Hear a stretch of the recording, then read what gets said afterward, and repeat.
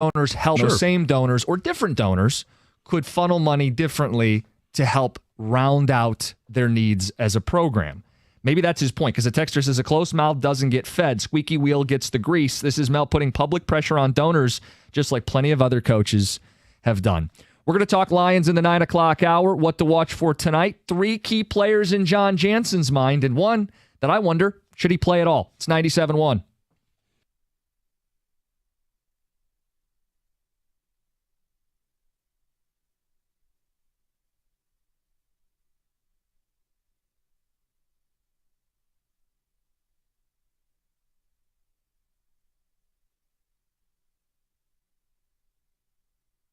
Brought to you by Chrysler Dodge Jeep Ram of Southfield. Some kickoff classic games and the scoreboard from yesterday at the Big House. Lake Orion beats Stevenson 54-33. Lapeer over Ann Arbor Huron 40-13. Lakeland tops South Lyon East 22-12 at Wayne State. West Bloomfield edged Chippewa Valley 22-21. Walled Lake Western beat Waterford Mott 42-27. And in the Vehicle City kickoff in Flint, Mount Morris shut out Clio 7-0. And in the game between Warren De La Salle and Davison, that was postponed to today, with De La Salle leading 14-0 at the half due to the storms. One more exhibition game for the Lions tonight. They traveled to Charlotte early yesterday ahead of the weather. The Panthers will play their starters. It sounds like Dan Campbell again will not. Last night, preseason finals included Pittsburgh pounding Atlanta 24-0. The Colts beat the Eagles in Philly 27-13. The Tigers got a day off. They resume their season tonight at home with the Astros in town as Detroit's 10-game homestand continues. And Jim Harbaugh believes that all 10 of his assistant coaches will be head coaches in the near future.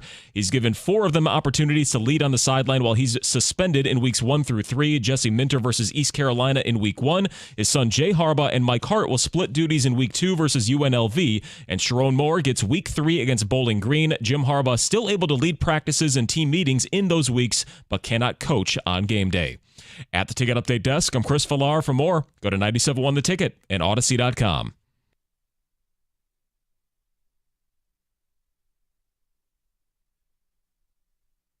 John, which half are you coaching for Michigan in the upcoming season? Get you down from the booth? Get you a clipboard, headset? Hey, come on. Let's not get into the details here. I don't want to give away the secrets. If the suspension was a little longer, I mean... I might have got a game myself. Or a quarter, maybe. Yeah, why not? The fourth quarter of ECU, you tell me they need a coach down there? Yes. Okay. I could have been the guy. It could have been you. Let's talk a little bit about the Lions. They're playing tonight, and I'm excited, not because it's, preseason football. I'm excited because this is the last preseason football game. We can put this behind us, move on, regular season are on the horizon. Mm-hmm. But, John, you got 3 players that you're watching for tonight, may or may not be on the roster bubble. Let's start there. Yeah, so number 1 for me is Levi Onwuzurike, a guy that was drafted in Brad Holmes' first draft, second-round pick. He was very excited to get him, traded up to get him, and has been hurt pretty much ever since he's been with the franchise. We haven't seen a lot of him. And now last year we heard, well, he trimmed down. He was watching what he ate. And then, then he had another health issue. So now we've seen him on the field. What we need to see from him tonight, because it's kind of been a mixed bag in the preseason games. The first one, he looked really good. Second one looked And some of that is a little bit hard because of what is being asked from him against different defenses, against different lines. So in this one tonight, I would like to see some explosion on first down, the ability to stop the run, but then on third down, if he's in there, one of the things that was the selling point for him was his quickness, his ability to get skinny and get through gaps and disrupt a quarterback. I would like to see more of that. I'm not sure that he is one that's on the bubble. I think he's probably on the roster, but it somewhat will come down to, hey, they've got Aleem McNeil, they've got Buggs, they got Kaminsky that can play a number of spots. How many Jones guys looks good too? Yeah, how many guys are they going to keep? How much do they need help at other positions? Do they keep an extra receiver? And I'll get to them in a minute. What are they going to do with the backup quarterback position? All of those different things. We know that'll be Teddy Bridgewater, but what are they going to do with Sudfeld? All of those things, I hope so, will play into some of these guys either making or not making the team. The other guy that I'm really excited about that I would like to see make the team, and I'll be watching tonight. I've watched him in each of these games. I've watched him at practice. That's Dylan Drummond. I've fallen in love with the story. Yep. You know, he's brought in as a warm body simply to give somebody for Brian Branch to beat up on in rookie minicamp. He earns an invitation to training camp. Not only has he earned an invitation to training camp, he has earned more and more reps in the actual preseason games because he's just gone out there and put his head down, gone to work. He's a great story. I would love for this kid to make the team, and I'm just not sure in terms of roster spots if he's that ultimate bubble guy. Chase Cota, I think, makes the team because it's size. There's been some returner. He's done some things that allow him to be a little bit more valuable. Plus, he's coming from a bigger program, from Oregon, where he's been exposed to a little bit more. And I don't want to get into the Oregon, Eastern Michigan thing, but I would love to see Dylan Drummond be one of those guys that at least gets a week, 2 weeks, an opportunity to do something in the regular season. He's fighting for the 6th receiver spot. You would assume Cota has the 5th receiver spot? I would think so. Okay, so and it's a question, first of all, are you carrying 6? Mm-hmm. If you are, is Dylan Drummond going to get that spot? Who's the third player? Well, the third is more of a position. I'm going to pull the loophole. I'm going through the loophole right here. And it's the backup tackle position. Now, most people would pencil in Matt Nelson, who's been the swing tackle. Let's get rid of the swing tackle moniker because if he goes in, it's only going to be at right tackle. If something happens to Decker, Penei Sewell moves over. If something happens to Penei Sewell and Decker, we're screwed. So that's just well said. That's just what happens. And so he is going in at the right tackle position if he has to play in games, or that extra lineman that they bring in the jumbo package. He could be a tight end. I've been pretty disappointed in what I've seen from him through 2 preseason games. The only other option that is on the roster right now is Jermaine Ifedi, and he has been underwhelming as well. So do they go with the devil they know, or the one that has more experience? Matt Nelson is the one they know. He's been on the roster the last couple of years, but Ifedi was a former first-round pick, hasn't lived up to that expectation, but has more game reps, more time as a starter than Matt Nelson does.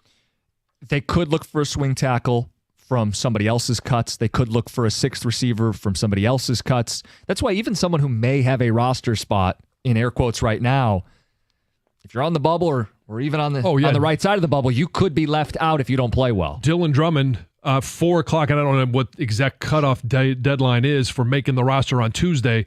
If it's 4 o'clock, he could be on the roster at 4, but then be replaced at 5. I mean, there's a number of guys that are going to be on that bubble, but if they find somebody else at that time that's released by another team, hey, sorry. I'll give you one that's in and one that's out. This is according to Kyle Meinke. All the beat writers have their projected 53-man, but Meinke of MLive, I think, does a nice job. And he's the first one that popped up. Chase Lucas out as of right now. Some of that is Starling Thomas and Stephen Gilmore playing in the last game. Can Lucas beat one of those guys out? And Craig Reynolds, who is in, but I think it's by default at this point. I don't know that he's run away with the job. Could Benny Snell take it? Could the third running back job be on somebody else's roster today? John, some of it's hard to judge the running backs when you mention 2 offensive linemen who haven't done a good job. It's not like the second unit's paved the way for much of anything offensively. But Craig Reynolds, to me, I don't consider that to be a lock for the roster. No. And here's another guy that I think has really good value. And it's diminishing a little bit because they know he's probably going to be released. It's the guy that's had 4 sacks, and that's Julian Okwara. I think he's going to be an odd man out. Trade. Has performed well, but you have from now until Tuesday to try and get something in return for Julian Okwara. Is there a receiver out there that you believe can give you another weapon, another option that maybe another team is looking, hey, we want to cut to, but we need somebody on the edge to rush the passer, not a starter, but a backup guy. Yep. Is there a deal to be made? So you don't think Okwara is going to make the team if he's Julian? I don't think so. Okay, 7 edge rushers is tough. I know, and I know the number crunch there, but man, don't owns Enrique potentially making the team and him not? But again, it's different position. I know it's different position. It's just wow. I get it. The quality of player, one was drafted by this regime in the second round. The other was third round by a previous regime. I don't know that plays as much of a factor with Brad Holmes as it does others. We've seen him sign guys. Perriman brought in, paid him $2 million, didn't work out, cut him. And it wasn't a pride issue with Brad Holmes. It's not going to be a pride issue of this guy was brought in by a different regime. This is my guy. I'm saying among tiebreakers, though, if they feel like, hey, position, roster comp, and we know Brad Holmes was like, hold me back. I need to trade up to get Onwuzurike. Like he didn't end up doing it, but loved Levi Onwuzurike. If it comes down to do we need our 7th pass rusher or an interior player who is finally healthy and he really believes in, I think that's part of the calculus. But part of that calculus is this guy's been hurt for 2 years. Do we really believe he can sustain 17 games? I mean, can you imagine if they keep him and let a core go? And I know He's they play playing for the different Bears spots, or something. Onwuzurike's back pops again, and like, what were they thinking? I know. 248-539-9797, talking about preseason game tonight. And that's what most of tonight is, because the belief is no starters, no joint practice this week, which was the reasoning in weeks 1 and week 2 of the preseason. But the belief is no starters tonight for Dan Campbell. After watching the backups, specifically on offense, I see why you don't want an injury. They don't have a lot of offensive depth at the moment. Lines, skill positions, quarterback. They're not going to play the starters tonight. One guy I'm keeping an eye on, though, is Jack Campbell. Mm-hmm. If he needs the reps, play him. But if he's going to be a starter for this team week 1 against Kansas City, I want him to be treated like all the other starters. I want them to get the bubble wrap out. And don't roll your eyes, John. But get the bubble wrap and just circle him. Surround him. Pat him up nice and good and keep him off the field. If he is going to start against Kansas City, if he's a starter, treat him like Branch, Laporta, and Gibbs. Other rookies who we expect that will start. Do not put them in harm's way in a preseason game. If he does play into the second half like he did last week, to me, that means he needs the reps. Maybe he's not in line to start against Kansas City, and that's okay, because I think he's going to be a hell of a football player. But, John, if he's a starter, I hope he doesn't play tonight. We are on completely different ends of the spectrum on this. I would prefer that everybody gets out there, goes through the process, gets a series, maybe 2, because I don't want the first time that they go out there to be in Arrowhead Stadium in Kansas City. I just don't want that to be the first experience. And I hope I'm wrong. I hope this team hits the ground running in Kansas City and it's, hey, Katie bar the door, defense is better, offense just picks up where it left off last year. There's great rhythm. Jared Goff doesn't turn the ball over. The communication between O-line and quarterback and receivers, everybody's on the same page. I just struggle to believe that's going to be the case when all you've had is the comfort of Allen Park and the fact that we haven't seen any of these guys play in the preseason. I know there's a number of different theories. Sean McVay was very successful at protecting and bubble wrapping Matthew Stafford and some of the players there. They went and won a Super Bowl. We've talked about Andy Reid, and I know you're going to say, well, there's no joint practices. He's a guy that trots them out there. Aaron Rodgers is going to get some time. New team. And I understand that. We heard from Robert Saleh. I'm not going to coach scared. Not going to be worried about guys getting hurt. I just would rather guys know, hey, they wake up this morning, I'm going to get a series. I'm going to play. I'm going to go through the entire process of getting ready for an NFL game while you can't replicate what you're going to see at Arrowhead. You can't. Even in the regular season, you go down to Carolina and you play that game before you go to Arrowhead, it's not the same. It's not even close to the same. I just don't want the first experience for all of these guys to be playing together to be in Kansas City at Arrowhead Stadium. Where you guys at on it? Do you want to see Jack Campbell tonight? And for that matter, do you want to see everybody tonight against the Panthers? It's 97-1. Hey, our friends at Fox Chrysler Dodge Jeep Ram of Southfield know something that we all have realized, and that summer is flying by, but there's still plenty of time to make this your best summer yet. You can visit Fox CDJR of Southfield for the Make This the Summer sales event to shop exciting specials during the month of August. Here's a couple of them. Lease a 2023 Jeep Compass starting at only $299 a month, or a 2023 Ram 1500 Bighorn for $399 a month. The best part is Fox CDJR of Southfield's easy 3-step process for purchasing a vehicle. First, work with the expert product specialist to pick out the vehicle that's perfect for your family. Next, the team will help you Find the best price or payment for your budget. And finally, after you say yes to your new ride, you can take delivery in less than an hour with their expert delivery team. Stop by the dealership today at 11 and a half and Telegraph for the best guest experience you've ever had, or you can visit them online at Fox Chrysler Dodge Jeep Ram Southfield.com. That's Fox Chrysler Dodge Jeep Ram Southfield.com. See dealer for complete details based on bank approval, proper and required documentation, including employee number, registration, and funds.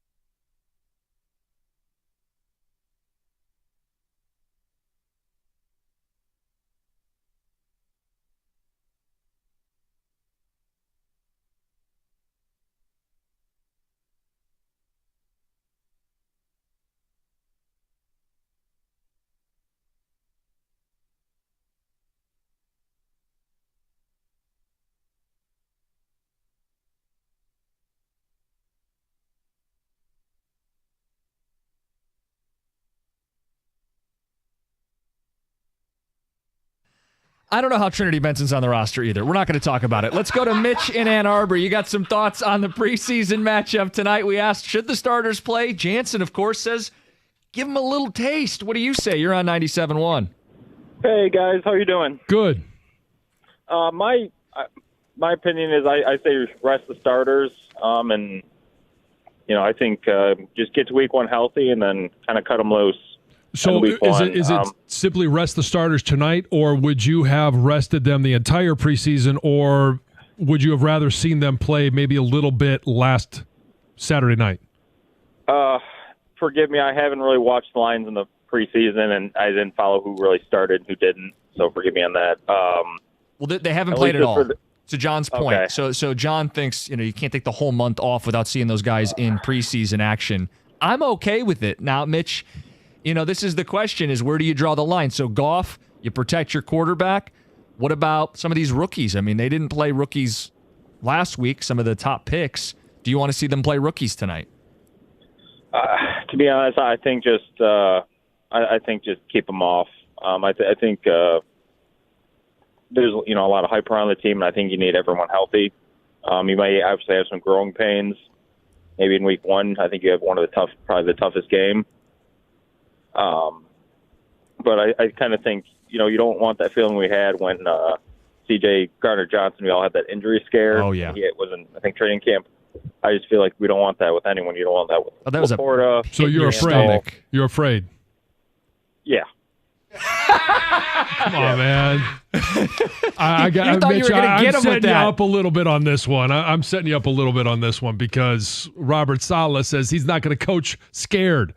Okay, Dan Campbell played the starters some in the first 2 years he was here, right? Yeah. They started slow both seasons. It's not like playing him as a guarantee you're going to get off to a hot start. I know if you lose one of these guys, you're much more likely to start slow. And there's no exact formula for what works. We've talked about, in L.A., they didn't play starters. They go and win a Super Bowl. You've got Andy Reid, who's got the most important player. I think you could argue that no one would want to see hurt unless you're playing against the Kansas City Chiefs, and that is Patrick Mahomes. Mm-hmm. All right, so the dynamic here is veteran coaches versus younger coaches or newer coaches, maybe is a better way to put it. The veteran coaches believe in playing their preseason guys, starters a little bit more in a preseason. John, you played in the era where a lot of these veteran coaches were getting into the league. Yeah. And so I do think there's a little bit of a generational thing here. I do think coaches look back at COVID when they didn't have preseason games. The head scratcher on all this to me, though, the rhyme or reason that doesn't make any sense with what they're doing is Laporta and Campbell. I don't understand why Campbell's playing so much and Laporta doesn't play last week. Other than their offensive weapon depth. Sure, my read on it was take them at face value. They're not playing starters. Laporta's a starter. Jack Campbell isn't. Now, everybody sounds an alarm, and I'm not calling Jack Campbell a bust. Oh, Costa hates the pick. I loved the pick. They need someone in the front seven, especially in the NFC, that can snuff out the run. Campbell's a plus athlete, super instinctive. This is not Campbell's a bust. It's just the easiest answer is he's not a starter, which is why he played so much last week. And if he plays again tonight and the starters don't, that would solidify it to me. That answer we'll find out in 2 weeks. We will. And we are very clear. The only thing, I don't think anybody believes that you hate Jack Campbell. Right. The only one on this roster you hate is Jared Goff, which is very well some documented. people think I hate J-Mo too, but we'll not go down that pipeline today. Go down that not rabbit hole. Not enough time on the show left to take those calls. 248-539-9797. Some good ticket text coming in. Let's go to Heather with the news. So Ferris State is trying out this new program, which will make the university the first in the state to actually feature pet-friendly dorm rooms. So this new program allows students to bring their pets with them to school, their dogs, their cats, or other pets that they may have. And it's currently, like I said, a pilot program. So it's only offered for students who are living on the second floor of Kramer Hall. And the school basically says there are other universities that allow emotional support animals or maybe like aquariums, but they want to allow an open invitation for students to bring their pets to campus. And participating students do have to pay a fee. They also have to comply with certain rules. They have to make sure they take care of their pets, clean up after their pets, make sure their pets are up to date on their veterinarian visits, things like that. And they say that right now the pilot program is completely full. There are 30 pets that are going to be living on campus with students. And if it's successful, they'll then expand it and allow more pets on campus, which, it sounds awesome. I love my dogs. I would have loved to have them on campus, but I just don't think, from what I've You don't want the experienced, anchor of having to take care of a pet when you're a college student? well, you got a lot on your plate as a college student, and that adds one more thing, and I just don't think it's a great environment for an animal. Yeah. I'm curious how many are going to escape the dorm room. Well, there's a dog there's- on the loose, a cat on the loose, a There's ferret, a lot of I don't anchors know. you want to drop on your way to college. Pets would probably be one of them. I don't know, maybe a girlfriend or two, but you could also Well, they do say that. I think this to me sounds like, hey, at 12 years old, it's a great idea to get Max the lab for little Johnny or little Debbie, and then all of a sudden they go to school and this is a couple empty nesters that says that dog's going with you. It just doesn't seem like the best environment for the pet. No, I could see it more for cats than dogs. Like dogs, you got to take them out for a walk. They bark at all hours of the cats, day. so you're close making spaces. my point. Cats don't do anything. No, cats are lower Cats do a maintenance. lot. You don't do But they're anything. easy. Yeah. They're easy to take care of. But imagine, okay, do they have a roommate? And all the roommates have to be on board with this? Because what if, I think if you're staying in know. that dorm, I would assume you would be. Pet-friendly dorm. You probably Yeah. know what you're signing up But- for. But what if you have an awful pet taker carer of her and You're right, you're nobody stuck cleans with the it. litter box and you're Right. stuck with this nasty litter box that the person won't clean? I don't know. It just Another cat there's- reference. Now, was there a proposal? Will they be building adjacent structures to the rooms, like sort of a cat patio? Some would call a catio. Will that be part of the proposal? They might be calling you up, yes, and saying, yes, give us your advice on your catio. They might do that, yeah. Oh, A my dog park, goodness. they said, could be in the future. Okay. If it goes successfully. There's a new policy proposal aimed at tackling chronic absenteeism that could actually kick Detroit students out of their chosen schools. So Detroit students enrolled in schools outside of their neighborhood could be sent back to their local school if they miss too many days. And according to the superintendent, the transfer would only occur the following year. So they wouldn't kick somebody out of their current school to send mid-school them year. back. Exactly. They would wait till the following year. And they say as of 2022, only about 55% of Detroit public school students attended their assigned neighborhood schools. So a lot of them are going to different schools, not the ones that are the closest Right. probably to their home. And of course, this is currently just a proposed policy. It must still be voted on by the school board.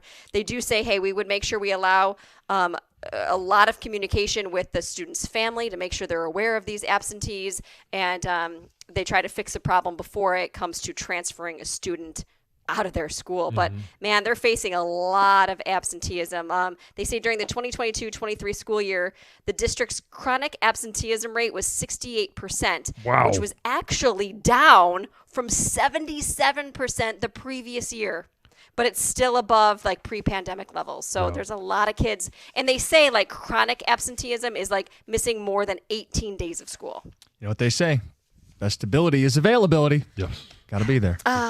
Let's do one more. Yes. So there's something new that young people are doing. They're going on dates by themselves. They're taking themselves out to get a nice dinner. They're buying themselves flowers, and they're calling the trend master dating. Because Yes. we know how it ends. Thank you, John. And TikTok, The of course, self-love. is all over this trend. Yes.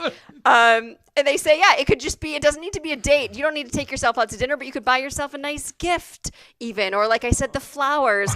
And the point of it is to make sure that you love yourself as a person and you realize you deserve to have a good time, even if you're all by yourself. They do say, experts are saying, hey, this is a great idea, but it could end up going in the wrong direction if you just end up sitting at a restaurant by yourself and you feel self-conscious. You're not going to feel good about yourself. It's going to backfire. What did Miley Cyrus say? She can buy herself flowers. She can hold Yes, her she own did. hand. All that She stuff. sure did. Left out some of the other stuff. John, you can boy. stop laughing over there. Oh, my goodness. It's Heather with the news 97.1. Hey, you guys, I got to tell you something. Are you still using that old traditional water heater that keeps your monthly gas bills through the roof? Well, Carter's Plumbing is here to help. Did you know that your gas is running all day to warm up that giant water tank? Well, with a Navien tankless water heater, you start the heating process when you turn the knob on your faucet. So don't wait for that expensive bill to come through again this month. Do what I did and go to callcartersplumbing.com, and their licensed technicians will come to your home and they're going to get your tankless water heater installed. Visit callcartersplumbing.com today and mention me, Heather, for $50 off your Navien tankless water heater.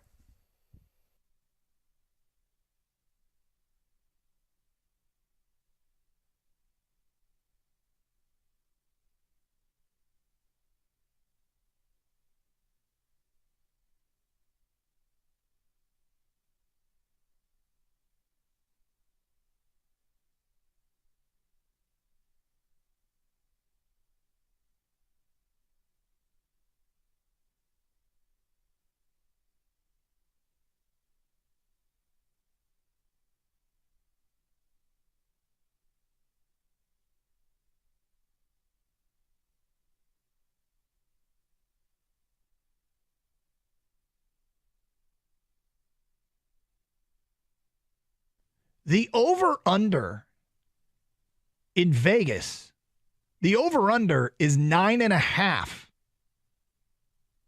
The Lions won 9 games a year ago.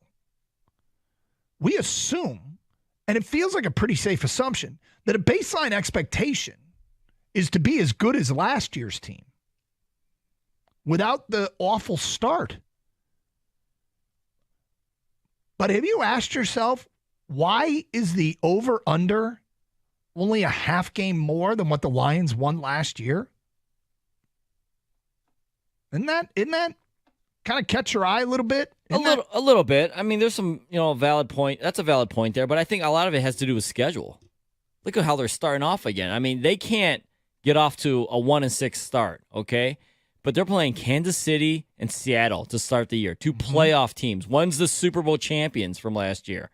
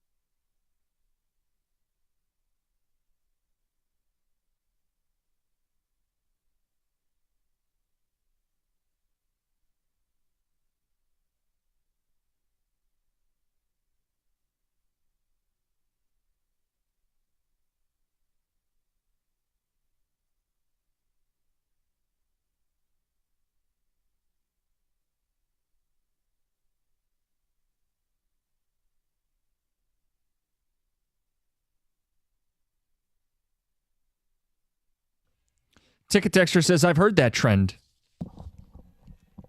It's called the Jimmy Cookies date. That's not nice. No, it's not. And this one says, back in the day, that was just called being a loser. Yes. I mean, this is something that has, it's going on for some time now. The master dating. Sure. Have you guys ever been to a movie by yourself? No. Yeah. Oh, yeah. I haven't. Oh, you haven't? No. That was great. I would. I It's just not like you're haven't. talking to the people you go with anyway. I know. It makes no difference if you Right. go alone. 'Cause I really want to see Oppenheimer. And life is so busy. I haven't. Right. I think I might have to just. Wait till the kids are in school, go to a matinee. Yeah.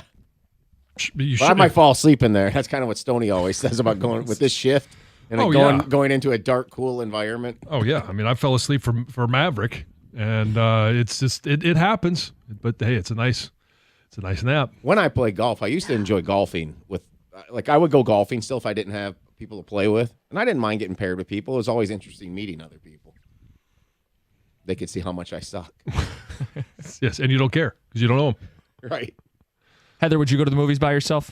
No, and I would do other things alone, but I like discussing a movie after I see it, and I feel like you have to go with somebody so you can like talk about if you liked it, what happened, what do you think of this part. Like you need somebody to bounce things off of. That's why I wouldn't want to go alone. Always want to talk. That's why you go alone. So you Not during the movie, after the movie. I know, yeah. I remember it was 2 Christopher Nolan movies that me and Kelly went to go see. It was The Dark Knight and Inception, and obviously others as well. But these 2 specifically, like tons of conversation after. Like Inception, there was so much confusion. Well, what about this? What about this? What about this? What about this? And then The Dark Knight was like, I think we both just looked at each other and went, holy blank. Mm-hmm. Right. With Heath Ledger's performance. You have to see Oppenheimer. It's that good. That's what I've heard. Yeah. I know I'll like it. I think my feeling is Nolan has redeemed himself a little bit. John, have you seen it? No. You have to see it. No. It's like 3 hours long, right? Yeah. It does not feel like a 3-hour movie. It may not, but your watch is going to tell you it's 3 hours. Yes, John, when you walk out, it will actually be 3 hours later Yes, than boy, when you went hey. in. That's Does it? how time works. We got 180 minutes into 2 hours there. Some people without spoilers, and I don't think this is a spoiler, but does it The emotion? bomb goes off. Maybe not if the Blindside guys directed it. Oh. All right. I can't let this one go. It's my new bit. It's kind of like Trinity Benson. Uh-huh. So, without spoiling what? Okay, does it emotionally rock you a little bit when you walk out of there? I've heard that from some people. I didn't feel it the way everyone has hyped that part of it. Like, it definitely is a heavy movie. I mean, we're talking about nuclear weapons and the ramifications. Yeah, but you kind of know going in what happens. I'm aware of, Yeah, it does go off. and we're aware of exactly. All of that. Still, great movie. Some ticket texts that have come in. We were talking Lions preseason game tonight and who you want to see play. Of course, the starters won't. Jack Campbell, we don't know if he's a starter or not because he played last week. Ticket texter says, I think they're prepping him for the green dot. For people who don't know, John, that's the one who's going to be calling the plays on the field. They got the Correct. microphone in their helmet. Correct. Got Now, voices in their head. Now, for week 1, who do you think has the green dot on the Lions defense? It's probably Anzalone. Right. Because of the environment, because of what is at stake in that game. You don't want to have a rookie mistake at that time. So the theory is he is a starter, but the only way to get him green dot reps is to play him extended in the preseason. Yeah. My concern is if he is a starter and your concern is starters getting injured, don't put him out there.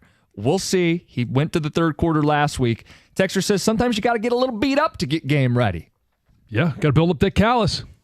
This one says, I'm with John. I'd like to see the starters get a series or 2. Robert Saleh is right. You can't play scared. You can get easily injured in preseason just like the regular season. What's the difference if a guy breaks an ankle in a preseason game or in the first quarter at Arrowhead?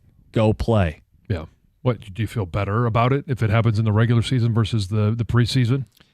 Psychologically, a little bit, because I feel like at least the risk was tell you worth the reward. So, the very first series of a season, we're playing Miami in FedEx Field in Washington there, and snap, crackle, pop, my foot's pointing backwards, and it made no difference if it happened in the last of the preseason games or the first series of the regular season. It still meant the season was over.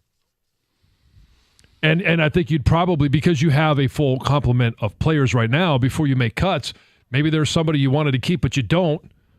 Obviously, you don't want to have to replace anybody injured, but it's easier to replace them, before the season starts than it is after week 1.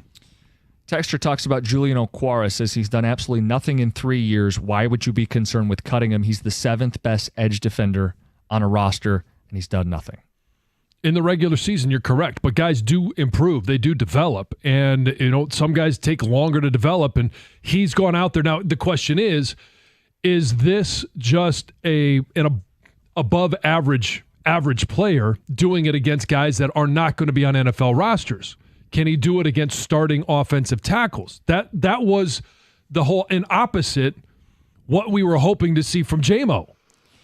Yeah, I mean, I thought when he played in the fourth quarter of the preseason opener, it was like, yeah, he's just better than everybody. He had 3 sacks. He's better than everybody. He had a sack last week, too. He had a couple sacks in the regular season in Chicago late in the season last year. We used to say, and I guess it's still said, you can never have enough pass rushers. Yeah. But there are roster limits. You have a 53-man roster. Right. You can't really carry 7's a tight squeeze. You're going to be light somewhere else. That's why why he's the popular cut candidate. Well, and that's why instead of using the word cut, You'd Trade. really like to use the word trade. I mean, I understand the limits totally. My point simply was that he's a better football player than Onwuzurike. Proven, yes. And you play these games to try to find a few bright spots. He's been one of the brightest spots of the preseason, right? Yes, but again, it goes to, is he just better than all of the other average Well, players? is Jack Campbell just better than all the average players?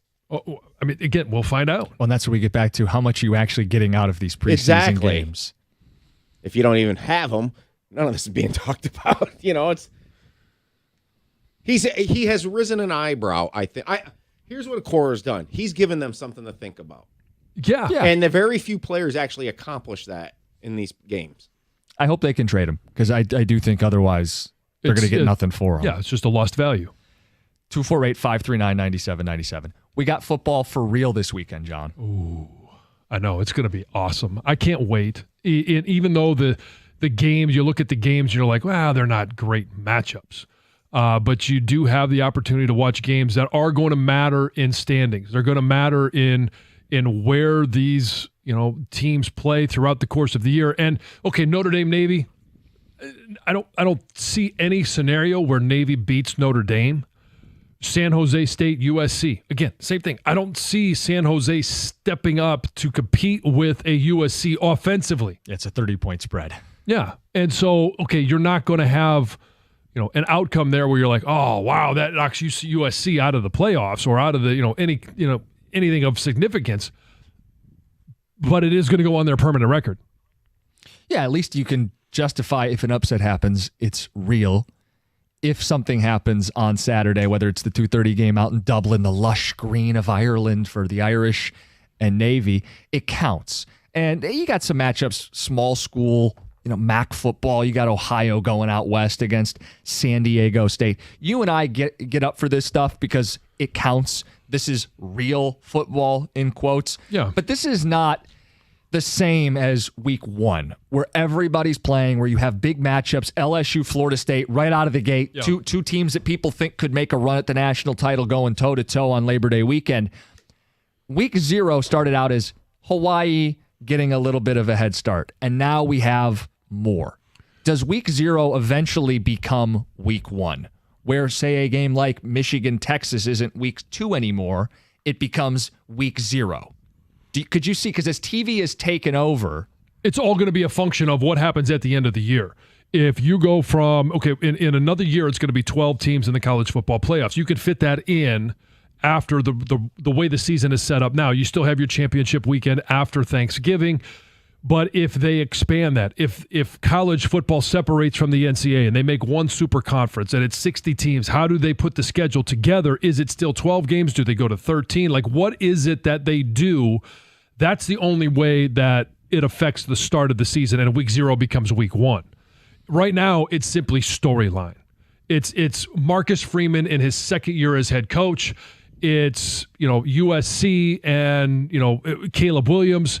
Can he win 2 Heisman trophies back to back? It's only happened one time. Like, it's storylines, and that's what's compelling, not the matchups. it's an appetizer. Yeah. We don't get the full excitement of week 1 until week 1. It's week 0. We won't find out what Jesse Minter can do until week 1. Wouldn't you want one big matchup, though? And I think Michigan, Texas is shooting too big. You don't probably want to do that. But, Auburn versus Oregon, haven't they played recently? Yeah, last So year. here's an example. On Thursday night cool. next week, and I know Thursday night starts things off for week 1, traditional week 1. It's Florida, Utah. Now, Florida is, whatever they're going to be this year, they're not a preseason ranked team. No. But if you move that game up 5 days, Good example. there you go. You've Now got a there's compelling appeal. matchup. Yep.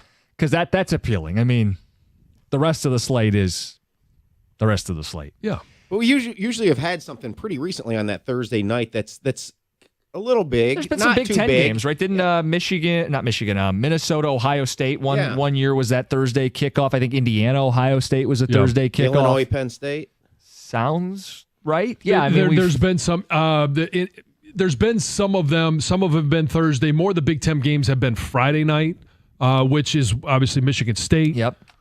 So Well, how about this year? You have TCU, Colorado if that was a week 0 game. That's not an A-plus matchup, but it's Deion getting in early. Could you imagine the specter that would be against TCU? Can they reload after losing quarterback, running backs, plural, receiver? Instead, it's going to get lost in the wash in week 1. I mean, if you're a Colorado fan or a TCU fan, well, you that's may Fox make a Big deal. Noon. So Deion has top billing. I would He might be imagine. coaching Michigan with Klatt. Oh, boy. That was for Mike. Mike, if you're listening, Mike's not listening. He's off today. He is. He's Rico, out tell him I said it. Come on. He's out at the horse track. All right, coming up next, some week 0 thoughts. And we talk about attendance in college football being down, especially like you look at the upper bowls, some of these stadiums. Memphis, of all places, might have a solution to get more people to the games. I want to know if we should adopt it here with any of our teams. It's 97.1. Hey, you've heard me talk about injury attorney David Feminino, and I've told you when you get injured in Michigan, you get David and get paid. Well, David has informed me that there's been a recent change in the law that allows victims of slips or trips and falls to recover, and David Feminino stays on this all the time. You call David, you're going to get David, and here is what you need to know. If you've been injured in a slip or trip and fall within the last 3 years, you may be able to recover financially for your injuries, but you must act quickly to preserve your rights. Again, I'm going to repeat that. If you've been injured in a slip or trip and fall within the last 3 years, you've got to act now. So if you have or someone you know has been injured, you need to tell them to call David Feminino at 855-65-CRASH or go to his website, getdavidgetpaid.com. That's 855-65-CRASH, getdavidgetpaid.com.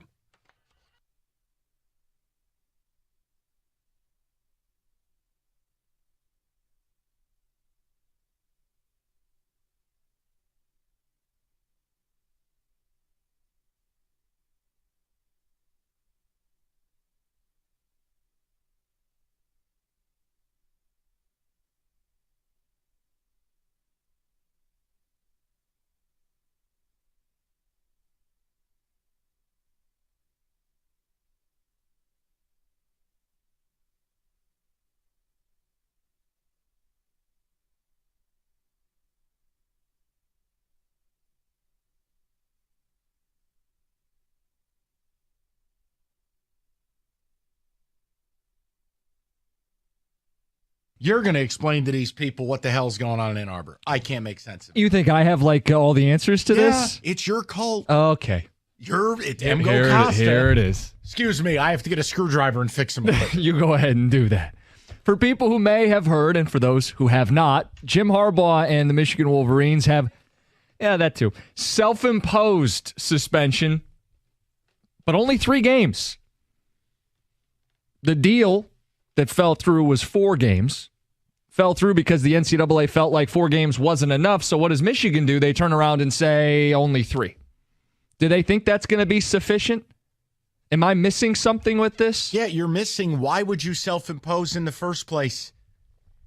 History has already shown you self-imposing doesn't really matter.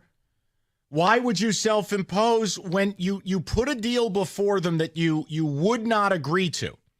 The Committee on Infractions rejected your deal at 4. Mm-hmm. But you think 3 is doing something? So what are we missing?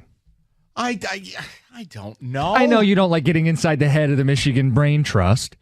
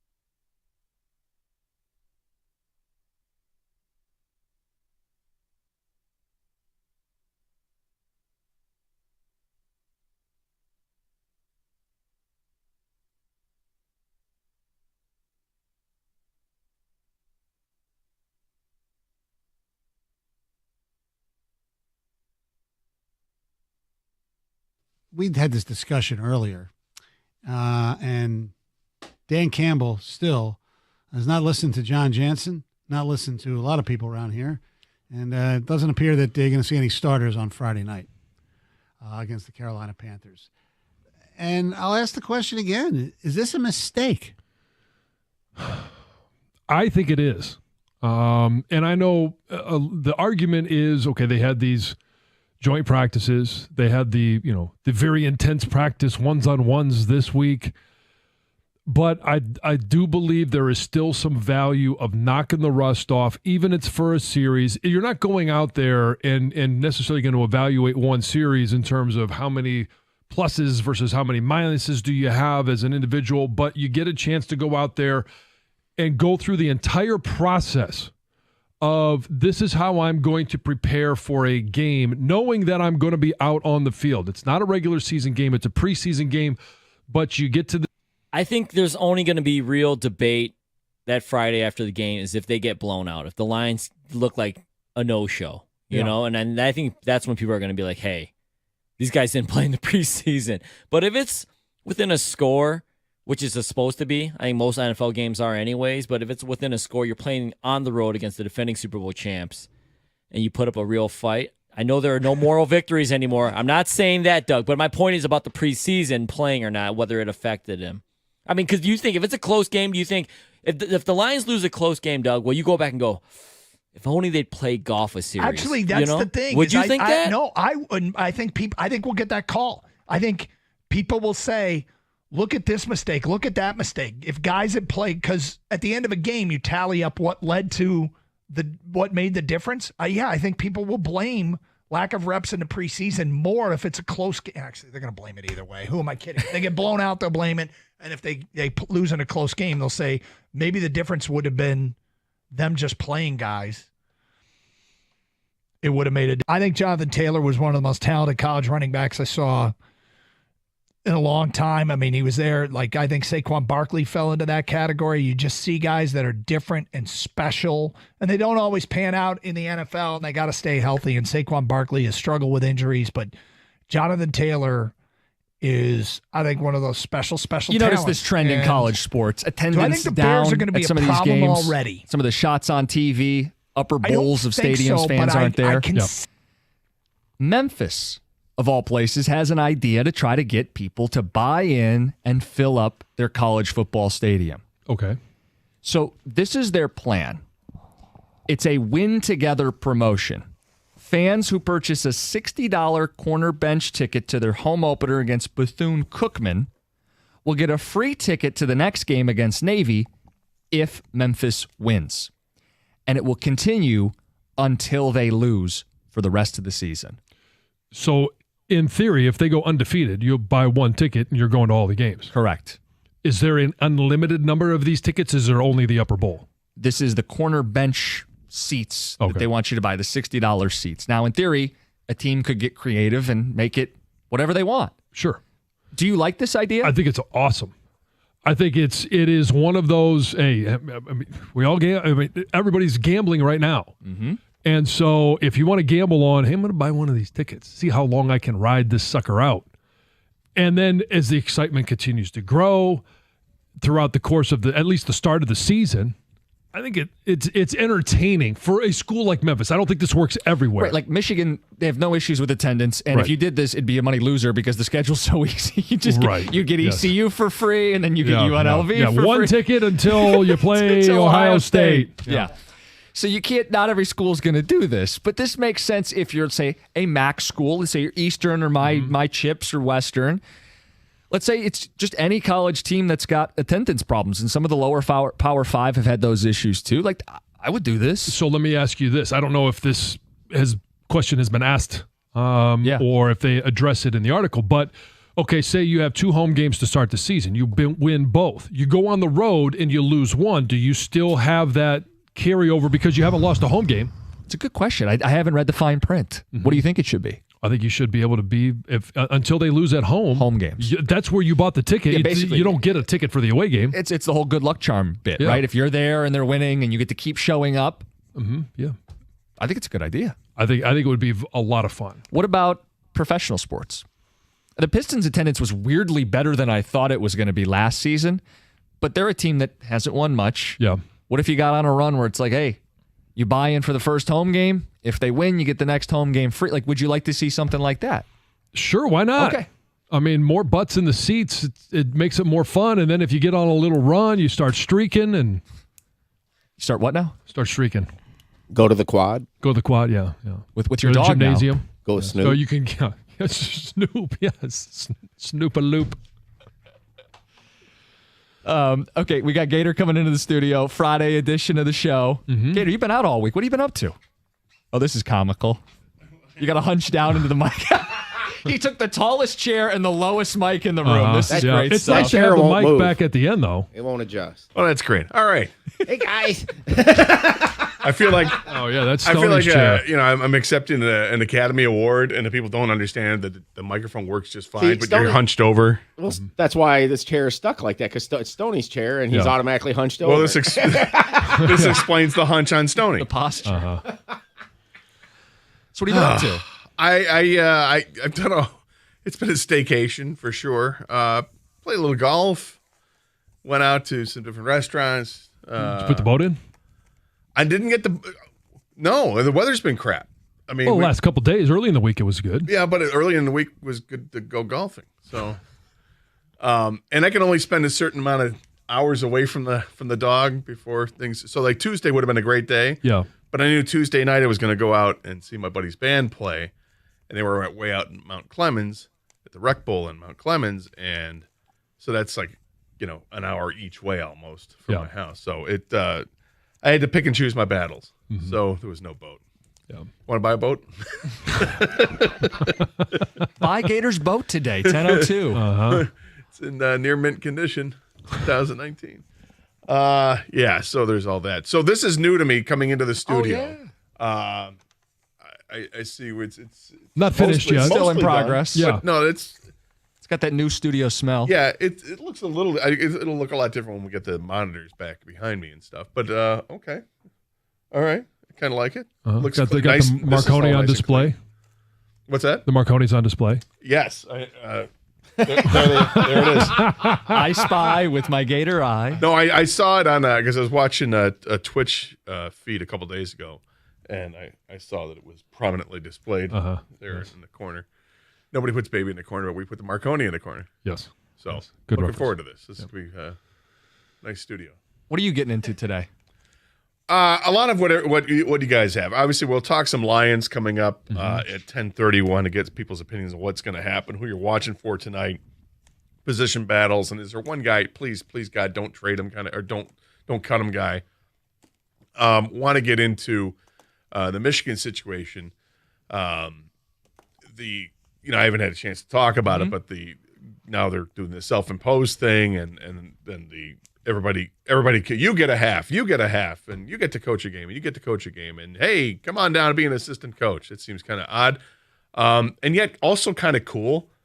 I mean, if you're one of those assistant coaches, this is an awesome opportunity that you get. Would you rather coach the first half or the second half?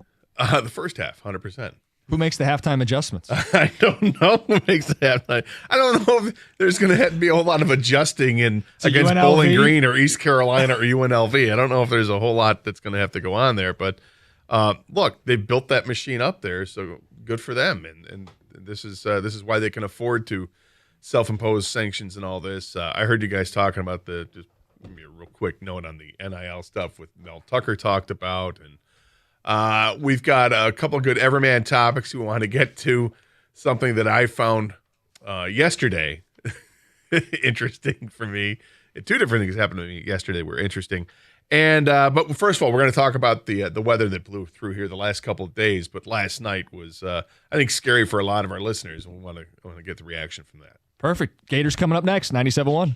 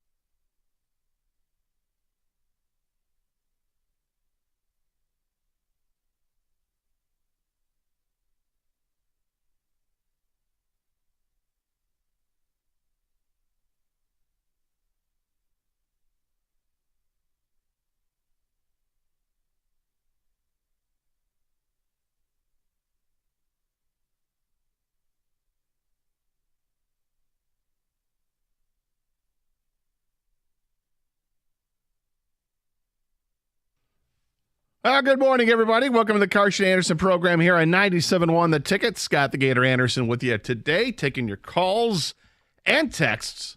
Same number, 248-539-9797. No Doug today. Kang is in behind the glass. Evan's lurking. I forgot to take a look, King. Who we have working phones today? Dustin. Dustin's working phones. We're ready to roll. I know I've been out the whole week here, but came back today. Doug's out today. We'll all be back on Monday. Yeah, I'm the only one who wants to work around here. Yeah? Are you here Tuesday? No. Okay. Well, I meant this week. Yeah. Well, hey, it happens, right? This is summer vacations and all that, getting kids off to school, everything that's going on. So Doug was a wreck this week, man. That's what I understand. I didn't catch. He was sobbing before the show. I didn't want to tell the people this, but really, no. But he was on a.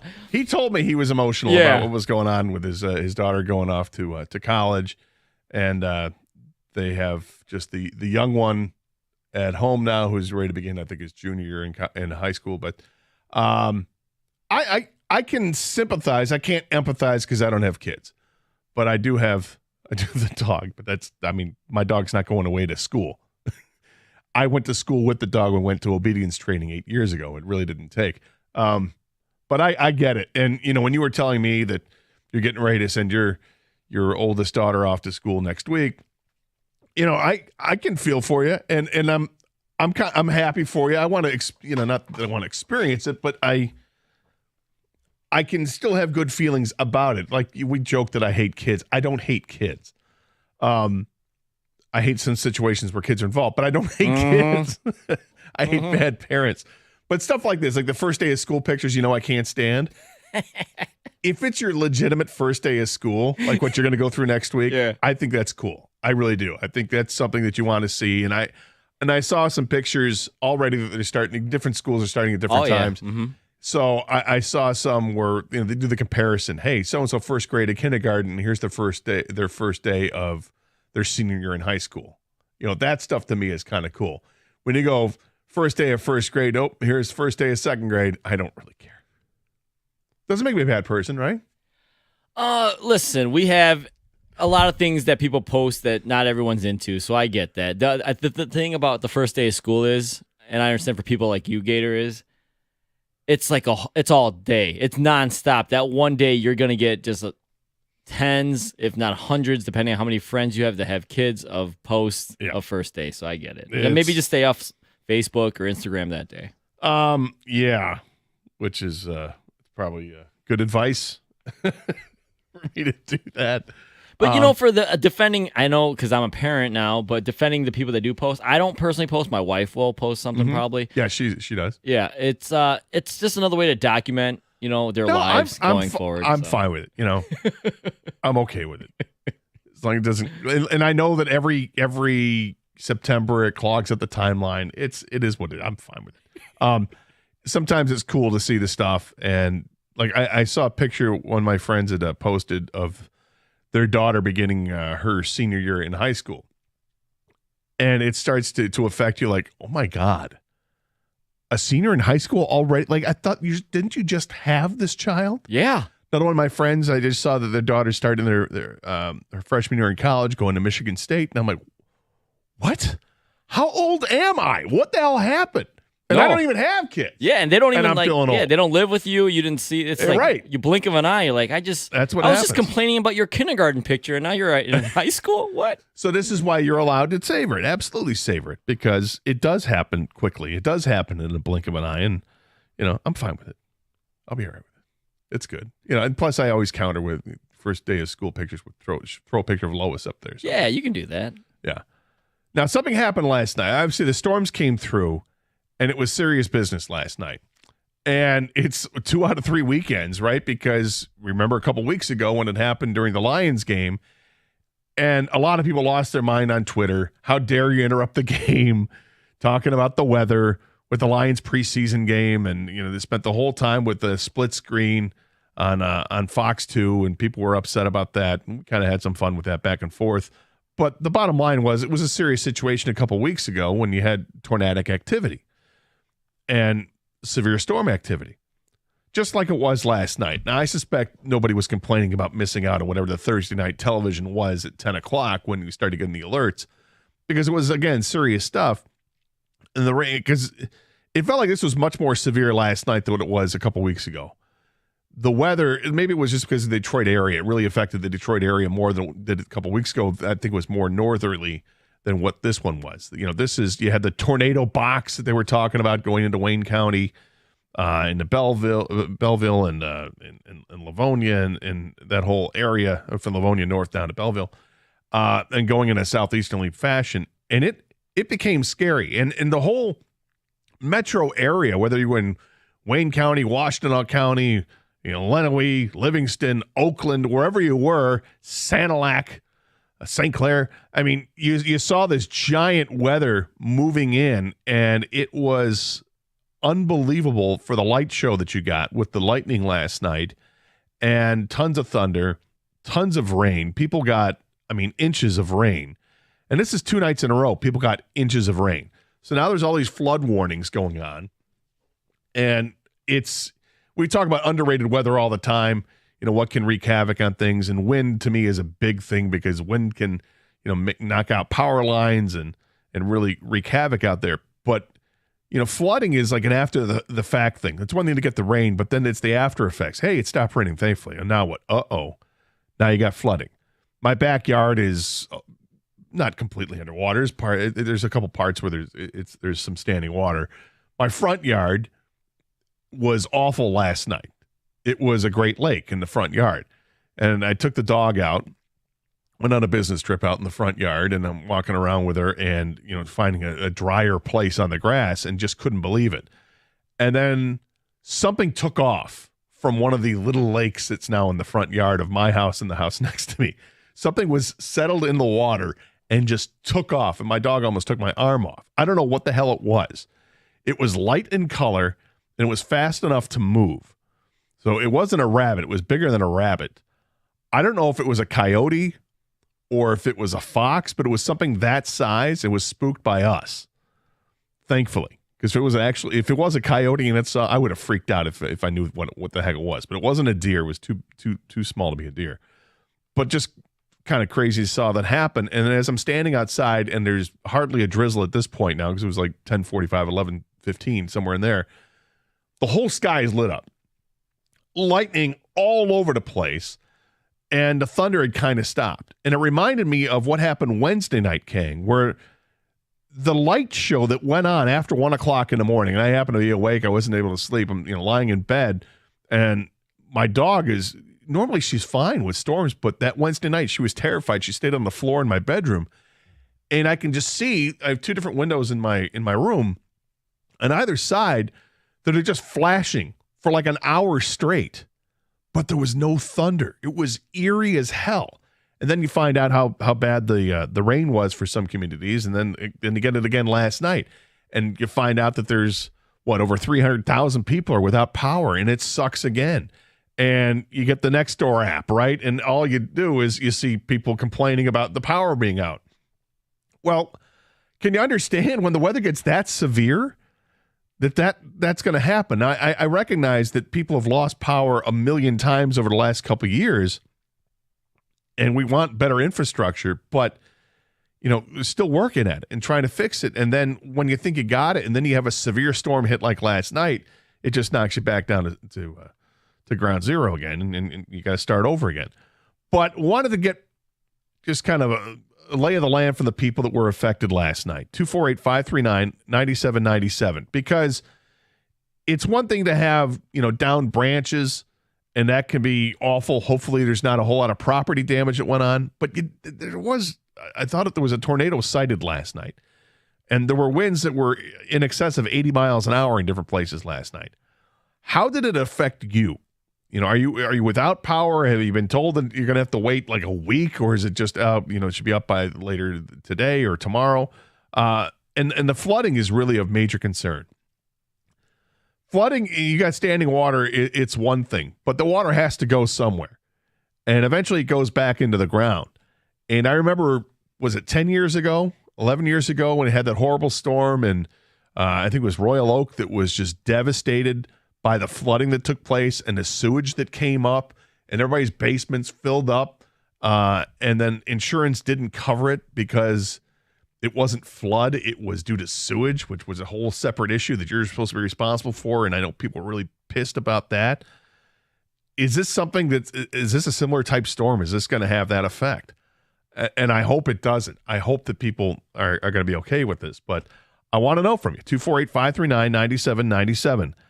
How have the storms over the last 2 nights, how is that affecting you? How is it changing you? The airport was a mess. They had to cancel a bunch of flights. The tunnels in the McNamara terminal were filled with water, so you couldn't have people coming and going. How did it affect you? We'll talk about it next year. 97.1, The Ticket.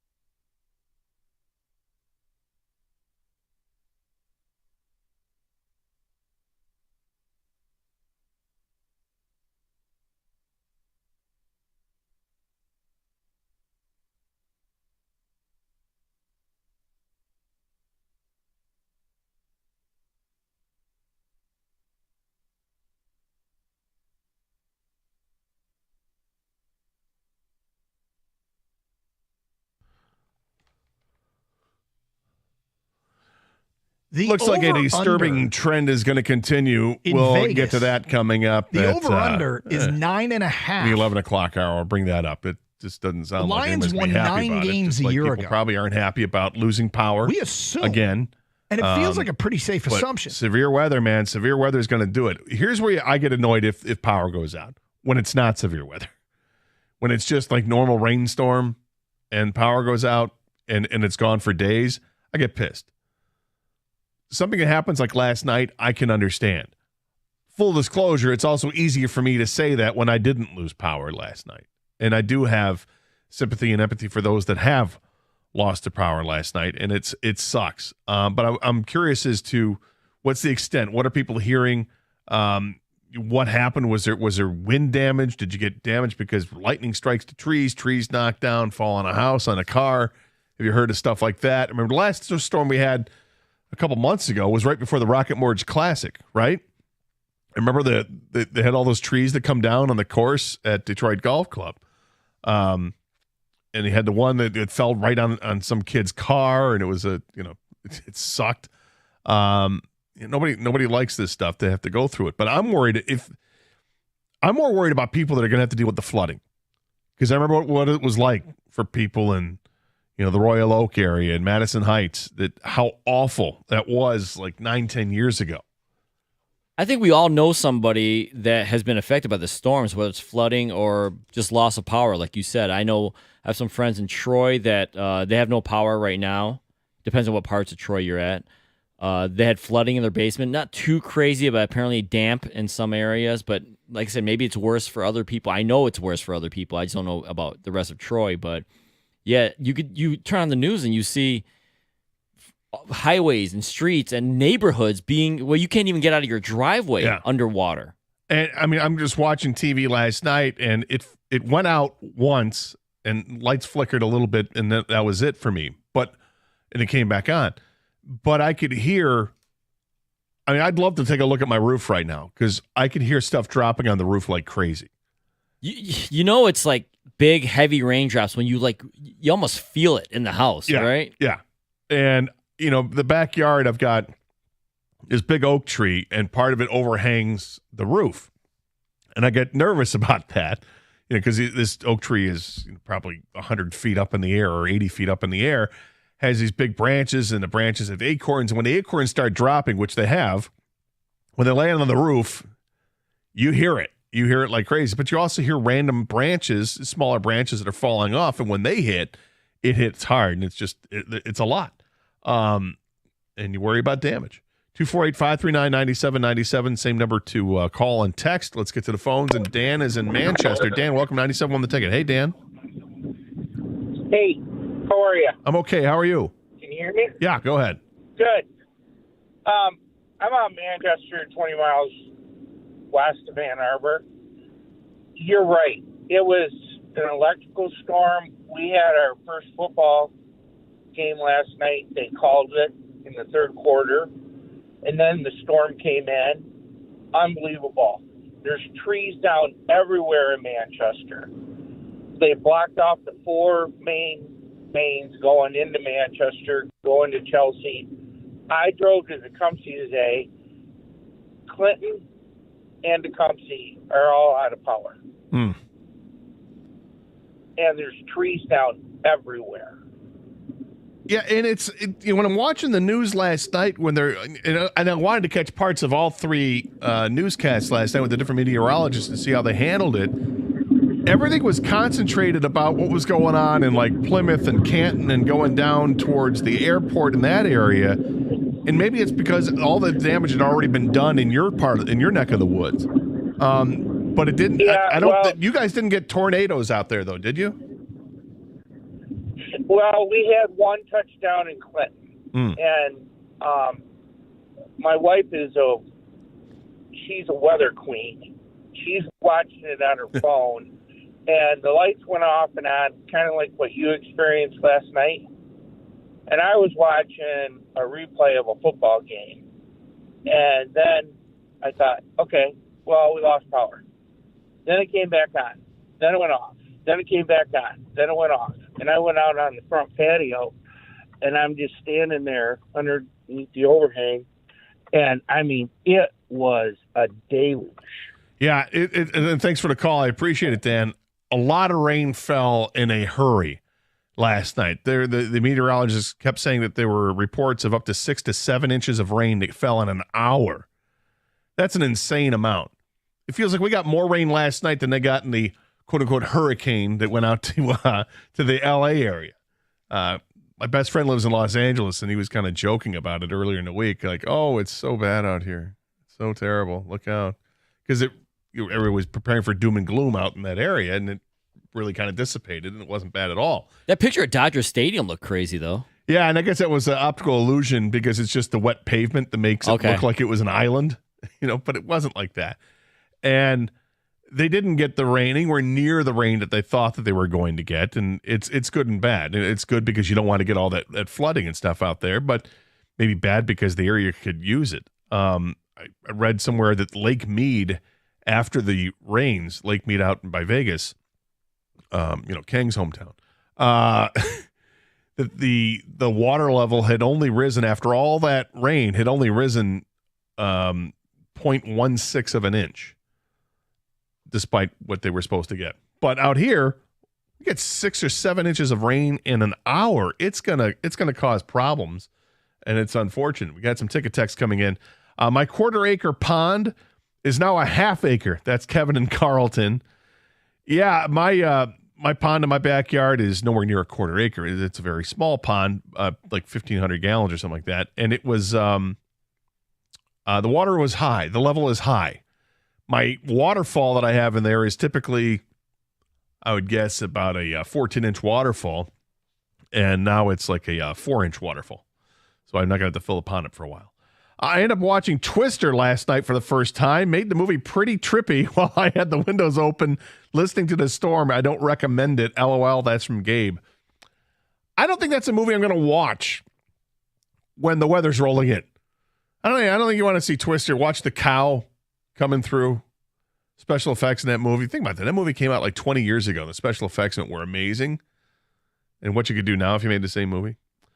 We have no power in Livonia again, and I was at the CC game in Novi last night and drove through the teeth of that storm, and it was absolutely terrifying. The lightning reminds me of the scenes in War of the Worlds before the machines start vaporizing everybody. Getting caught in a storm like that when you're in your car is scary as hell.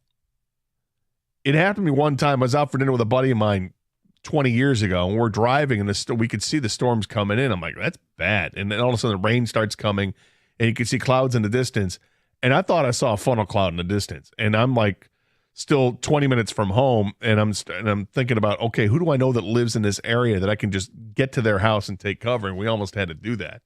I've done it a couple times, and I was just younger and stupid because looking back at it, that was the dumbest thing I could have done.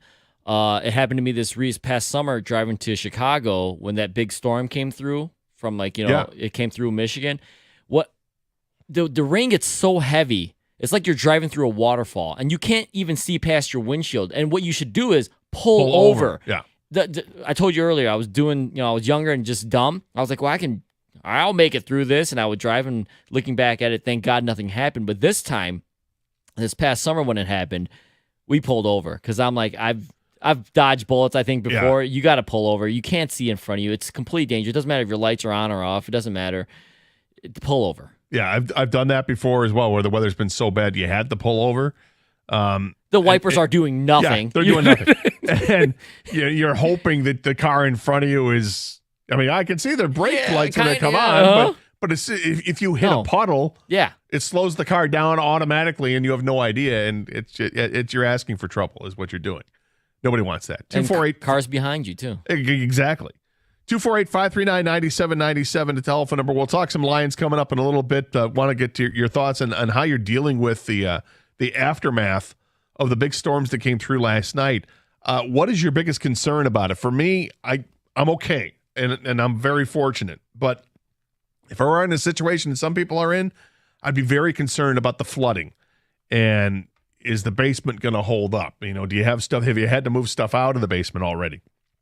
Because I remember what it was like in Royal Oak about 10 years ago. And when that storm came through and the aftermath of that, and the sewage came up through through people's basements, and like, what the hell happened? It was awful. 248-539-9797. This is 97.1, The Ticket.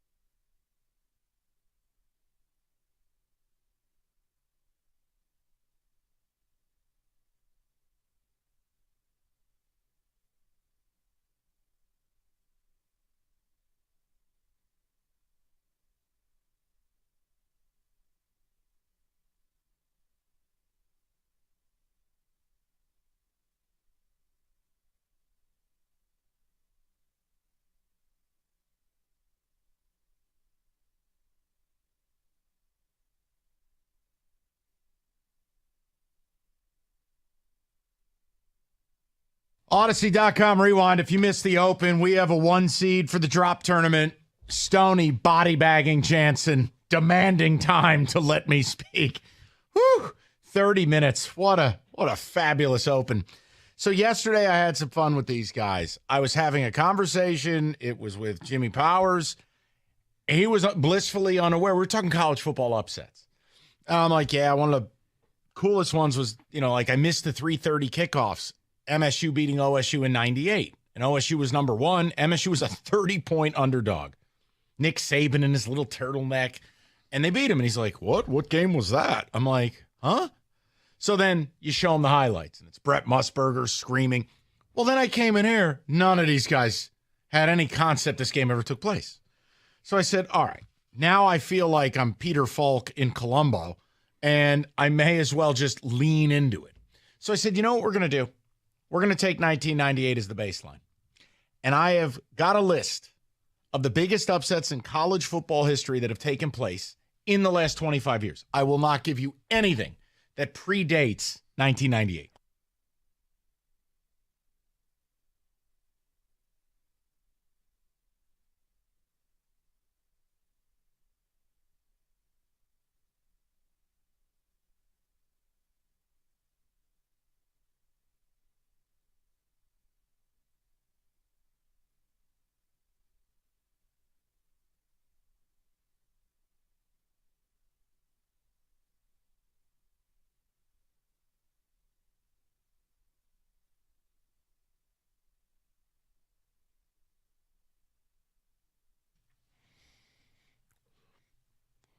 Storms came cranking through here the last 2 nights, actually. First night, a lot of rain came through on Wednesday night into Thursday morning, and couldn't believe the light show that was going on at about 1 o'clock in the morning.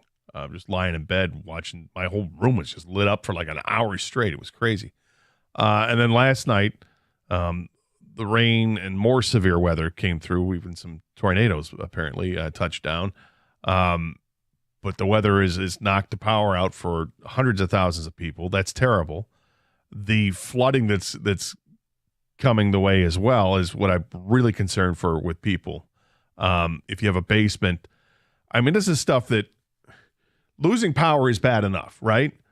But if you have a flood in your basement, it can ruin property and memories. If you've got, you're storing stuff down there and then it just gets destroyed by the flood. That's where I really start to feel for people that pack stuff away and you think it's safe and it's not. Hopefully that is not a reality for people, but can't help but think that it could be. 248-539-9797 is the telephone number. Back to the phones we go. And Lori is in Harper Woods. Lori, welcome to 97.1 The Ticket. Hey, Lori. Hey, guys. Wow. Yeah, what a storm it was. And I've been listening here on the radio. It truly an electrical storm. I've never seen anything like it with no thunder for an hour or two and just lighting up the sky. Yeah, that Wednesday night was crazy. I couldn't believe it was just silent, but just a light show. Yeah. It was enough to see in the backyard. And then when it was dark, I couldn't see a thing. We've got a 70-foot tree in the backyard that part of it came down back in February with a horrible winter storm, terrible damage. But last night we had flooding in the basement. At midnight, we're scooping it up, and taking 2 inches down. It took about an hour. Wow. And the power's been out for 12 hours. And so I'm calling neighbors to see if anybody's got room in their freezer for food, and because the power is on across the street. Yeah, that can be. I know. I've been there. That can be maddening when you see power across the street and you don't have it. You're like, what the hell happened? And it's just the way the grid works. It's crazy. Yeah. Have they said when your power is going to be restored?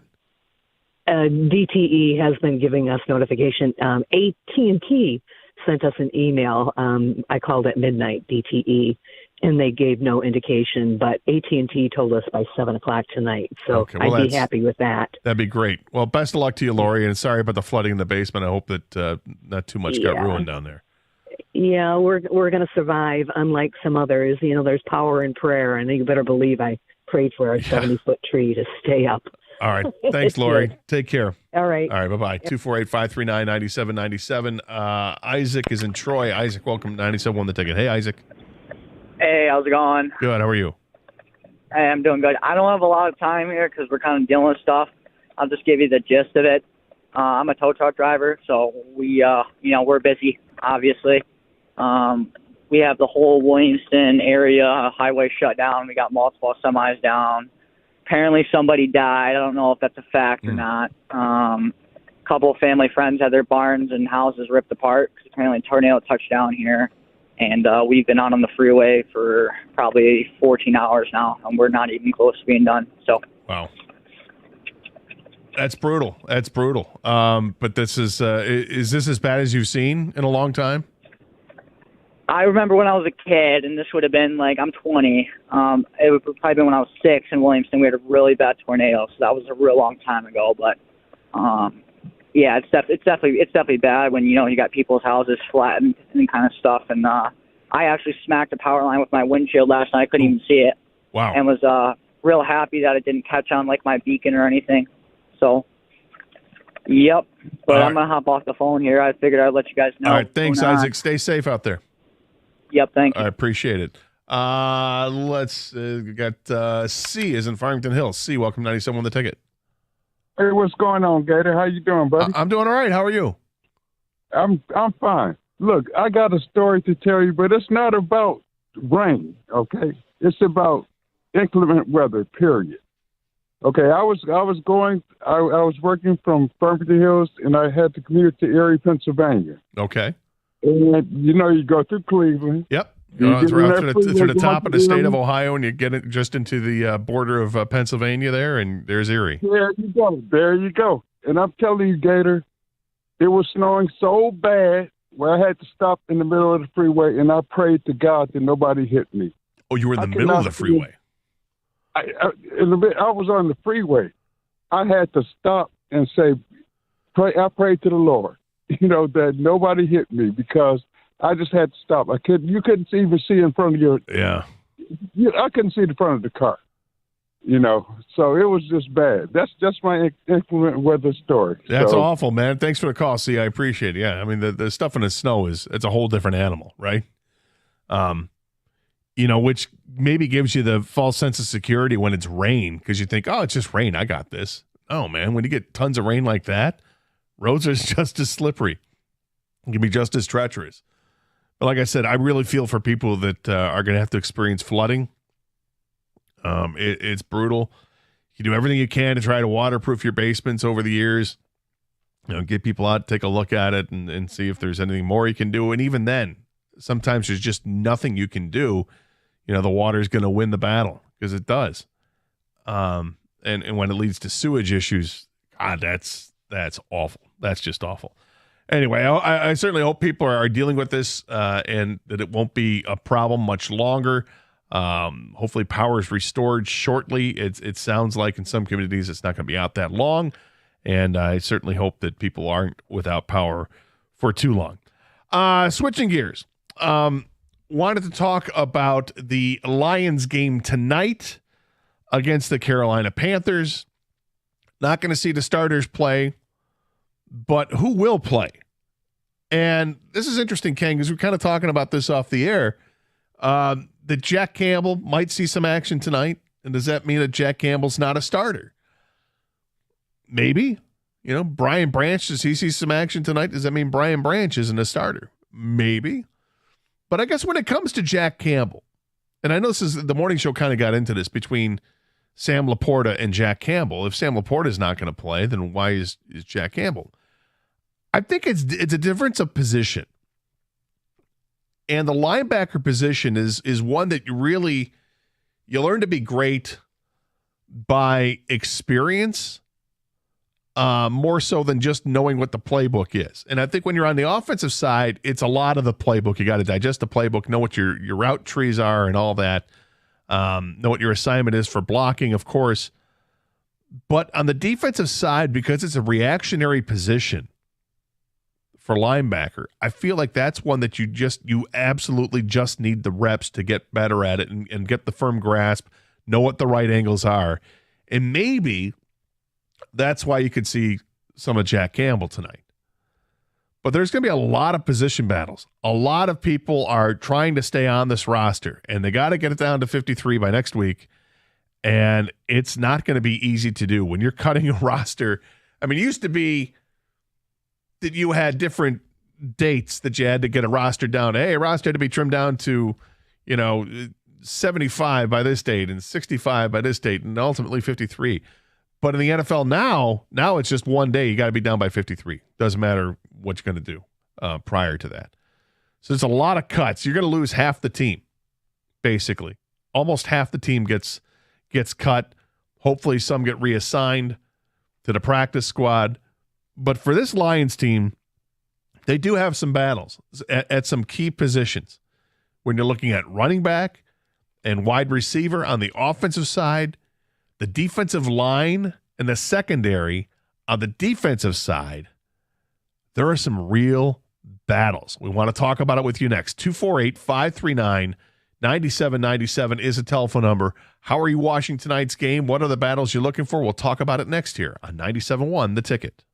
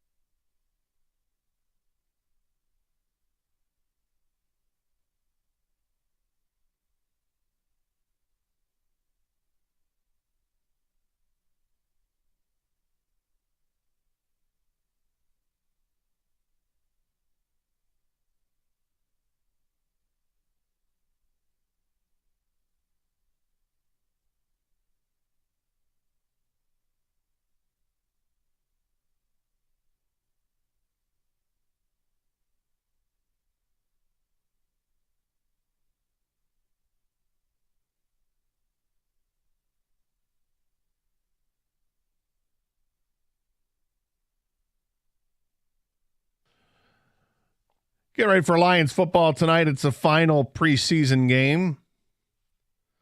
It's hard to get a firm grasp on what we think is really going to be there. We all had our thoughts before training camp.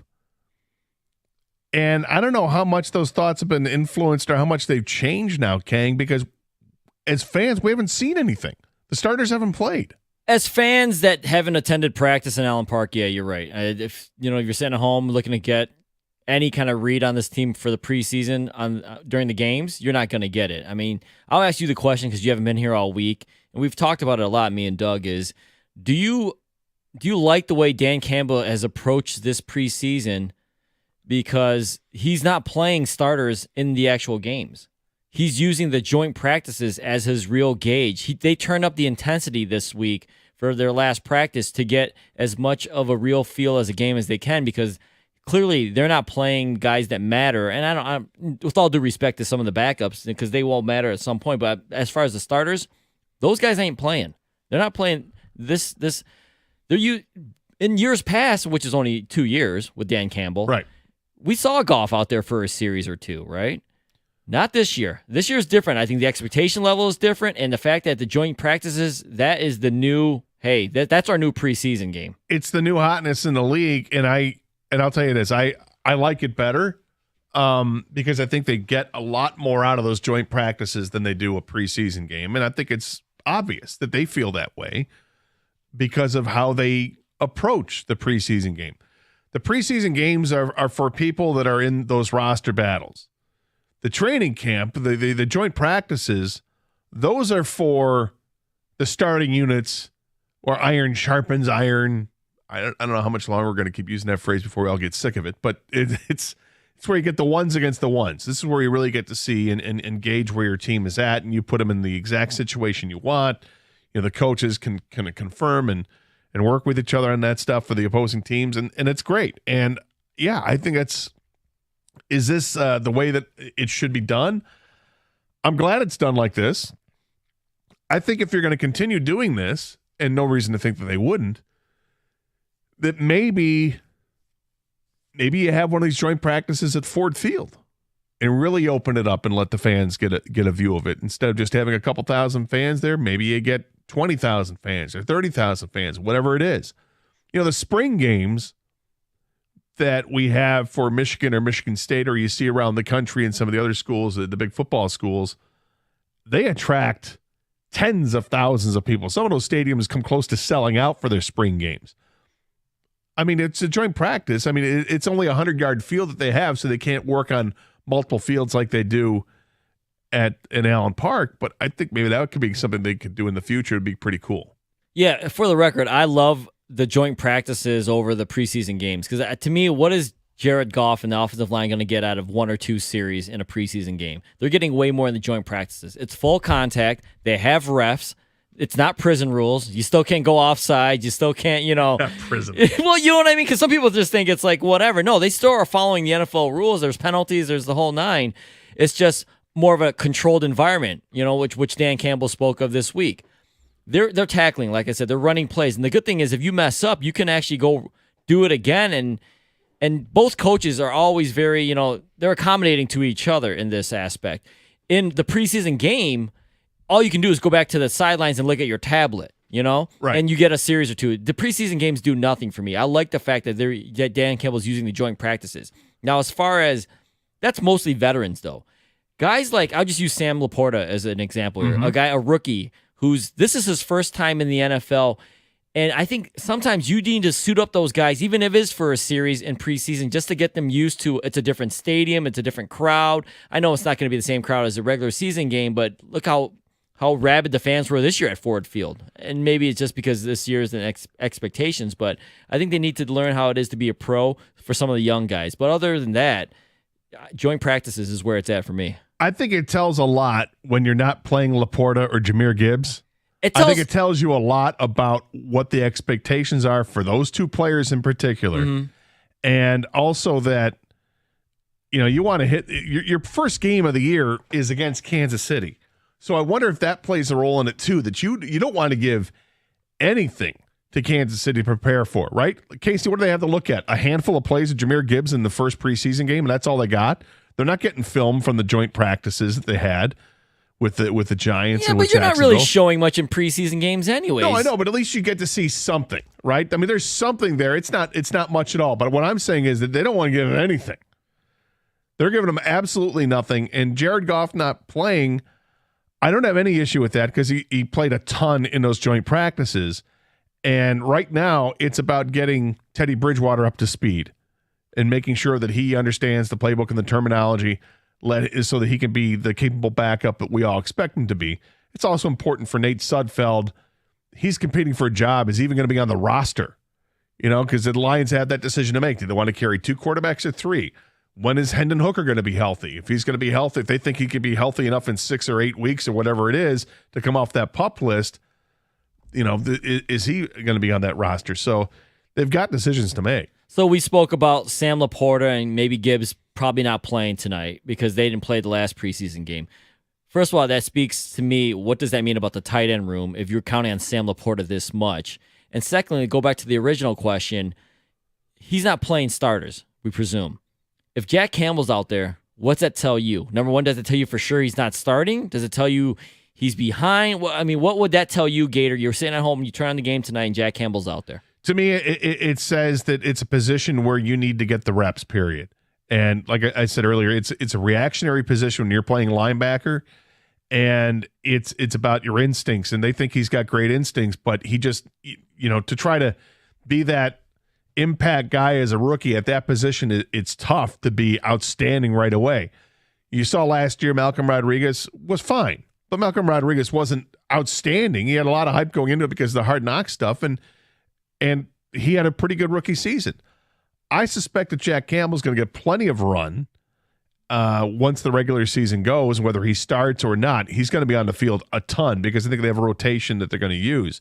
But for him, in terms of the preseason, give him the reps because it is that reactionary position. He needs to get accustomed to what it's like to play at an NFL level, so that he knows the better angles to take and when to take on the blockers here, which hole to shoot.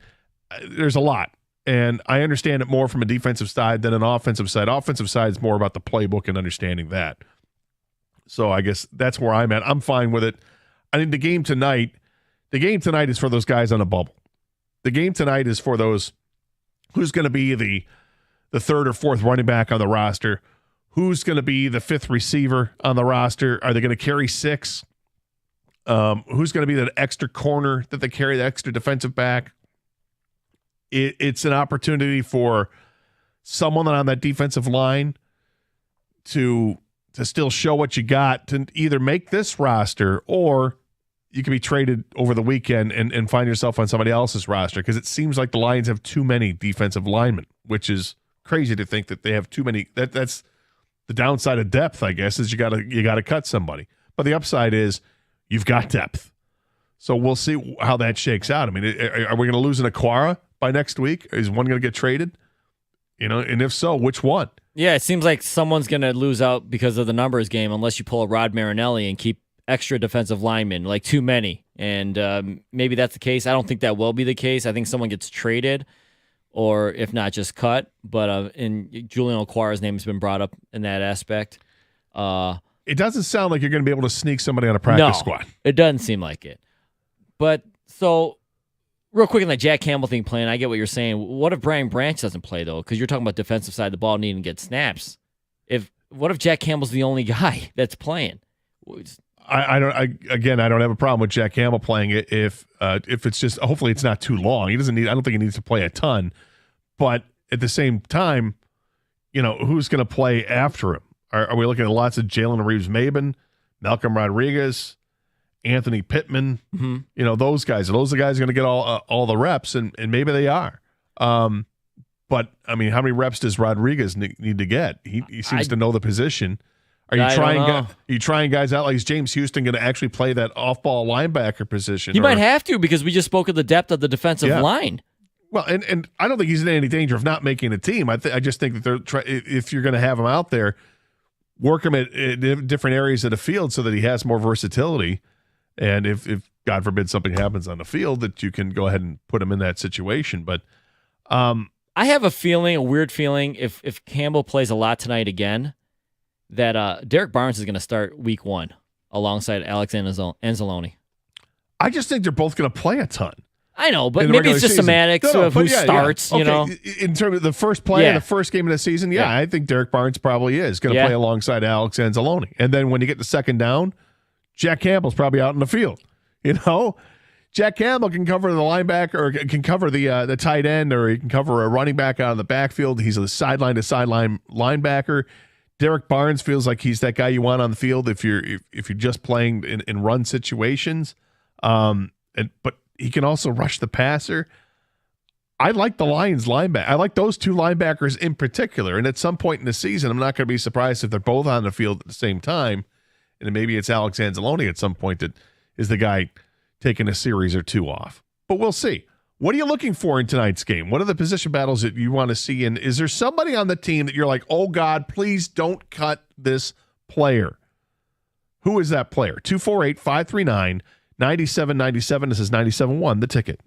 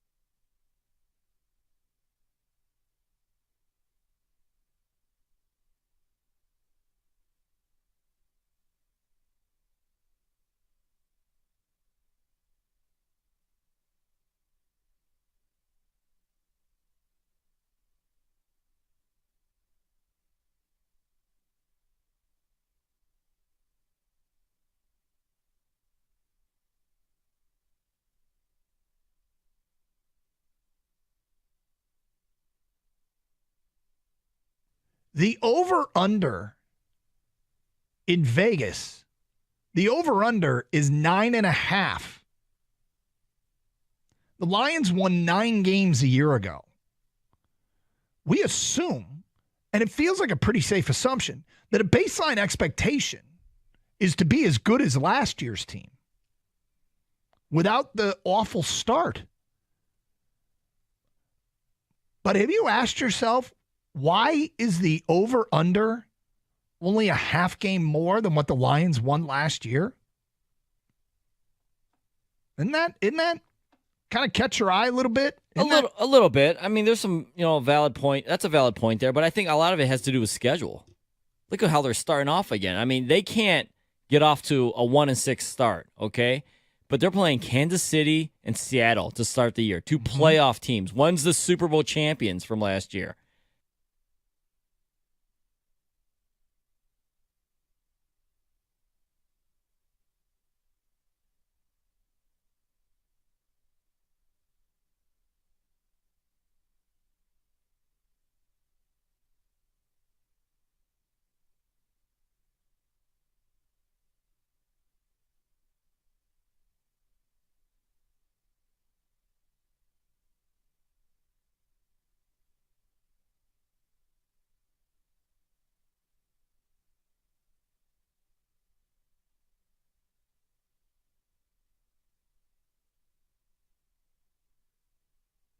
Brought to you by Hamilton Chevrolet. One final audition for the Lions roster. The Lions in Charlotte to face the Panthers, who will be playing their starters. Head coach Dan Campbell more worried about seeing the bubble players make their final push to impress.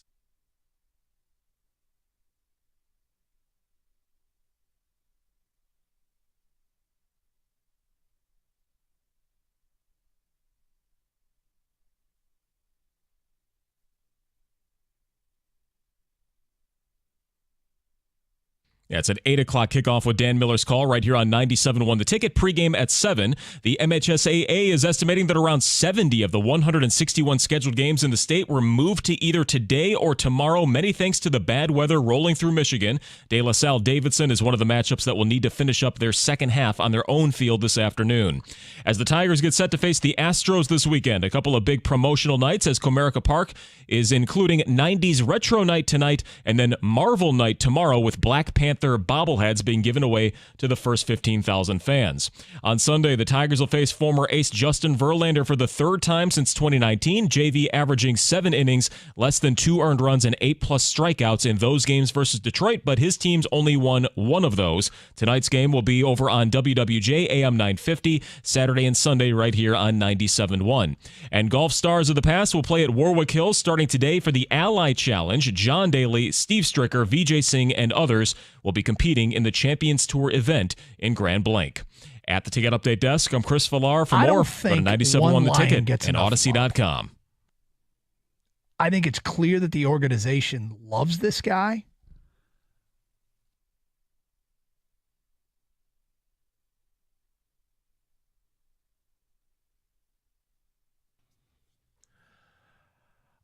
I don't know if I can remember a bigger campaign for a bobblehead than what they're doing for the Black Panther bobblehead. I mean, I feel like they've been promoting this for well over a week. It's cool. It's a cool bobblehead. No, I'm not discounting it. I think it is a cool bobblehead. But my God, are they afraid nobody's going to come to the game this week when they give them out? Or I don't know. I mean, the Astros are a pretty good pull. It's not like it's some so. crap team like the Kansas City Royals or something that nobody wants to see. I mean, we're getting into football season. I get it. You know, people they've given up interest in baseball at this point. But Tigers are trying to be interesting. You know, bringing guys up. Got to see Parker Meadows play this week. Mm-hmm. He did not look out of place. In fact, he looked great. Perhaps some more moves coming in the next week or two to bring some other guys up from Toledo, but. I don't know. I just thought it was kind of. Are you a Marvel guy? Oh, I'm a huge nerd. Okay. Me and Tony Ortiz, we have little geek offs back in the the newsroom. We just battle back and forth with our stupid nerd knowledge. That's okay. All. Fair enough. Mm-hmm. What's the Marvel character you would love to get? Like if they announced so and so was on the bobblehead at Comerica Park, you'd like be first in line. Ooh, I don't know. Rocket Raccoon is one of my favorites. Even as a kid, when I read those comics from Guardians of the Galaxy. From Guardians of the Galaxy, yeah, that'd be a really cool one. I don't know, man. Like I'm a Batman guy. I know that's DC. Mm-hmm. That's probably my favorite ever in terms of all comics. Spider-Man. I'm down with the Spider-Man. Spider-Man. Mm-hmm. For me, it would be Daredevil. Daredevil, like Ben Affleck, the Man Without Fear. No, the Netflix one. Well, yeah, I mean, he was the Netflix guy's probably better than Ben Affleck. But no, I remember as a kid, went up north with my friend's family and stayed in Charlevoix. And for one day, this is like back in the early 80s, we went out to Petoskey. There used to be this old like train station area in Petoskey where this guy had a shop set up, was nothing but comic books. And he sold them for the actual price on the comic book, no matter what the year was. That's awesome. That's an awesome shop. So I was like 13 years old and 14 years old actually, and I had like $5 on me for the whole weekend, and went out there. And I only picked up a couple comics. My buddy picked up a ton, but the two that I got were Daredevils, based on only. And I'd never read comic books, but the only reason I got them was because the artwork on the front, and one of them actually was a Daredevil where Wolverine is introduced to Daredevil. So that's kind of cool. And then another one with one of the battles he had with Bullseye. But the artwork was great. And I just remember that to this day. And so when the Daredevil movie came out, I was like, oh, I'm interested in this. I'll see that. Oh, I love it. They need some like X-Men stuff too. We're in this like dearth of X-Men right now where it hasn't like been introduced to the cinematic universe yet. And everyone's just like waiting for something like shit to show like, Xavier beyond the one cameo that he had in Doctor Strange or whatever. No, Doctor Strange too. That was the only one, and then kind of waiting for like the new Wolverine, whoever that might be or whatever. Yeah, and they had some characters who were introduced in the second Deadpool from the Marvel Universe. Not Colossus, but I forget who's the Juggernaut. Juggernaut. Yeah, that was it. Yeah, that was cool. Yeah, interesting. Yeah, a lot of good nerd stuff out there. All right. Well, you and I have had our geek off. I'm going to go talk to Tony and then go continue the geek off. Wording it that way. Man, this is a new studio. What are you guys doing, Kane's man? ready to No beat us geek up. off here in this new studio, all He's right? cracking his knuckles. Gonna take our lunch money when Wrap I get out it of the up. studio. Come on, man. All right. Thanks, Chris. Appreciate it. So we get out to Comerica Park this weekend. Get that. Is that just tonight, the bobblehead? Tomorrow. Tomorrow's game. 90s night. Tomorrow. 90s night, and get your Black Panther bobblehead. Man, it's a Panther weekend. Carolina, That's right, Black. yeah. Well, with that game tonight, the other thing is, are we going to see any? Is Bryce Young going to play? He is going to play. So Bryce Young's going to play. I know Brian Branch said he hopes to play against Bryce Young, teammates at Alabama. I'm intrigued by that. I was a big Bryce Young fan before the draft. Was all that talk, if the Lions, do you want to move up? And if you would move up, who would you move up for? And, there was, and then there was talk that Bryce Young might slip in the draft. If he slipped to the Lions, would you take him? And I was like, yeah, I would. I think he's going to be that good, even though he's undersized. But I think he's a different player altogether from Kyler Murray. Kyler Murray was somebody that totally depended on being able to run the ball, and he could throw the ball too. Kyler's got a strong arm, but perhaps some outside influences have gotten in the way with Kyler Murray, and now he's got the injury to recover from. But with Bryce Young and playing in the SEC and playing at that high level against best team in the country the last couple of years, doing just fine against Georgia, I just thought he's gonna be just fine in the NFL, and we get to see him tonight in action, which should be pretty cool. 248-539-9797 is the telephone number. All right, so there's I imagine everybody has a please God don't cut this guy that's on the Lions roster. Please don't cut him. Like, you think that this guy could be something, a diamond in the rough. You don't want to see him go by the wayside. Who would that player be for you? And Kang, I'll start. For me, that guy is Antoine Green. He's the wide receiver that they drafted in the seventh round from North Carolina. He was the 219th player selected in the draft. I love his combination of size and speed. He's 6'2", 200 pounds. He's fast as hell, and he's somebody that I think could benefit from Jameson Williams not playing for the first 6 games, because he could be a guy that you could bring off the bench in situations. You spread him out with 4 receivers, and this guy can go deep, and you're going to have to account for him because he's got the speed and because the size might be a mismatch. We haven't seen enough of him, like making these impact plays in the preseason games, but I've seen some of the we went to 2 practices. I was watching for him, and I remember watching other videos of him when some of the media members had video of him in practice making plays. That's a guy that I'm really hoping doesn't get cut, and yet he's probably a likely candidate to get cut and signed immediately to the practice squad. But as a 7th round pick, he's got a chance. Yeah, unfortunately for you and Green, and I think the rest of the receivers, I don't think that 5th receiver is on the team right now. I think they go out and get someone that gets cut from another squad. Early on, I feel like Dylan Drummond was kind of like a fan favorite, right? And Antoine Green, before anything even happened, because he was drafted by the Lions, people were like, oh, well, look at his measurables like you did. Maybe this guy's got a shot.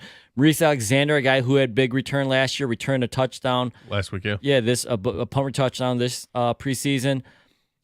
I don't think any of these guys are on the team, but if I had to pick a receiver for the 5th receiver, my choice would be Maurice Alexander. But unfortunately for him, if he excels in the return game, that's where Khalif Raymond is definitely your return guy. The guy that is not guaranteed a spot on this team that I hope makes the team for me is cornerback Starling Thomas. I think Starling Thomas might be a find here. Now, Doug kind of latched onto him real early. He's made some plays. People have written about him. I think that he's a name that you kind of hear about for a reason. I think he's a guy that this coaching staff, when they took him out of UAB, he played a lot. He's 23 years old, so he's a little bit older. Maybe he'd just be able to pick up on it quicker right now than some of the younger guys on the team trying to make it. So my guy's Starling Thomas. Kind of hope he makes the squad. Yeah, I like Starling Thomas as well. I think he's played well in camp and getting an opportunity. The other defensive back I like is Stephen Gilmore, Like, he's done a nice job. And it feels like the Lions just have a bunch of guys in the secondary that have played well. I feel like, Chase Lucas, a guy from last Chase Lucas year. is another guy. You know? So that's definitely different from the last year where Jeff Okudah, guys like that, you weren't sure who was going to – they moved on from everybody almost, it seemed like. And there's still Will Harris and Iffy's still here. Yeah, I don't know if Iffy's long for this team. I don't know either. Melifonwu, I kind of feel like he won't be. I think the situation with Emmanuel Mosley is one to monitor. Yeah, because he's definitely not starting the year. So is he going to start the year on the PUP list, or is he going to make the roster and just, be out for the first couple, because they think can get him back in the first couple weeks? I don't know. But if he ends up going on the PUP list, then that opens the door for someone like Starling Thomas or Stephen Gilmore to make the team. You wonder whether or not somebody else gets cut that maybe you didn't expect to get cut. I think I see a guy from last year that is going to be here, but I think he's going to start the year off on the bench is Tracy Walker. I think you got C.J. Gardner-Johnson, Kirby Joseph as your safeties, and Brian Branch, who's been so damn good that it's going to be impossible for them to keep him off the field. They play only 2 linebackers. That's where the nickel or extra safety comes in. I think that's Brian Branch's spot. Another guy I liked him in college at his first stop, not so much where he finished up, but he had a heck of a career going when he was at Northwestern. That's Brandon Joseph. And 2 years ago, when he was at Northwestern, he could have come out in the draft and been maybe a 3rd-round pick or a 4th-round pick. He chose to go to transfer to Notre Dame and just had an okay year. Ends up not getting drafted. Undrafted free agent. Lions get him. And I'm like, I like this guy. And he had all this fanfare when he's at Northwestern. I think he was all Big Ten. And he's made some plays. He made a couple of plays. And he's a guy that is maybe not as versatile as others because he's more of a safety. But does he get a chance? Or I imagine that's another guy that can probably find his way on a practice squad pretty easily. But because the Lions have done such a good job when it comes to the draft, and adding depth, this is the 3rd year that this regime has been here. And the fact that they've already created this quality depth where you feel like they're going to lose somebody on this team to somebody else's roster because they have to make the cuts, I think it speaks volumes to the way that they're building it. They're building it right. 248-539-9797 is the telephone number. What are you looking for tonight? Who's the guy that you don't want to see cut by the Lions? And what do you do with this situation? I think they've got extra defensive backs. They've got extra defensive linemen. And I think they have extra wide receivers. Where do you draw the line? And do you agree with how Dan Campbell's handled things in terms of resting the starters and what that means for Jack Campbell if he's out there playing tonight? Does it even matter? 248-539-9797. Same number to text as it is to call. More of your calls and texts as we continue right here on 97.1, The Ticket. Builders First Source is partnering with the Leukemia and Lymphoma Society to bring light to the darkness of cancer. Now, every 3 minutes, one person in the United States is diagnosed with blood cancer. Tomorrow, August 26th, Clinton Township's Builders First Source is hosting a yard sale from 10 a.m. to 2 p.m. 100% of the proceeds are going to go towards the LLS Fight to Cure Cancer. Let me say that again. 100% of the proceeds tomorrow will go towards the LLS Fight to Cure Cancer. When we come together as a community, we bring more people out of the dark. So check it out tomorrow. Clinton Township's Builders First Source. Again, they're hosting a yard sale from 10 a.m. to 2 p.m. where 100% of the proceeds will go towards the LLS Fight to Cure Cancer.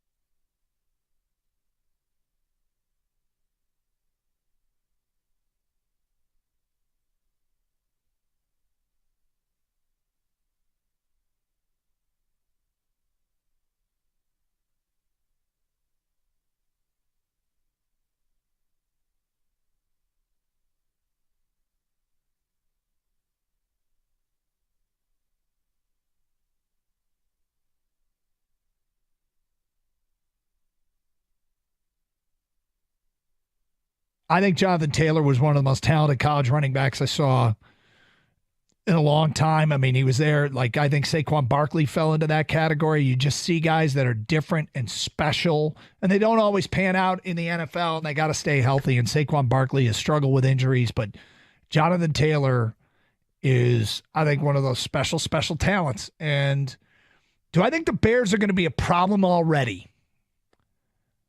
I don't think so, but I can see them being a problem. I can see them, if Fields takes a step forward and their defense takes a big step forward with their additions and their offensive line gets better. Yeah, I mean, that's some ifs, right? This is what we used to do with the Lions, okay? I used to take Lions teams that were marginally talented and put together a path for them to challenge in the division. I can do that with the Chicago Bears right now. They had Jonathan Taylor, and it gets a lot easier to do that.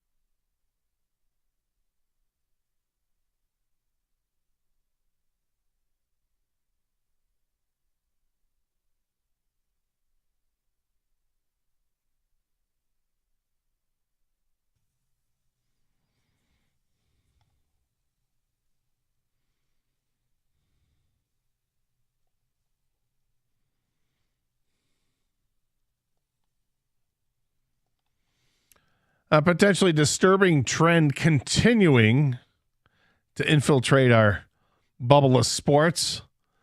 We'll get to that coming up at 11:30. Right now, get some more calls. Talking about the Lions in the preseason game tonight, 248-539-9797. And Matt is next up here, 97 on the ticket. Hey, Matt. Hey, Gator. How you doing today, boss? Doing well, thanks. I don't should be cut, and that's feeling. Man, I'm going to put you on hold here because that cell is killing us. Hopefully you get into a better cell in and out there. Tony is in Dearborn. Tony's next up at 97 on the ticket. Hey, Tone. Hey, how you doing? Good. How are you? I'm okay. I hope they don't cut that receiver. What's his name? Coda. Last name Coda, I think. Chase Coda. Yeah, I like him because of his. I don't think it's all as fast, but his size and length or whatever. I hope they keep him. Well, he's 6'4" and over 200 pounds, so you got to like the size. They've used him in the return game as well. He had a nice return a couple games ago. There's a lot to like about him, and he had that great game. I think it was the first preseason game where he really showed up with the 6 catches and nearly 70 yards, and he looked good. Yeah. So I think they should definitely keep him. Yeah, it feels like. Thanks for the call. I appreciate it, Tony. He's in the mix, right? You got these wide receivers that are definitely vying for the spot. Whether it's Drummond, Coda, Green, Alexander. Don't know how many receiver spots there are. And is there just one plus one for special teams help as well? I mean, Alexander has a track with his special teams work. And Kang, I also wonder with Cully Freeman being the second leading receiver on the team a year ago and knowing that J-Mo's out again to start the season for the first 6 weeks, if they're going to lean more on Khalif Raymond, then maybe Khalif Raymond isn't a guy who's going to be returning kicks. Well, that's kind of something I brought up yesterday because we had this Lions template that Doug tweeted out. And one of the questions or the fill-in-the-blank template parts was, who's better than people want to give credit for or better than people realize on the Lions? And mine was Khalif Raymond. And, yeah, we all know he was the second leading receiver the last couple of years, but it's 600 yards, 40-some catches, nothing crazy, right? But he is a great returner, made the Pro Bowl as a return man. He's going to have to step up, like you said, and everyone else, but maybe more so him because J-Mo's out the first 6 weeks. There's no DJ Chark this year. Right. Even if he's going to be held. Yeah, but he's not starting like DJ Chark was starting. At least we don't think so. That's why I think maybe you keep Mo Alexander. He can return kicks, and Khalif Raymond can focus more on the receiving. I don't think that's going to happen because Khalif is so explosive in the return game. I think you just put your best guys out there. And if he happens to be starting as a receiver, still you put him out there as a returner. But I hear what you're saying. I think that's something maybe you keep in mind to maybe less wear and tear, especially the first 6 weeks when everyone's going to have to step up without J-Mo, right? Yeah, and look, receivers get hurt all the time. It's a position, again, you're going to want to have the depth, and the Lions have certainly felt that each of the last couple of seasons. And going into year 3 with this regime, it's nothing new. I mean, you're starting the season again with injuries to injury and suspension for Jameson Williams. You just got Amon-Ra St. Brown back at practice the other day, so that's good news. But yeah, other guys are kind of banged up right now, and this is the last opportunity before cuts are made next week. You've got to make yourself known to the team that you're a guy worth having around. Yeah, and so it makes me think too, though, they're going to have to lean more on Jahmyr Gibbs as a receiver. We know he led his team in Alabama with receiving, so that's nothing new for him. Sam Laporta, we mentioned, they're taking it easy with him because maybe he is going to be a pretty big part of this offense as far as receiving. I just temper expectations with rookie tight ends in general, and that's nothing against Sam Laporta. It's just hard for a rookie tight end to come in right away and you don't see him 1,000 yards, 70 receptions and 10 touchdowns. You just don't see it. You see production, but not like that. And I think because the guys they used last year, the triumvirate of tight ends they used last year that were so good in the second half of the season in situations, and they weren't leaned on heavily, but they were when they got in the red zone and they made it count. They caught their passes. I think Brock Wright is a really good tight end, actually. I like. What Brock do you mean Wright by that? I think he's a guy. Well, I don't think you missed too much of a beat with him being out there. I don't think he's not one of the preeminent tight ends in the league. But he's a guy that can do things well. You think he's more than serviceable? Yeah. He's a guy that catches the ball when it's thrown to him, and he's a guy that can block. He's a big target, and I think he's an asset when you get to the red zone. And I'm not going to be surprised when the Lions find themselves, let's say, in goal line situations. They can bring out multiple tight ends, and they're all weapons because of their size. Laporta because he can catch. Brock Wright because he's giant. I just like what he brings. And then, James Mitchell's this other guy that kind of has that run after the catch ability. He's like a more athletic tight end than the other two necessarily. But Laporta apparently has been showing off a lot this offseason. That's why we're looking forward to seeing him. We're probably not going to see him tonight, but for the first game of the year, can't wait to see what goes on. Let's see if Matt's in a better cell. Matt, you in a better cell now? I hope so. There you go. Thanks for hanging on. No problem, man. I had to say that I got two that I really want to stay, and that's Stephon Gilmore and Chase Cota. The guy stole my thunder, and you kind of stole my thunder there with Brock Wright. He's a heck of a pass blocker and run blocker, and he filled in well when T.J. Hockenson got. Oh, you're killing me. Your cell's killing me, but you got your names in, and that's important. Yeah, Stephon Gilmore, not Stephon Gilmore. Those are two different players. But Stephon Gilmore is a guy as a corner that has played well and is going to get plenty of look tonight. I would imagine that Gilmore and Thomas, Chase Lucas, these are guys that are all battling to get another spot in this roster. Can they sneak all those guys in on either whether it's the roster or the practice squad? I don't know. This is where the depth might hurt them because if teams around the leagues like what the Lions have done, and you're going to pick on their leftovers, that can improve your team. Because keep this in mind, the Lions are no longer at the bottom of the league. The Lions are in the upper third of the league. Some people think they're higher than that. all these expectations, not just heaped on by talking heads here at this radio station or the fan base, but nationally. This is the team. This is the team everybody's talking about. Oh, yeah, the Lions. Yeah. I heard you guys talking yesterday with the Sports Illustrated. They had the season prediction that they'd win the division. They would start off, 9-3? Yeah, they had predicted, SI, Sports Illustrated, one of their writers predicted every single NFL regular season game. Had the Lions start out 9-3, but finishing 11-6. So they're going 2-3 down the stretch. But, I mean, a 9-3 team. At that, if they're 9-3 at some point this year, I mean, the Super Bowl talk is going to be real. Yeah, a lot of doctors are going to be working because people are going to have to call about 4 hours. You know what I'm saying? Yes. I think you know what I'm saying. Yes. I think we all know what I'm saying. I don't want to know what you're Down saying, there. but yeah, I do.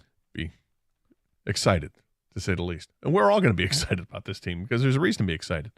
248-539-9797 is the telephone number. All right, I want to talk about a disturbing trend that appears to be continuing. It's not going to go away anytime soon. And I'm worried about this one because this one might be biting off a little bit too much. And how will it affect us? Well, we'll talk about it next year on 97.1 The Ticket.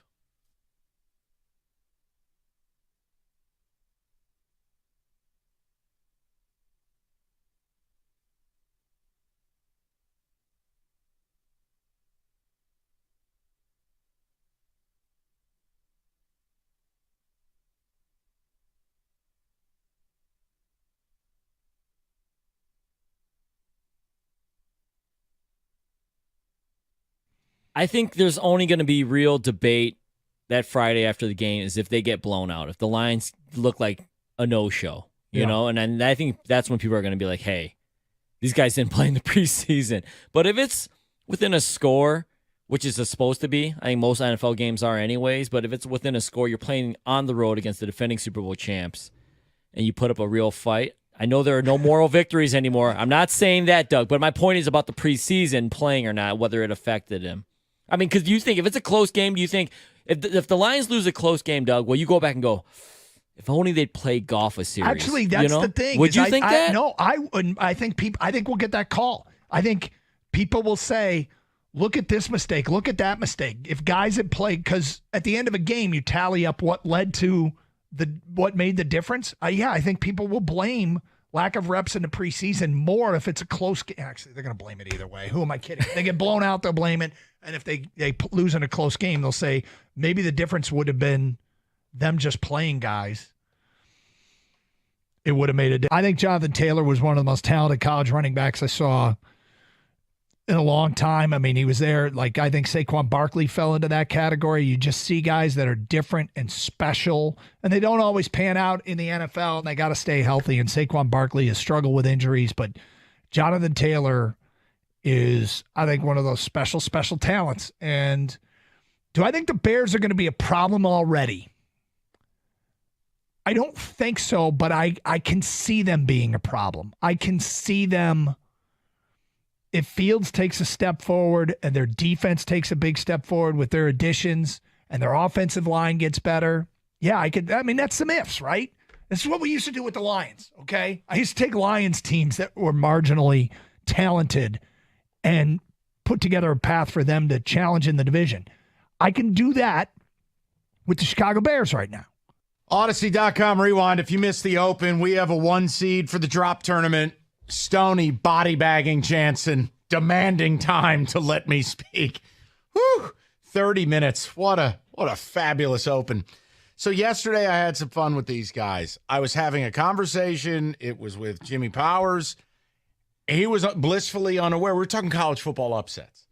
And I'm like, yeah, one of the coolest ones was, like I missed the 3:30 kickoffs.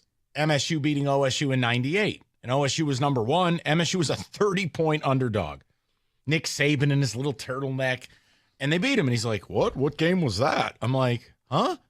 So then you show him the highlights. And it's Brett Musburger screaming.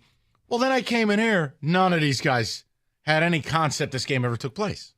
So I said, all right, now I feel like I'm Peter Falk in Columbo, and I may as well just lean into it. So I said, you know what we're going to do? We're going to take 1998 as the baseline. And I have got a list of the biggest upsets in college football history that have taken place in the last 25 years. I will not give you anything that predates 1998.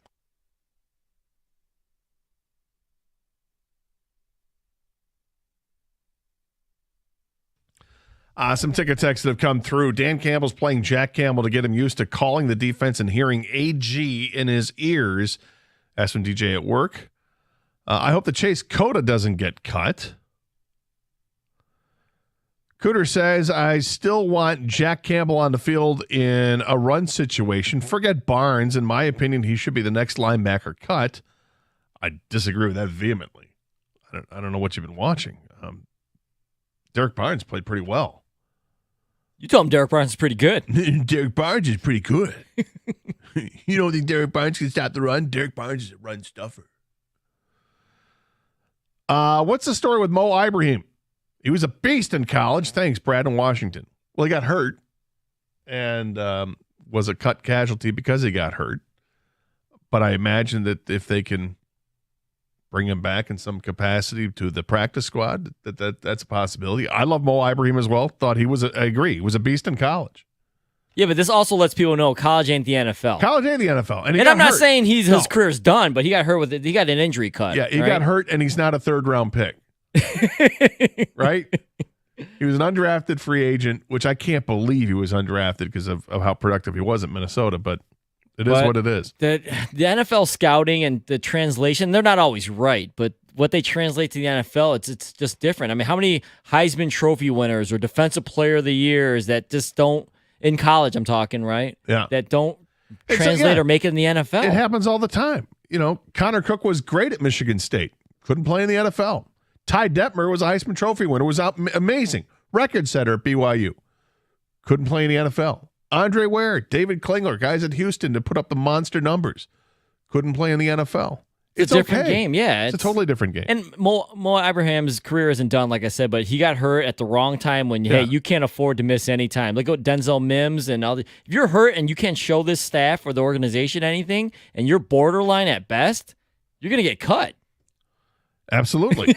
You don't get the benefit of the doubt. Yeah. I mean, look, it happens. It's and there's no shame in being able to say you were an amazing college player. I love giving the great college players their due. And if that doesn't work out the NFL, I don't care. I'll remember how great they were, wearing some school's colors.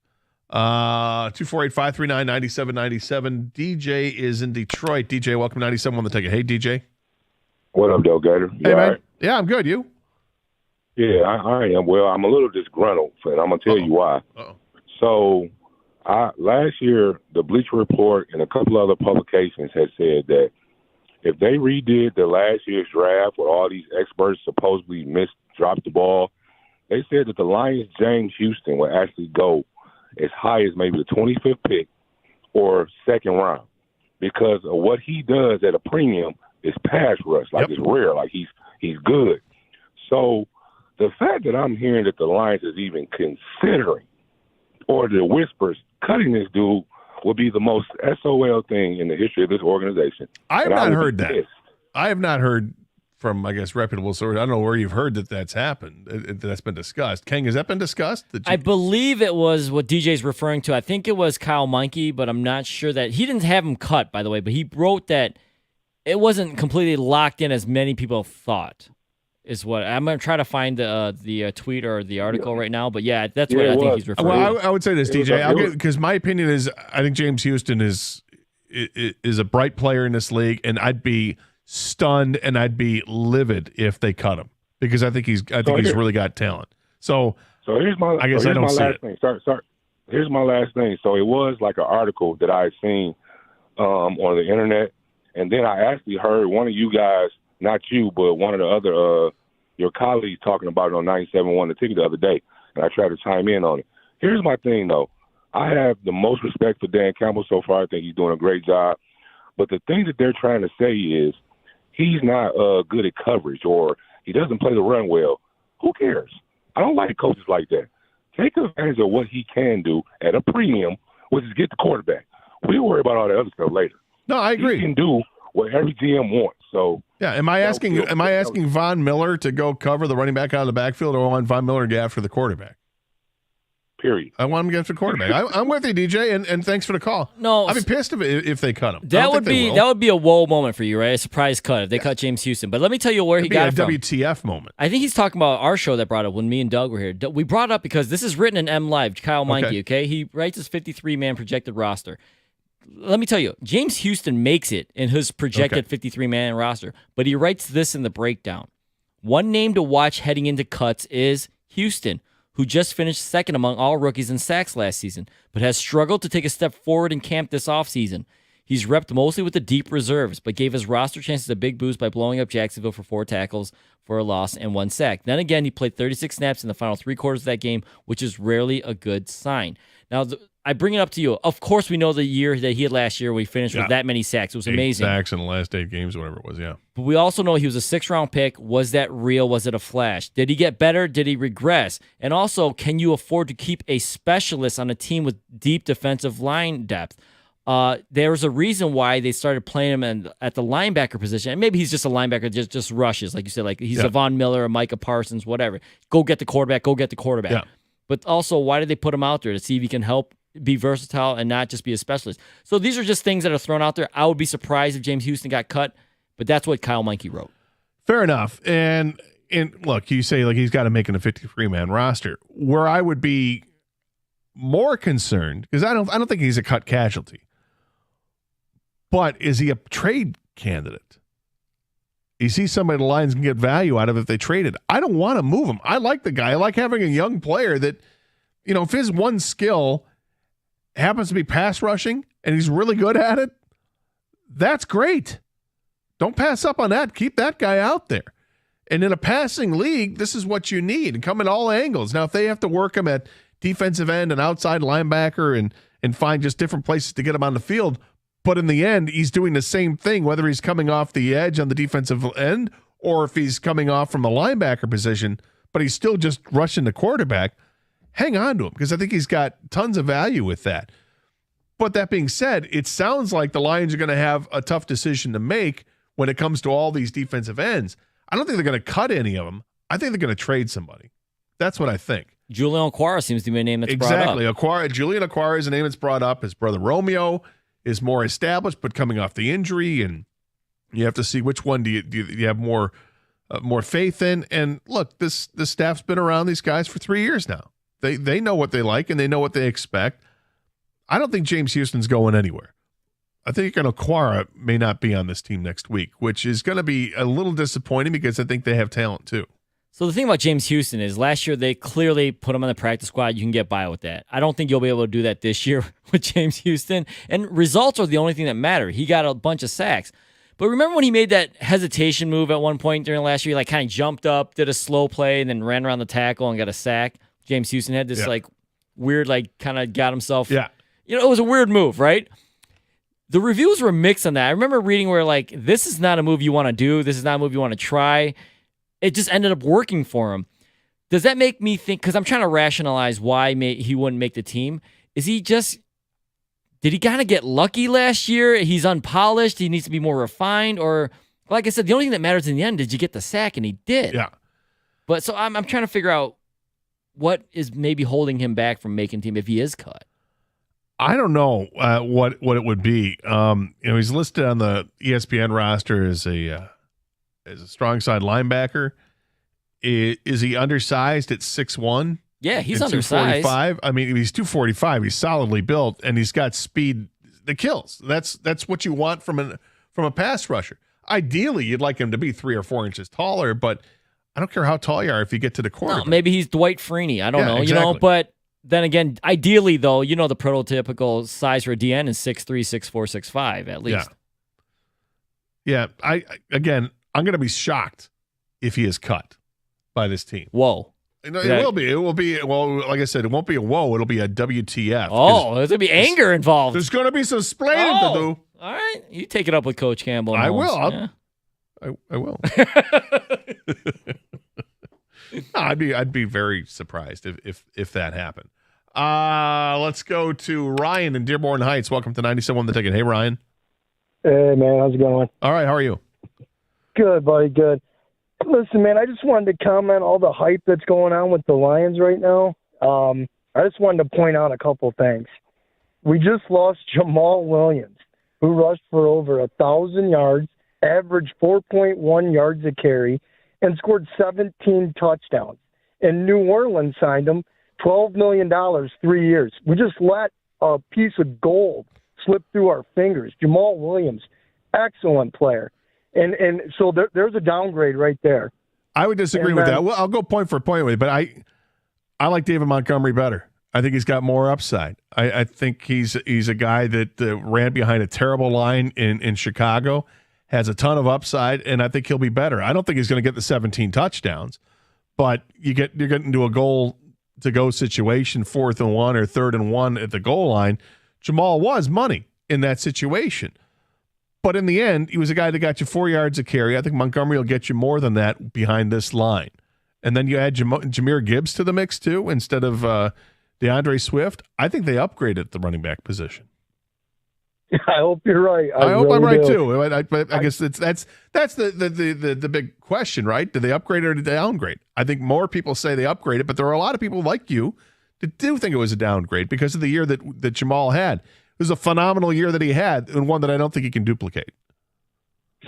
Yeah, and the other thing I wanted to say is, too, everyone says, oh, yeah, Lions are going to playoffs. You know, maybe. But here's the thing. Game number 1 in Arrowhead against the Super Bowl champion.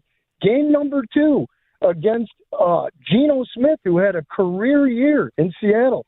2 teams you never beat. So we're going to know going right into the season how good we really are. And like, everybody forgot about the Vikings. Like, they don't exist anymore. Like, I don't know. Yeah, and look, Ryan was hurt. He's been hurt as a Lions fan. He's not alone. He's using the past and saying that that's going to affect what happens in the future. I would say this. If you looked at the Seattle team that the Lions faced in week, whatever it was, when would they face Seattle? Week 2 or 3 last year? Way early in the season, and Geno Smith went off. Then the league kind of figured it out. The Lions scored 45 points in that game, if I'm not mistaken, and lost the game. Offensively, they did just fine in the game. Defensively, they had their issues. As the year went on, the Lions' defense got a ton better. And as the year went on, Geno Smith and the Seattle Seahawks got worse. Right? They did make the playoffs by the skin of their teeth, and they were nothing to brag about. In fact, I think Lions fans all were bummed out because thought they were a better team. At that point, I think the Lions were the better team at the end of the season. But they did play the game at the beginning of the year, and Seattle won, so they had the bragging rights. I'm not going to be surprised if the Lions go 0-2, and I'm not going to be surprised if the Lions go 2-0. These first 2 games could go any way they want. Chris Jones, likely not to play for Kansas City because of the holdout situation. That's in the Lions' favor. You know, Seattle's got their own issues. Play the games. See how they work out. But, you know, I think if you're going to judge this team by the first 2 games of the season, I think you're making a mistake. You know, look at it as quadrants. In the first 4 to 5 games, because obviously you can't get quadrants on a 17-game schedule, but look at the first 4 games, the first 5 games, and then the next 4 games, the next 5 games. That's how I'm going to look at it to try to keep myself sane. But we're Lions fans. We live and die week by week. 248-539-9797. This is 97.1, The Ticket.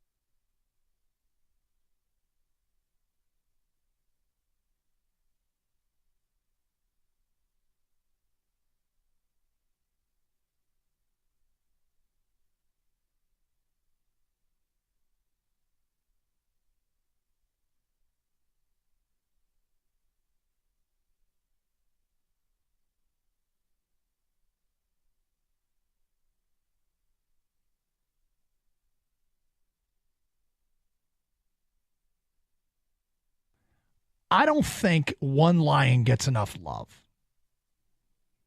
I think it's clear that the organization loves this guy.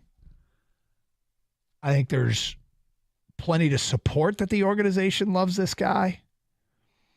And I think we gloss over his contributions. And I am ready to stop that and start an appreciation thread on this Carson Anderson message board for Khalif Raymond. This guy, he checks a lot of the boxes in a player that Detroit would love.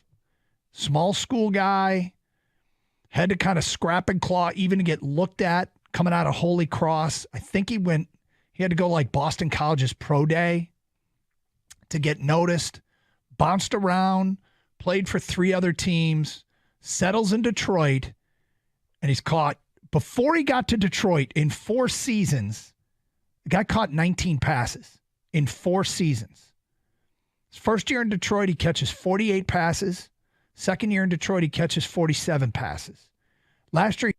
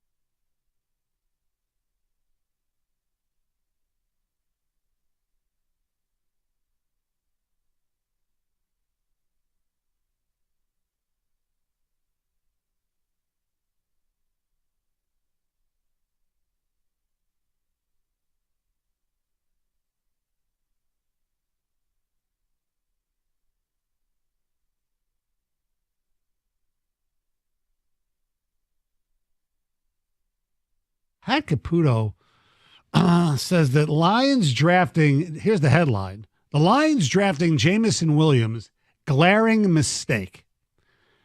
Now, I don't know, I don't remember per se whether Pat was in favor of the trade up and selection of Jameson Williams or not. Right.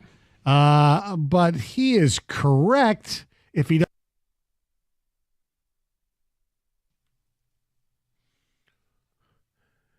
Ken, you're a big Anthony Richardson guy.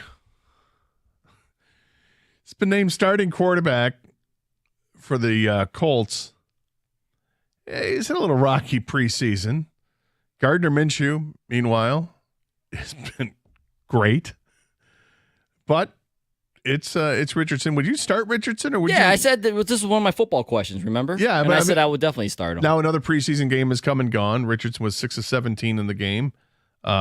Ran the ball well, had a big run. But Minshew was 9 of 11 for 102 yards and a touchdown. It's just what Minshew's been doing. He's been very efficient. He's a good He's backup. a really good backup quarterback. I agree. And so, no, I said I would start Richardson because he needs reps. Like, this week, one of the big news stories out of the NFL is Trey Lance didn't win the backup job, let alone the starting job. He didn't win the backup job, and he's the third-string quarterback and might get traded or cut. One of the problems with Trey Lance was he got 0 starts, 0 throws, basically. I think it was Pro Football Focus. One of the writers put this out. It was a great stat. Trey Lance was in the same recruiting class as DTR. Okay? DTR is a rookie this year for the Browns. Mm-hmm. DTR has almost 3 times as many pass attempts as Trey Lance from college, including NFL preseason. Yeah.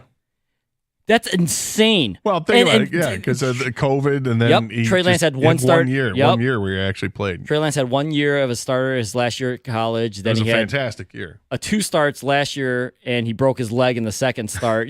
So it's like he just has no attempts and starts. So the thing about Richardson, getting back to that, is my point is he needs to play. He only had 13 college starts, and so he's going to throw some bad picks, and it's going to be a bumpy road this year. But I think he's going to be better for it, especially if he's mentally tough enough. He's gonna have to. He's gonna have to play. That's the only way this guy's gonna get better. And that's your franchise. And I understand the argument against it, but I think for a guy like that, he needs snaps. So I'm cool with Richardson playing. There's no question he's got talent, and I hope he can realize what that talent is and realize that potential. I'm not sure if I would have handed him the keys to the kingdom right away. I get what you're saying, and I think there's always 2 different approaches to it. It's either a sink or swim approach, or it's the hey, sit and wait. We got a guy here right now in Gardner Minshew who started in this league. Maybe let him start a few games. And if he's not playing well enough and Richardson's showing what he can do in practice, then you can bring him up at some point later in the year. But that's not the approach the Colts are taking. Colts are a bit of a mess when it comes to the Jonathan Taylor situation. And they're trying to trade him. Now they're trying to trade him. A few weeks ago, they're like, we're not going to trade him. And now they're like, well, we've given him permission to go ahead and find a trade. Find a trade partner. Miami wants to trade for him. And now the coach's like, nope. Well, they want better compensation, right. I'm sure. They want a first-round pick in return. They're not getting a first-round pick. And because they've shot themselves in the foot with this whole thing, the way they've handled this, and maybe Jonathan Taylor is partly to blame too, they're likely not to get the compensation package that they should for arguably the best running back in the league right now. Yeah, because the funny thing is, your owner, Jim Irsay, not your owner, the Colts owner, not my owner. I have his guitar collection. He has a lot of collectibles. It's not just guitars. The guy's amazing. Well, when you're rich, you can buy stuff. When you're a billionaire, you got stuff to buy. You can buy stuff. Yeah. But his own owner says that he basically devalued the position, and now when it's time 100%. To trade him, well, he's actually worth a lot. Right. What are you talking? Yeah. That's why you don't say stuff like that. This is why you don't say things. Yeah, 100%. And so with the Richardson thing, I think, there's a bunch of different ways you can take on a young rookie quarterback, whether play him right away or not. I think mentally it depends a lot if he can mentally handle the bumps that are going to come. And if they feel like Richardson can handle that, then play him. If you think a guy's real fragile and the media's going to come after him, the fans are going to come after him, then don't start him right away. All agree that Jonathan Taylor needs to go to the AFC. Yeah, not the Bears. Not the Bears. And then not the Eagles. Not the Vikings. Yeah. Well, definitely not this division. Yeah, not this division, but not the Bears, not the Vikings. Go to Miami. Miami sounds like a great place for him. Everyone wants to go to Miami, man. Go to Miami. Tim is next up here, 97 on the ticket. Hey, Tim. Hey, how you guys doing? All right, how are you? Just want to let you guys know that if Penei Sewell and Taylor Decker basically say, Houston, you better get him in there, I'll take their word for it. So it's kind of hard to understand what you guys are talking about. Houston, you can't get rid of him. How can you possibly I wouldn't. do that? There was the caller brought this up in reference to a MLive article from Kyle Meinke where he predicts the 53-man roster, and Houston's on the roster. But one of the things he said about Houston was that, he hasn't really taken that step forward like perhaps they thought he would in this his second season, and might be a decision to make. But he still has him making the 53-man roster. I'm with you. I what I've seen from him is enough. He makes the roster, and I hope he gets to play a lot. No offense against Kyle, but didn't he watch the first 2 games? The guy was in the backfield disrupting everything the whole time. Well, he certainly was the last game, that's for sure. Absolutely. Hey, my guy that I want you to keep on a roster is Cota. Chase Cota, the receiver. What is he, 6'6"? He runs a 4.5 something 40. He's 6'4". He's over 200 pounds, and he had a heck of a first game. Didn't do much in the second game, but had a heck of a first game. And I think tonight, and thanks for the call, Tim, I think it's a big night for him tonight. It's a big night for Dylan Drummond tonight. Could be a big night for Antoine Green. Somebody's got to separate themselves and show that they belong on the active roster, not just hoping they can slip onto the practice squad. That's what I think. Okay, so we saw this, and I want to tease this. There is potential for more disaster here when it comes to how we watch our sports. And it's a disturbing trend we've talked about when it comes to the world of streaming. But the latest rumor that's out there of some sort of merger, sort of, if you will, is one that actually has a price attached to it to the consumer. And I don't think you're going to like it, because I don't like it. And if I don't like it, I'm pretty sure you're not going to like it. We'll talk about it next here on 97.1 The Ticket.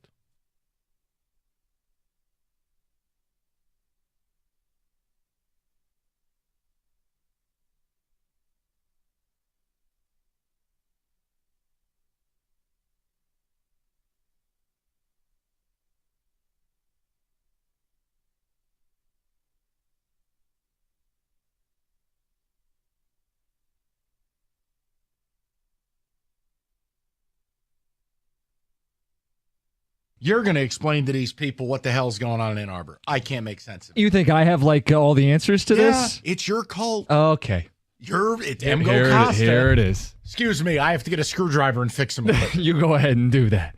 For people who may have heard, and for those who have not, Jim Harbaugh and the Michigan Wolverines have, that too, self-imposed suspension, but only 3 games. The deal that fell through was 4 games. Fell through because the NCAA felt like 4 games wasn't enough. So what does Michigan do? They turn around and say only 3. Do they think that's going to be sufficient? Am I missing something with this? Yeah, you're missing. Why would you self-impose in the first place? History has already shown you self-imposing doesn't really matter. Why would you self-impose when you put a deal before them that you would not agree to? The Committee on Infractions rejected your deal at 4. Mm-hmm. But you think 3 is doing something? So what are we missing? I don't know. I know you don't like getting inside the head of the Michigan Brain Trust. We'd had this discussion earlier, and Dan Campbell still has not listened to John Jansen, not listened to a lot of people around here, and it doesn't appear that they're going to see any starters on Friday night against the Carolina Panthers. And I'll ask the question again. Is this a mistake? I think it is. And I know the argument is, okay, they had these joint practices. They had the very intense practice ones-on-ones this week. But I do believe there is still some value of knocking the rust off, even if it's for a series. You're not going out there and necessarily going to evaluate one series in terms of how many pluses versus how many minuses do you have as an individual, but you get a chance to go out there and go through the entire process of this is how I'm going to prepare for a game, knowing that I'm going to be out on the field. It's not a regular season game. It's a preseason game, but you get to.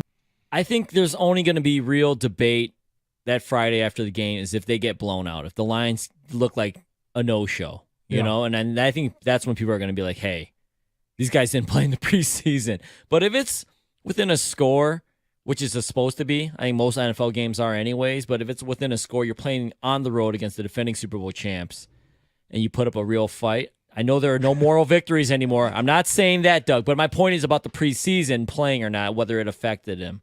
I mean, because you think if it's a close game, do you think if the Lions lose a close game, Doug, well, you go back and go, if only they'd play golf a series. Actually, that's the thing. Would you think that? No, I think we'll get that call. I think people will say, look at this mistake, look at that mistake. If guys had played, because at the end of a game, you tally up what led to what made the difference.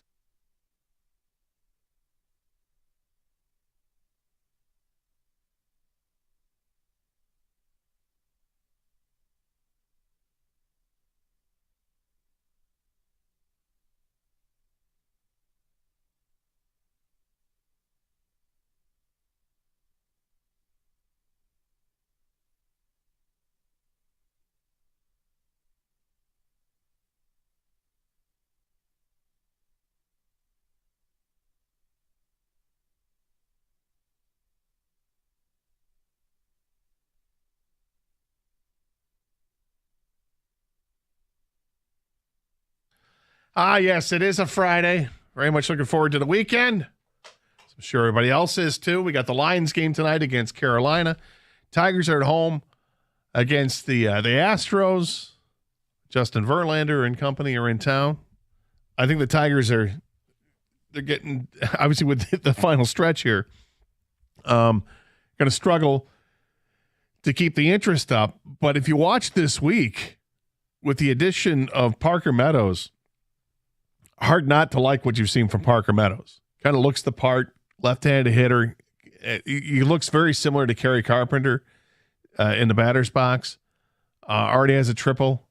His speed is on display, one of the fastest guys in the league. The play he made in center field, the diving catch was spectacular. And, you know you've got a good outfielder when you bring somebody up and they immediately go to center field and you say to Riley Green, "Hey, Riley, can you play one of the corner spots?" Riley's like, "I'll play anywhere you want. Want me to play third base? I'll play third base," because Riley Green's great teammate. But this is what the Tigers are starting to build. They've got some great defensive players that they can bring up. Parker Meadows was one, and now he's hitting the ball well this year. Deserved the call up, and good for him. And I hope that he continues to hit the ground running. We'll see when Justin Henry Malloy gets called up. I don't know if we'll see Colton Keith get called up at some point. He's cooled off, but he's still every couple of games ends up with a really big hit. But Malloy seems like he'd be the next one that gets brought up. But there's some interest with the Tigers. Yesterday had a bunch of movement. Guys in the Florida Complex League getting bumped up to low A ball at Lakeland, including a lot of the draft picks. Like Max Clark is now playing at Lakeland. McGonigal is playing at Lakeland. Max Anderson is playing at Lakeland. And I think all three of those guys had hits in the game yesterday, making their debut. So kind of fun. It's fun for me to watch the young Tigers grow, and we'll see the rest of the season. But I did mention that there was something that is disturbing a little bit. I'll just read this. This is from Reuters. It says that Amazon is in early talks with Walt Disney Company about working on the streaming version of ESPN it's developing, while possibly also taking a minority stake in the sports network, the information reported on Thursday, citing people familiar with the matter. Disney and ESPN are still in the midst of determining an appropriate price for the new service. ESPN is considering charging between $20 and $35 a month for the new streaming service, which could make it the most expensive streaming service in the country, the report added. This is, I'm not sure what to make of this because there aren't a whole lot of details about this just yet if this happens. But this is Amazon. So you're talking Amazon doing some sort of merger with ESPN. Does that mean if I'm going to pay, because this is the frightening part, the disturbing part, is how much money per month you're looking at. As a sports fan, everybody loves what ESPN can provide, and you're going to want that content. But when you pay $5 a month or whatever it is for ESPN Insider, and then it jumps up a couple bucks a month, and ESPN Plus, and you've got that content.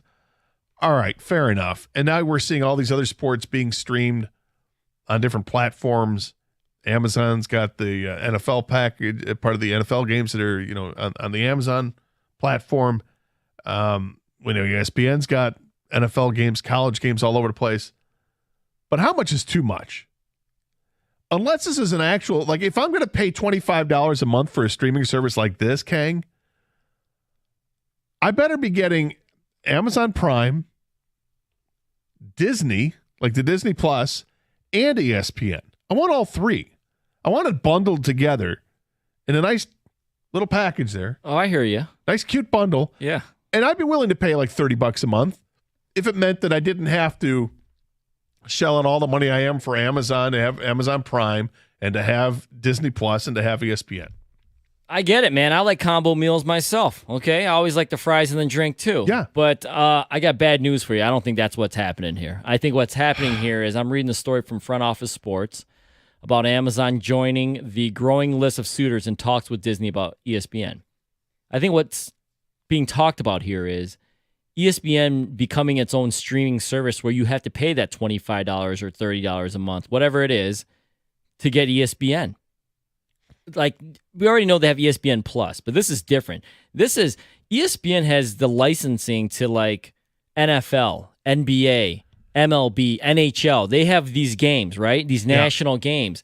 Amazon we already know they have football. They've been trying to get more involved with sports as part of theirs. So for the advantage for Amazon getting into this is they're going to help ESPN convert to streaming, and they're going to get a piece of that pie. They kind of want to be like an investor, and also they're going to help them do this whole streaming thing because that's what Amazon does. It sounds like what ESPN is going to become eventually, if this comes to fruition, and correct me if I'm wrong, because I'm trying to figure this out, is that ESPN ends up being like HBO or Showtime. It's its own pay channel. It's no longer part of basic cable. Is that what I'm seeing? Or you think that's where it's going? Yeah, because and maybe that gets rid of commercials then, or they have their own different type of commercials on there, but they have a lot of programming. They have, I just mentioned all the leagues they have, and I know they got a ton of programming, and they've also made a ton of cuts over the last year. They've trimmed a lot of fat off of the. Well, that's what they could probably consider it, trimming fat. Yeah.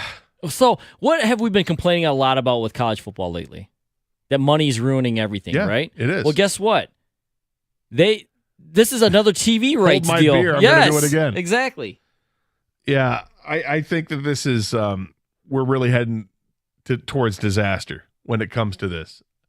Turning ESPN, if this is going to turn ESPN into just its own streaming service, and they're going to be like, a Disney Plus or an HBO Max or whatever they're calling it these days, and are we no longer going to see it on basic cable? That would be disturbing to me. I would not like that at all. And does that make sense when it comes to what they have to offer for like college football, like game days on Saturdays? Are we going to start to see, if ESPN's got 10 games they could broadcast, but they only have a few channels they can broadcast on basic cable, but if you have the streaming service, you can catch any one of the games. You pick and choose which one you want. There's a convenience factor for that. But it comes with a price, and the price just seems like it's a little too steep for me. When you start talking that they're looking at between $20 and $35 a month, that's steep. It's very steep. I'm curious what you folks out there think about this. I don't like where this is heading. I don't like having to go to a million different streaming services to watch NFL, to watch college football, and I think ultimately we saw this was coming. It's not that long ago, 20 years ago, less than 20 years ago, we were talking about getting that a la carte stuff for your. Well, I was going to ask you, for your cable and picking and choosing what you wanted on cable, but it was all available for one price. But now, is it just completely a la carte though? You know what I mean? Like it's now, too much a la carte. Well, yeah, it is. There is no value meal. No, it's here's the menu, pick what you want. Yeah. Everything's going to cost a little bit different, but pick what you want. There's some luxury car companies out there. This is the main entree. Everything's a la carte. There's nothing like, we have 3 different packages. No, everything. Well, this is what, and I'm with you on this part, is everyone wants entrees for that price. So it's not, they're all entrees because they want to be priced, how much do you want to pay? That's only one streaming service. It would be the highest streaming service, by the way, per month if it was true that the rumors are true that it's $25 to $35 a month. I don't like this. For ESPN. And if you watch any of those primetime sports, because usually they're big games on ESPN, it's, Yeah. You're not going to get to watch it unless you have the service, if this happens.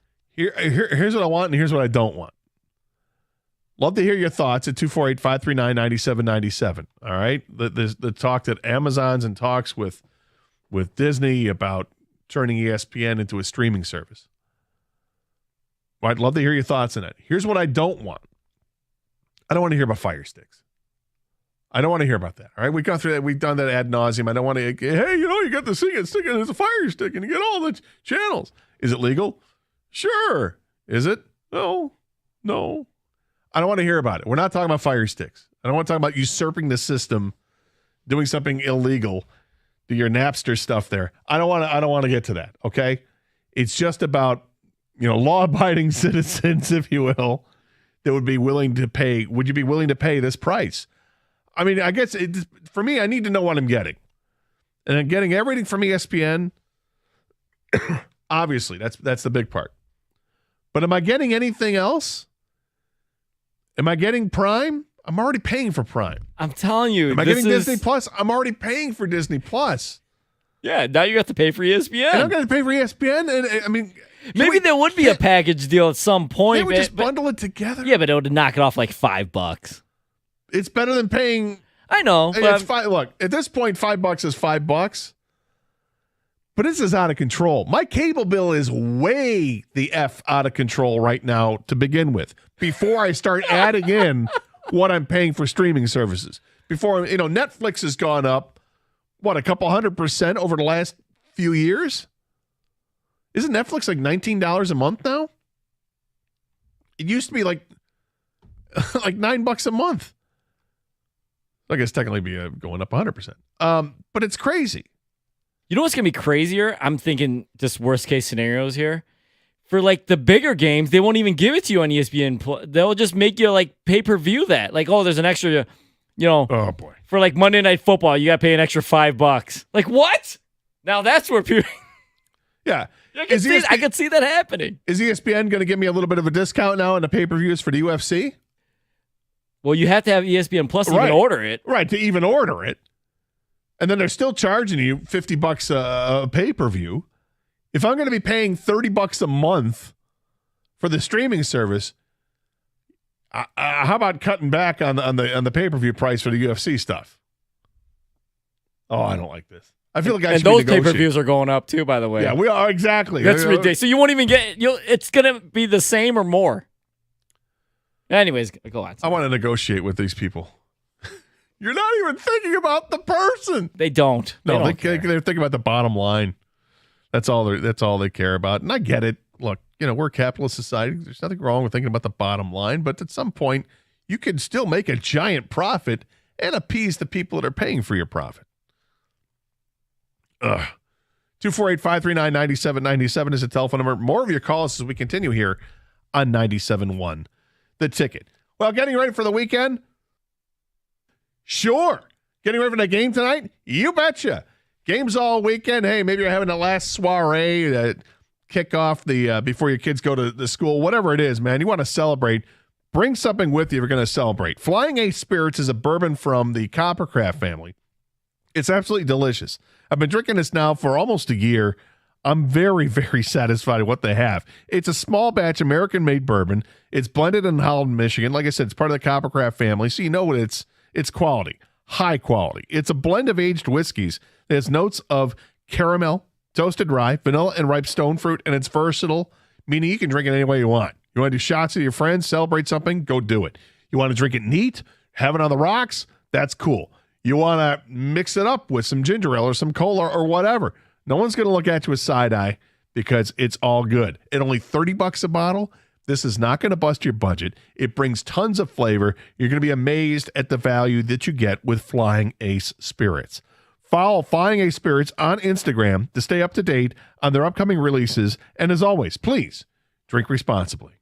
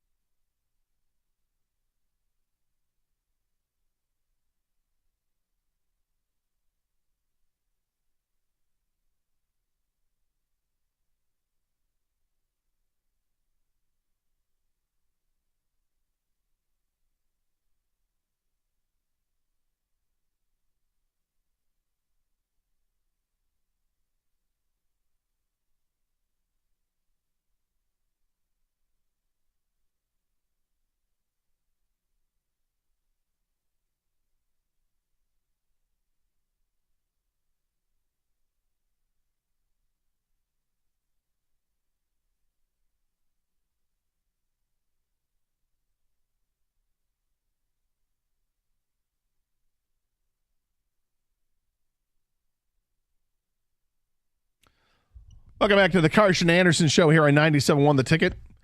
Gator with you along with Kang. Got Dennis working the phones. Dustin. I said Dennis? Yes, that was awesome. Sorry, Dustin. I got Dustin working the phones. Evan's lurking about. I want to get Evan's opinion on something coming up in about a half an hour from right now. But Kang brought this to me about an hour ago. The story that Amazon is in early talks with Disney about working on the streaming version of ESPN, that ESPN is developing the streaming service, and that they're considering charging between $20 and $35 a month for the new streaming service, which could make it the most expensive streaming service in the United States. And yeah, I got questions. I got lots of questions. I don't think I'm going to be happy about this because I don't think that what they're going to do is what I'd like to do. Like if you're going to combine Amazon with ESPN, whose parent company is Disney, then give me all three. Give me a threefer. Supersize this meal. Give me the threefer. And you give me the price of, if I'm paying $30 a month, I'm cool with that. $10 a month for each streaming service. That's all good. But they're not going to. That's not how it's going to work. That's not how it's going to go down. It's a totally new streaming service to create for ESPN. They're creating it for ESPN. So they're not going to combine forces here. And that's disappointing. It's really disappointing.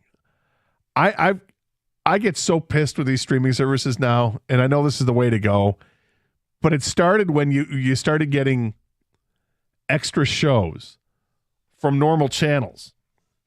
You know, like when you had AMC, and then AMC came out with AMC Plus. Paramount coming out with Paramount Plus. Hey, here's this great new show we have. It's a spinoff of Yellowstone. It's a prequel. It's called 1883. Sounds great. Yeah, I'm all in. Get to watch the first 3 episodes, and then it disappeared and went only to streaming. It's going to cost you $18.83 a month. Yeah.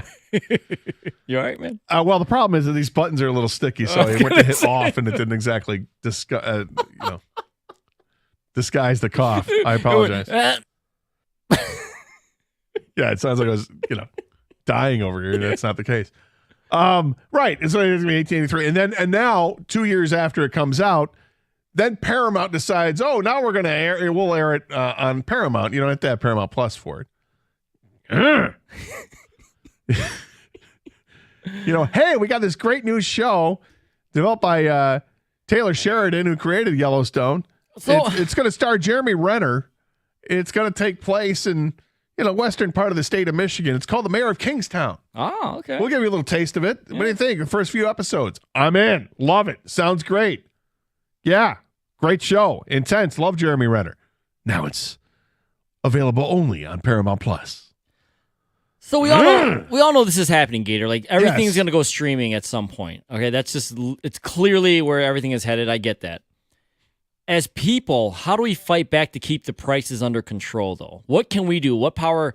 We just don't do it, right? We just don't watch. Yeah. Which I never got Paramount Plus. But can we get enough people not to watch? Because they only need a certain amount to make up for their, to make their money. It's sports. I know. That's what I'm saying. How do we do this? We've got to take back control, take back the power, if we have any. But we do have the power. It's to watch or not. The power is to watch or to not watch. Right. Yeah. And do we all just go to the bar and give our money to the bars instead? Oh, no. Well, I mean, you can, but the bar doesn't have it. I got a text from a bar owner last night. What?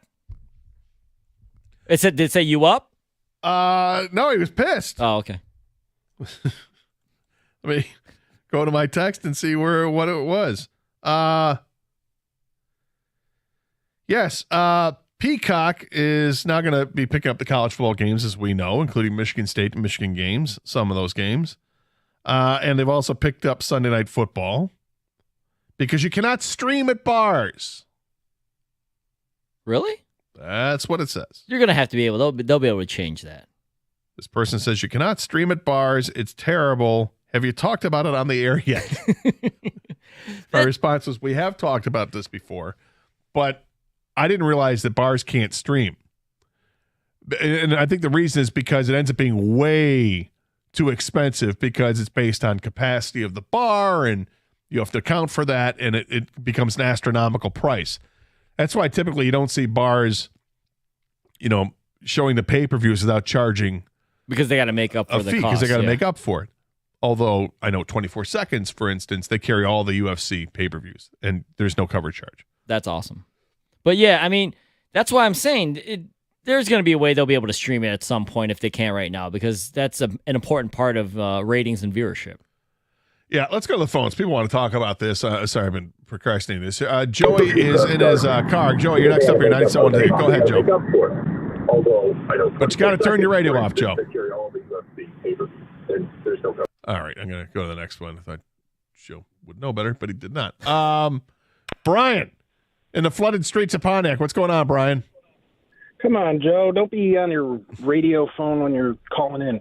Yeah, man. Look, this to me, Gator, is the start of the New World Order, and this is only the beginning. And I'm talking about wiping out the lower class, which don't even have a chance anymore. And me, I'd classify myself middle class, and it's very hard for me to afford, cable and all these services and upgrading to the NFL packages that they want us to buy. We just can't do it. I mean, it is like, you can go to the bar and try to and hope that they have every game you want to watch, but outside of that, I mean, but they're not going to have every game you want to watch, because there's going to be a game where there'll be weeks where the game's on Peacock, like Michigan State Washington, I think is on Peacock. I don't have Peacock, but I'm going to have to get Peacock because the bars can't get it. And it's impossible. I mean, and this is just for football. And I'm talking about all walks of life, travel, leisure. The banks are going to merge with Disney and eventually Amazon, and everyone's going to get bought out. And the only ones that are going to survive are the upper class. I mean, this is serious stuff, you guys. And, strike me dead, but don't say almost that. Blame it to the top and who's running this country. But it all's coming to fruition, and it's scary times we're heading for. Well, I don't like it. Football is probably the least of our problems, to be honest. We'll see how far it goes, but I don't like this. I don't like this at all, because it's something we obviously, our audience is typically a sports related audience, and this is going to affect the fan in an adverse way. We don't like this at all. But everybody's looking for ways to make a dollar, and here it is. ESPN has struggled over the last several years, making profits. They've had to make massive cutbacks, and a way that they see light at the end of the tunnel is, okay, well, why don't we just go all streaming, and we'll charge $25-$30 a month, and we'll should be able to make it up there. And they might, and I don't like it. I don't like it at all. And as King was asking, how do the people have the power here? People have the power not to subscribe until the price gets knocked down to something that we feel is affordable. But, these prices are going to be predicated on things like the Big Ten and what deal the Big Ten is going to work on for their media rights deal, right? This is why they're bringing in USC and Oregon and Washington and UCLA. This is why there's talks that Clemson or Florida State might be added to the Big Ten. This is why the SEC went out and got Oklahoma and Texas. It's not just because those are great programs. They wanted the Dallas audience, and even though Texas plays in Austin, it's a Dallas audience, and they're getting that. Everything is based on getting more and more viewers to watch your product, of course, and this is where we're at. You know what, though, with this, I imagine if this were to happen, if ESPN does go streaming, and whether they partner with Amazon or Verizon, who tried to get with them earlier too, whoever it is, not just the sports, I think they're going to have to come out with like original content, like shows, like not like just the debate shows, I'm talking like, well, they have like the Untolds and things, the 30 for 30s, like they're going to have to come up with. Well, they have the Manning stuff. Yeah, exactly. I think that you're going to see a lot more of that because although they're going to be charging more, they're going to have to give more too than just the games. So I think be ready for that as well. Yeah, I mean, at this point, what do they have? They have their archives, right? And that's not. I don't care about the archives. I care about what's live, what's next. Does that mean they're going to have to come up with more creative They live will. programming? This is all content. Like if I don't care if it's Peyton and Eli cooking show, they're going to do something, aren't they? Seriously, like where they know this starts at 3:00, it ends at 3:30 or whatever. Gator Archie Manning renovates a tool shed. Sounds great. I'm in. What do you got? Well, you need your 2x4 here. We're gonna get we're gonna have to sister it up there with the Sam crossbeam. Laporta fixed porta johns. Right, I don't know. Right, exactly. I don't like where this is going. I don't like this at all. 248-539-9797. This is 97.1, The Ticket.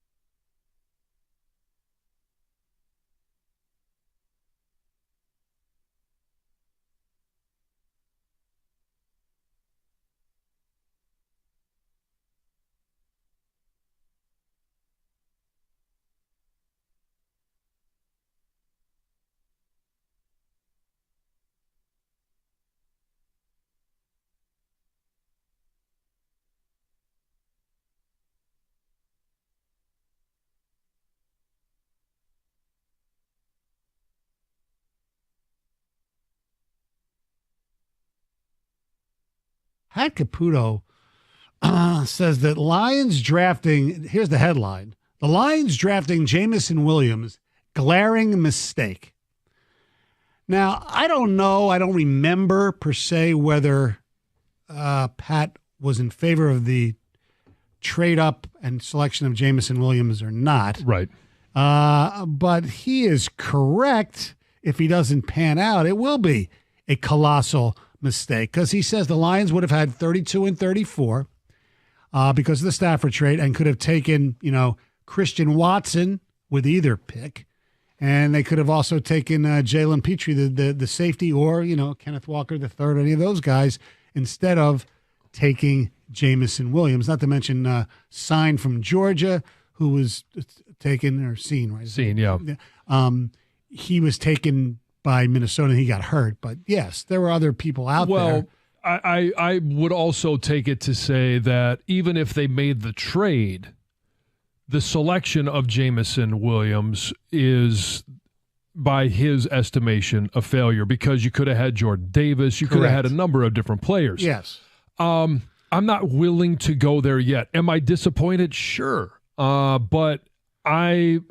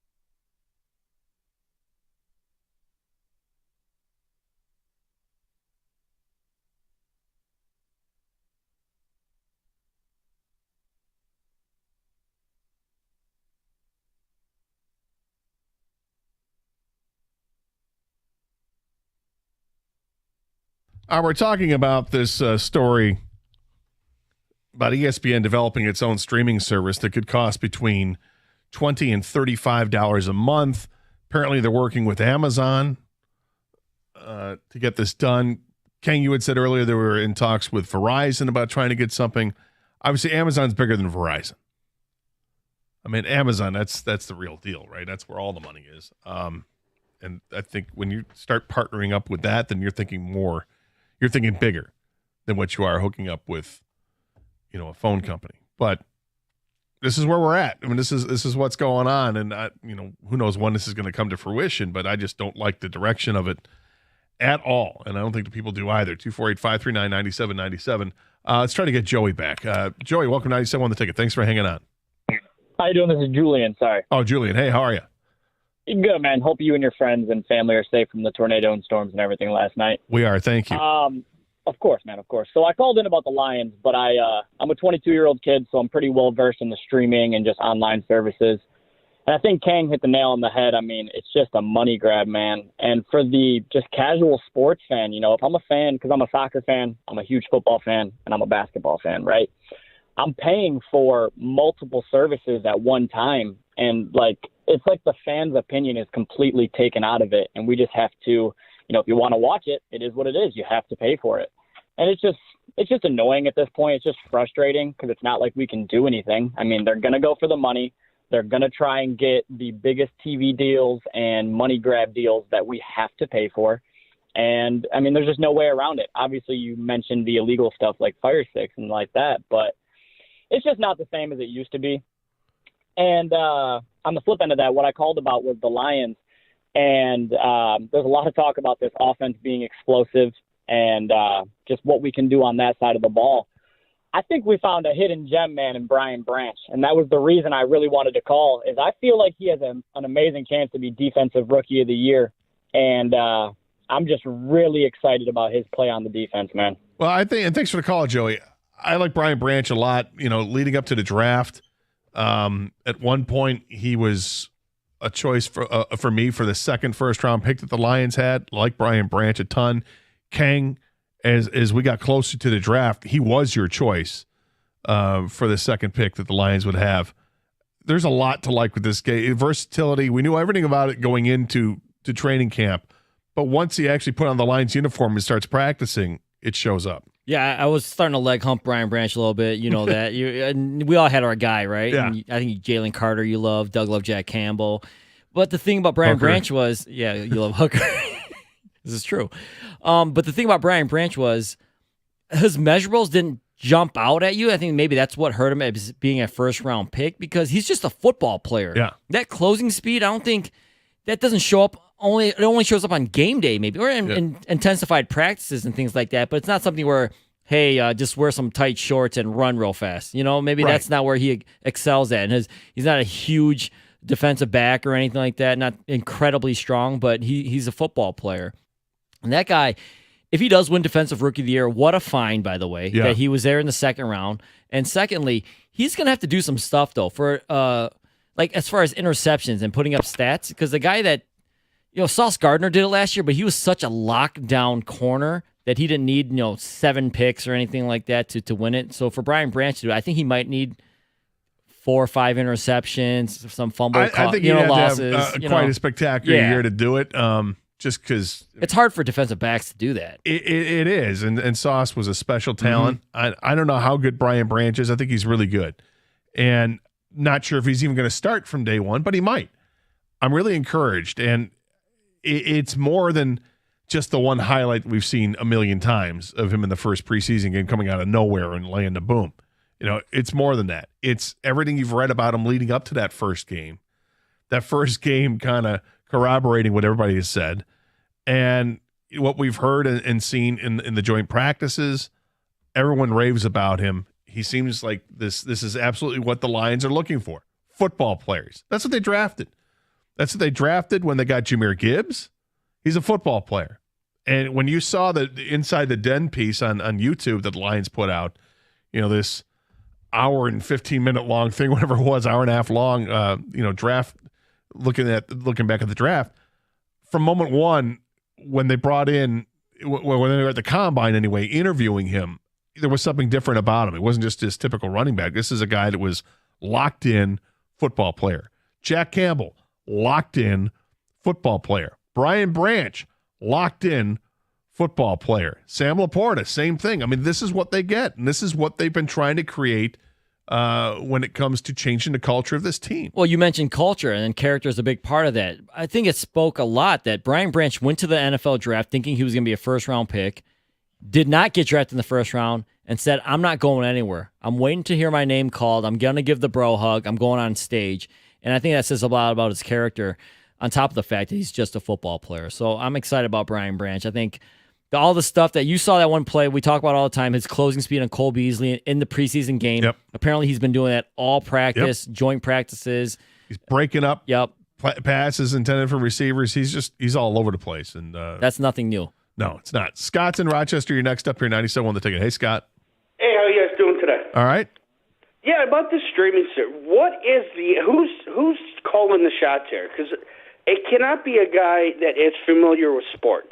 Because all this is one gigantic cash grab. Okay, everyone does that. But in order to get your next generation of fans, they got to be able to turn on the TV and watch sports.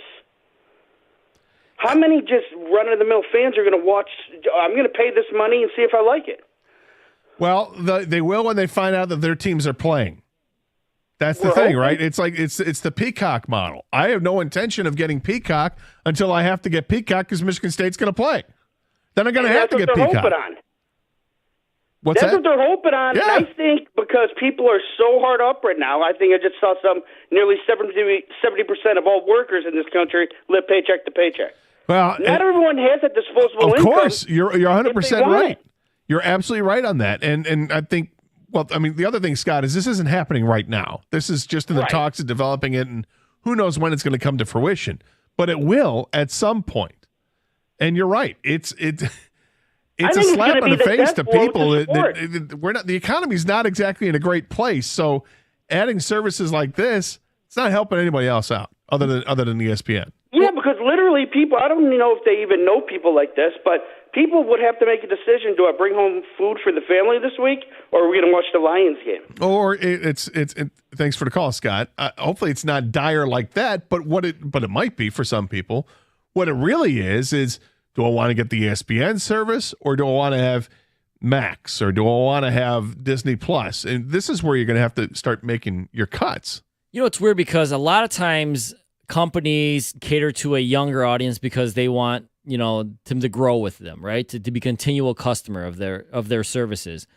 The caller before this caller was 22 years old and said that this is a complete money grab. And it didn't sound like it's something he wanted to get, if he was even going to get it or not. He was a big sports fan, named off he was a fan of soccer, football, and the NBA. He's 22 years old. If he can't even afford to get this, I mean, aren't you pricing out that younger, I mean, everything's getting more expensive. Exactly. What can you afford? This caller's mentioning it's disposable income. The demographic group that's accustomed to the streaming stuff is the younger demographics. And if they can't afford it, then what are you doing? Exactly. That's exactly my point. And the older demographics, they don't want these people. I'm already paying for cable. I'm already paying for cable. I'm sticking my fist in the sky, and I don't want to change. So who are you catering to? Some ticket texts have come in on this. I just hope it comes to the point where people stop buying this crap. I know that I'm not going to do it, but I'm certainly not spending $1,000 a year to watch football. They can kiss my ass. It's funny. He didn't say that. He said, I didn't? He said, they can kiss my you-know-what, but my mind already went there. That's great. To find something else to do until they start losing money. No way am I paying $30 a month for Yankees Red Sox every Sunday night, John and Warren. Seriously, right? Right? If I got to pay $25 to $35 for ESPN, I better hear some damn swear words and no commercials. Amen to that, okay? If they go completely uncensored with it, where they don't have to apologize for comments made by coaches or players after the games, or maybe you pick up that Justin Verlander told Alex Cora to go do something to himself that he physically can't do. Blank off. Right. Then stop apologizing for it. Just let it fly. It happens, right? If the ESPN Amazon deal happens, I will never pick it up. These mega corporations are bankrupting people. Jim and Trenton. Well, ESPN's got money issues. This is why they're trying to find a way to stay, solvent here. And one of the ways to do it is, hey, how about we create our own service? Okay. And I guess we're left to believe that the way that they can become profitable is if they go over $20 a month. That seems steep. It seems very steep. And you've already got people on the hook for ESPN Plus that they're paying for. And now you're going to do this? But that price is going to jump, be more than twice as much as it is for what's ESPN Plus? Is it like $9.99 a month or something? And you're going to jump that to maybe 3 times as much? Yikes. I know right now for my family, for $17 a month, we get Disney Plus, Hulu, and ESPN Plus. I don't even know if I have it all bundled. I mean, any way to save a buck, you have to bundle things, I know, right? exactly, right. But I don't know if I have Hulu. But I pay for Disney Plus and I pay for ESPN. You might Plus. as well get Hulu. I should have Hulu. I don't know. I'm so damn confused. Wait, does this mean another password you got to come up Seriously. It's bad enough. Like in this computer You don't need in front of me, I subscribe to the Freep and Detroit News, right? And periodically, I'll go to a story on like my phone, and it's a Freep story, and up pops a subscription thing, and I'm like, I have a subscription. It even says in the upper right corner, "Hi, Scott." So what am I doing here? Why can't I get to it? The computer at my desk this morning, Kang. I'm looking up a story Dave Burkett wrote in the Free Press. No problem. Get right to it. I come in studio. Go to pull it up on his computer. Nope. Hi, Scott. Subscribe. I am subscribed. That's why I just said I'm already logged in. Give me the retina scan, The man. hell, man. I'm good. God. 97 won the ticket. So speaking of all this is an appropriate time for this to come up. How about my favorite sports bar, 24 Seconds Bar and Grill? It is my favorite sports bar. I'm worried about the future of sports at bars.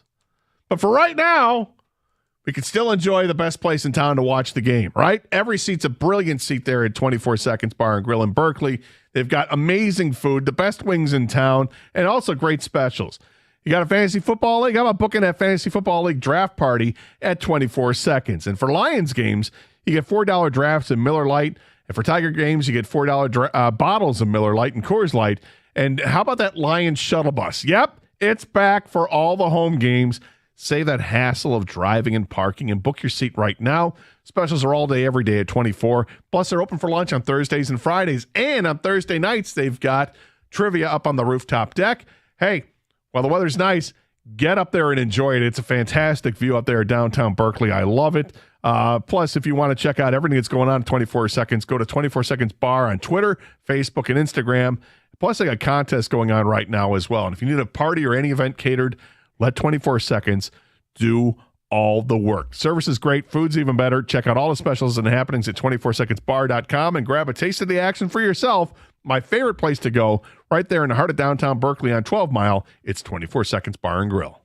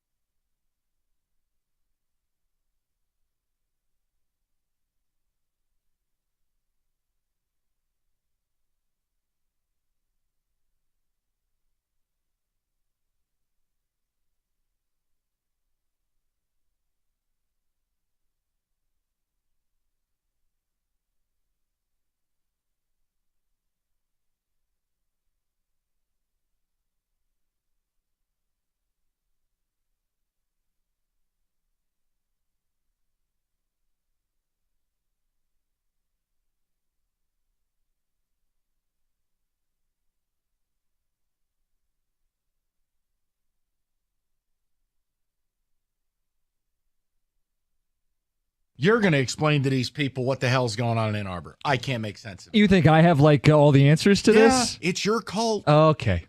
You're at Emgo Costa. Here it is. Excuse me, I have to get a screwdriver and fix them. You go ahead and do that. For people who may have heard, and for those who have not, Jim Harbaugh and the Michigan Wolverines have, that too, self-imposed suspension, but only 3 games.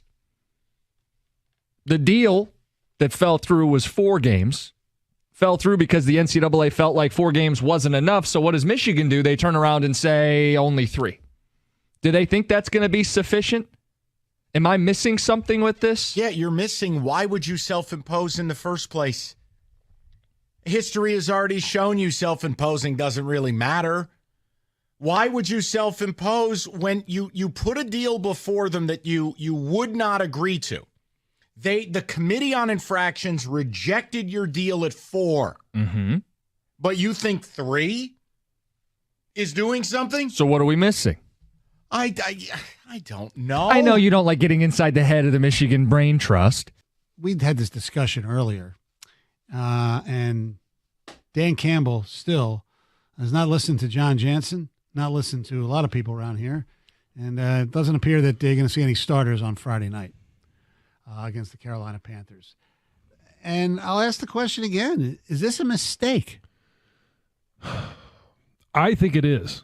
And I know the argument is, okay, they had these joint practices. They had the very intense practice ones-on-ones this week.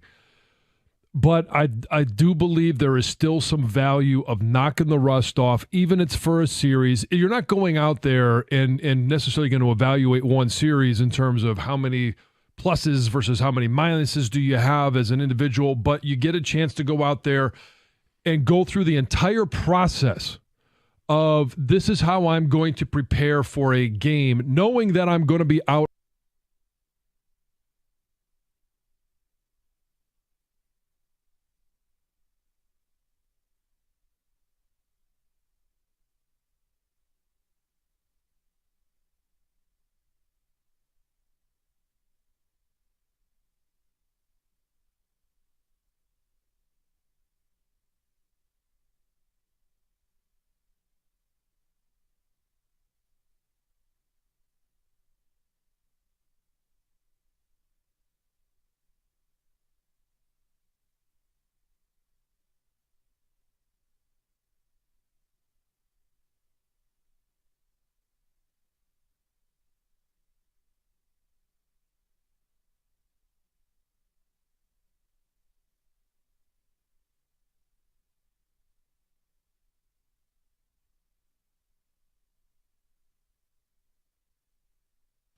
Sorry, I apologize. I was frustrated. All the streaming, all these damn services. And then they can't keep track of this? It literally says, "Hi, Scott." You are. You're subscribed. I am. I'm a subscriber. Thank you. I mean, I have it both for the Free and the Detroit News. I have them both. I support both. And the Athletic and ESPN. You got it all, man. Spartan Mag. I have it all. They all have different passwords and remember which emails and the old email address, the new email address. But it literally says up in the upper right corner of the Dave Burkett article, "Hi, Scott." But meanwhile, the main page, hey, subscribe. Thank you. I sound like I'm crying there. On the inside, you were. I kind of am. On the inside. Your wallet's crying. My wallet is definitely crying. It's hemorrhaging at this point. But how does that work? The computer that's 35 feet away, pull up the article, not a problem. I come into the newfangled studio, and I get, "Hi, Scott. Want to subscribe?" I'm already logged in. Yes.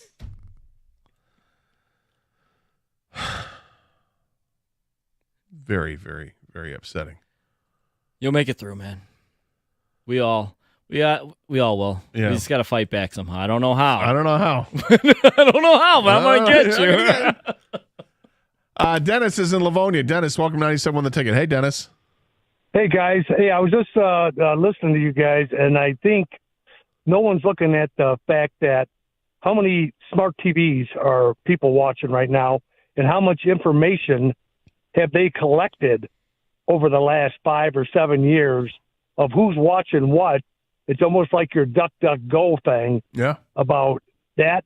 And all of a sudden now they're starting to split up all the divisions in the colleges and stuff like that for a money grab because they know who's watching what and where.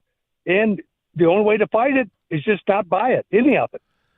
Yeah, but that's tough. It's tough to go cold turkey on something that you really want. No, it's not, man. Just stop drinking that bourbon. You'll be all right. I'm not going to stop drinking. Don't tell me to stop drinking the bourbon. And look, for my job, obviously, I'm going to have to subscribe to this. And No.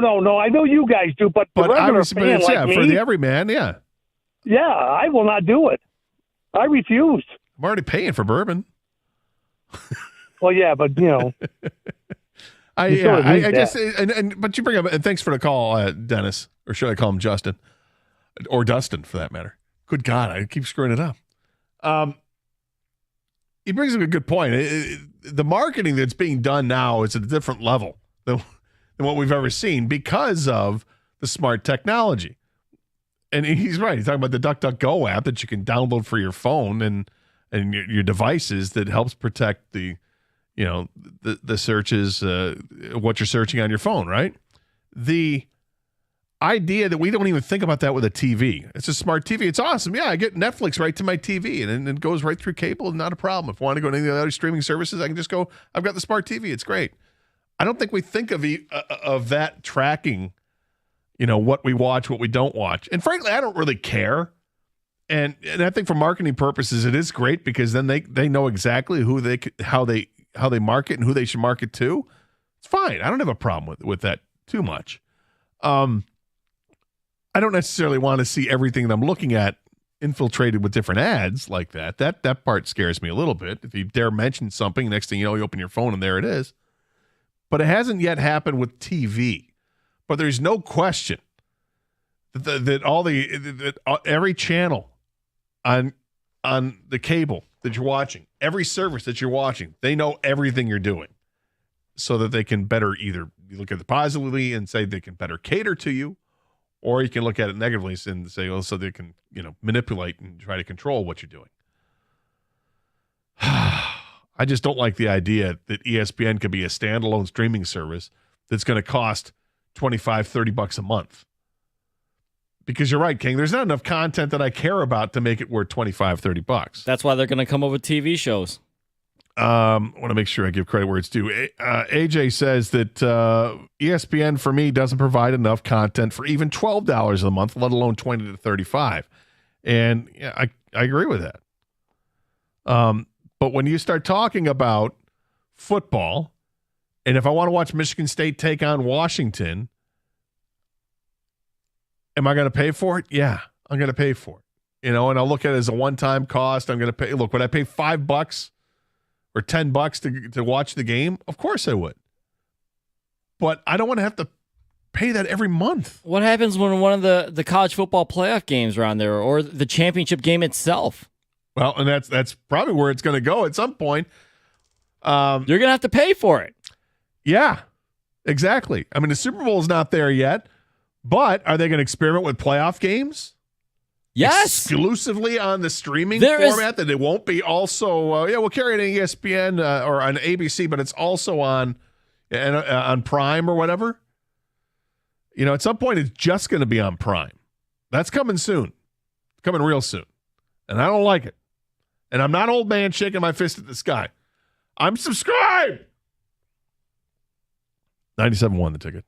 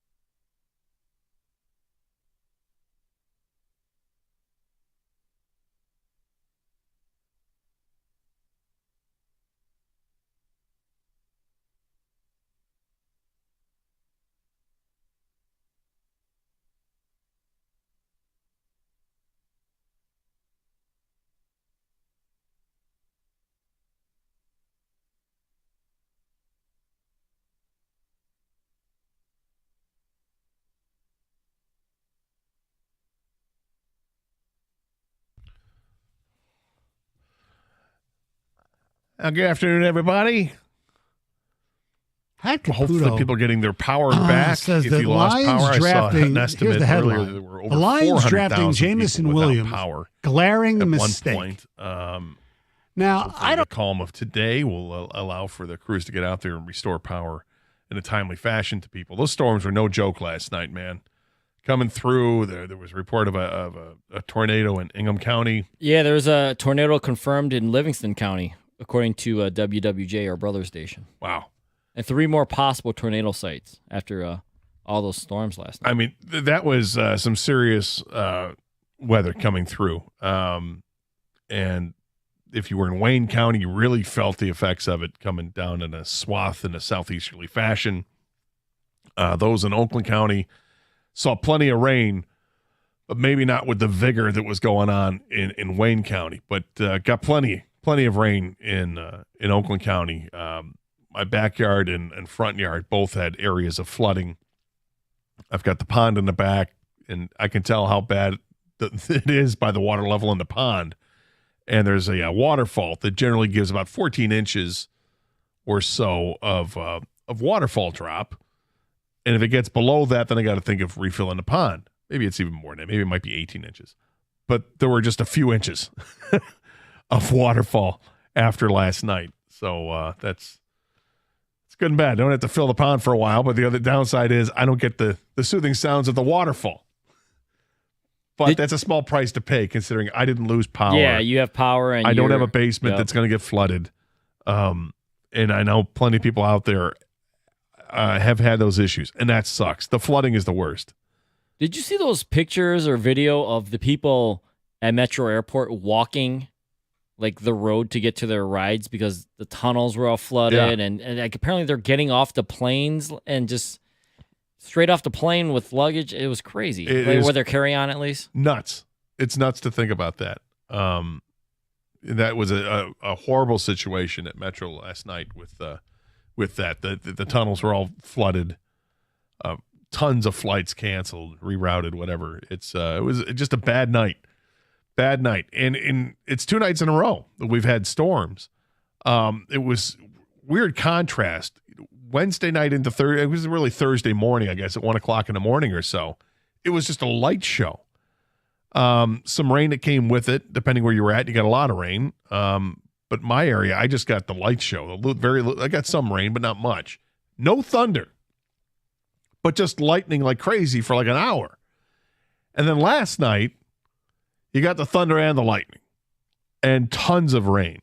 Some people on Thursday morning got up to 7 inches of rain, and then follow that up with another 4 to 5 inches of rain last night. Some areas got close to 7 inches last night in rain.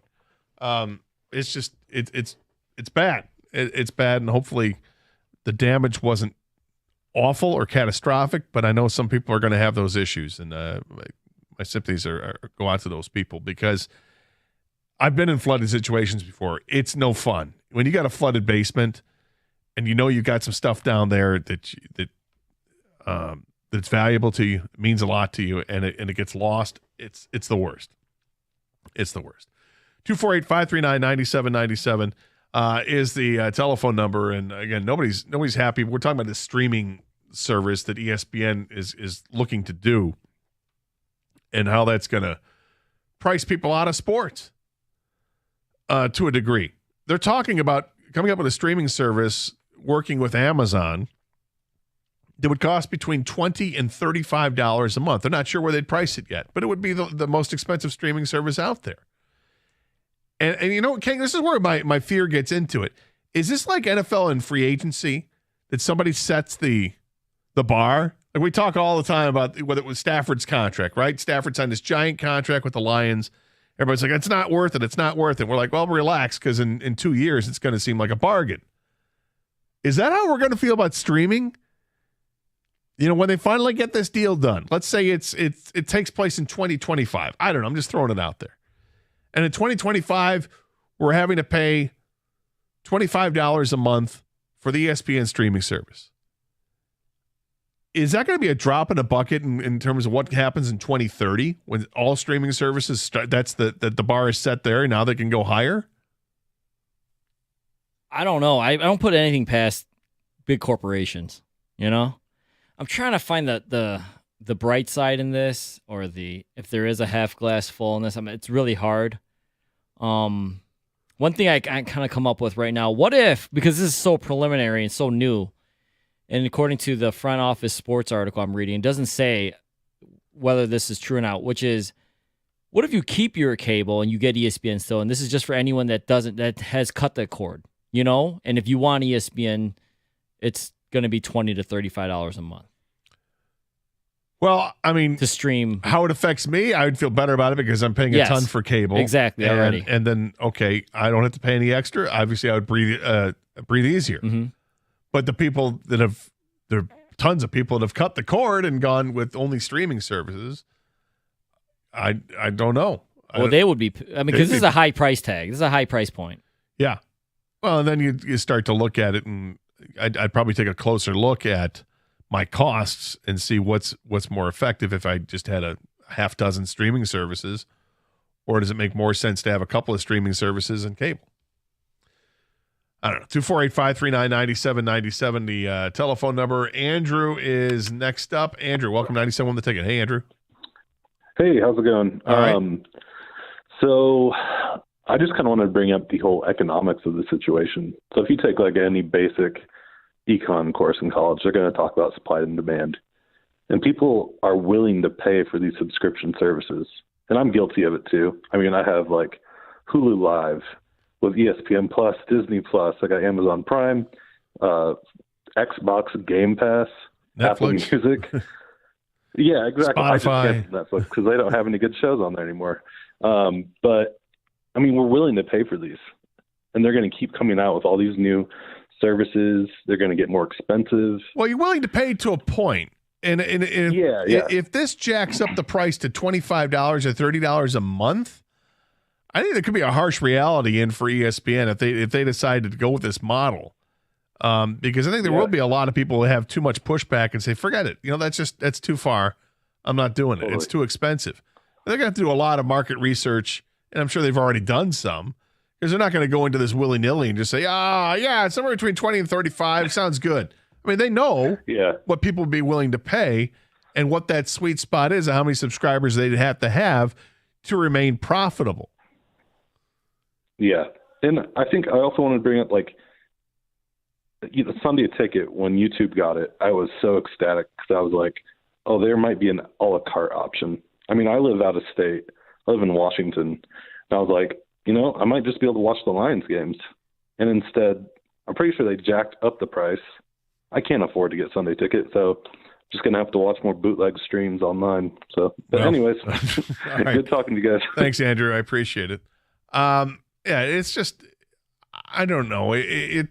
Doug's talked about the sports bubble bursting for years. He's talked about this, like at least the last 10 years. He's mentioned it.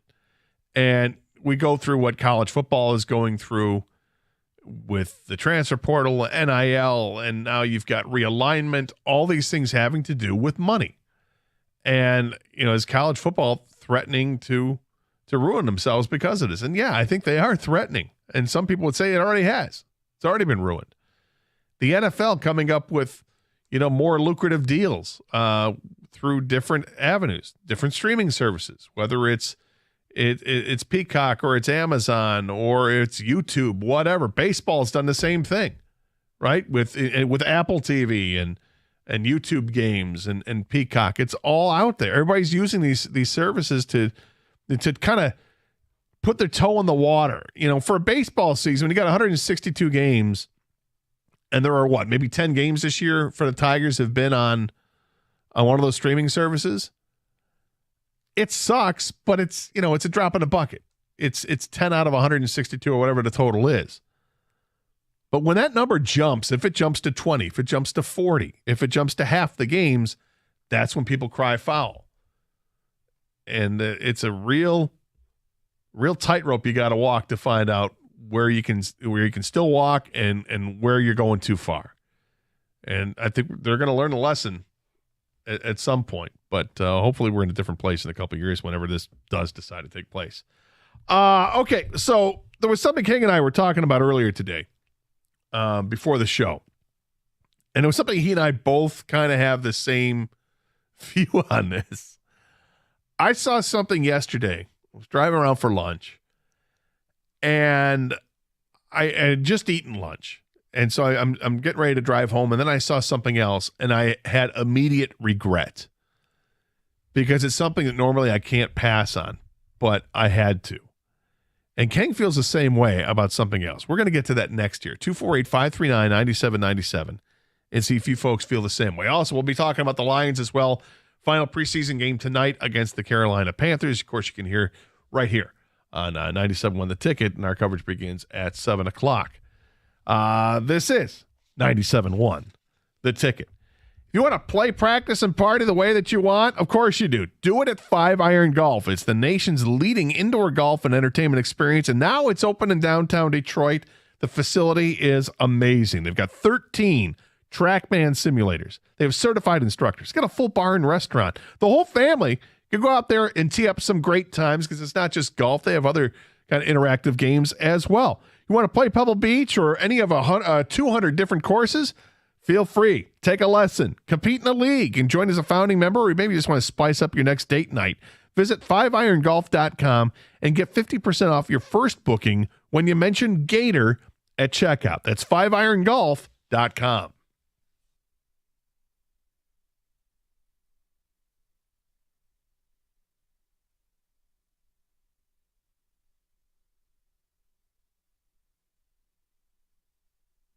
I don't know. I don't remember per se whether Pat was in favor of the trade up and selection of Jameson Williams or not. Right. But he is correct. If he doesn't pan out, it will be a colossal mistake because he says the Lions would have had 32 and 34 because of the Stafford trade and could have taken, Christian Watson with either pick. And they could have also taken Jalen Petrie, the safety, or, Kenneth Walker III, any of those guys, instead of taking Jameson Williams, not to mention Sign from Georgia, who was taken, or Seen, right? Seen, yeah. He was taken by Minnesota and he got hurt. But, yes, there were other people out there. Well, I would also take it to say that even if they made the trade, the selection of Jameson Williams is, by his estimation, a failure because you could have had Jordan Davis. You could have had a number of different players. Yes. I'm not willing to go there yet. Am I disappointed? Sure. But I'm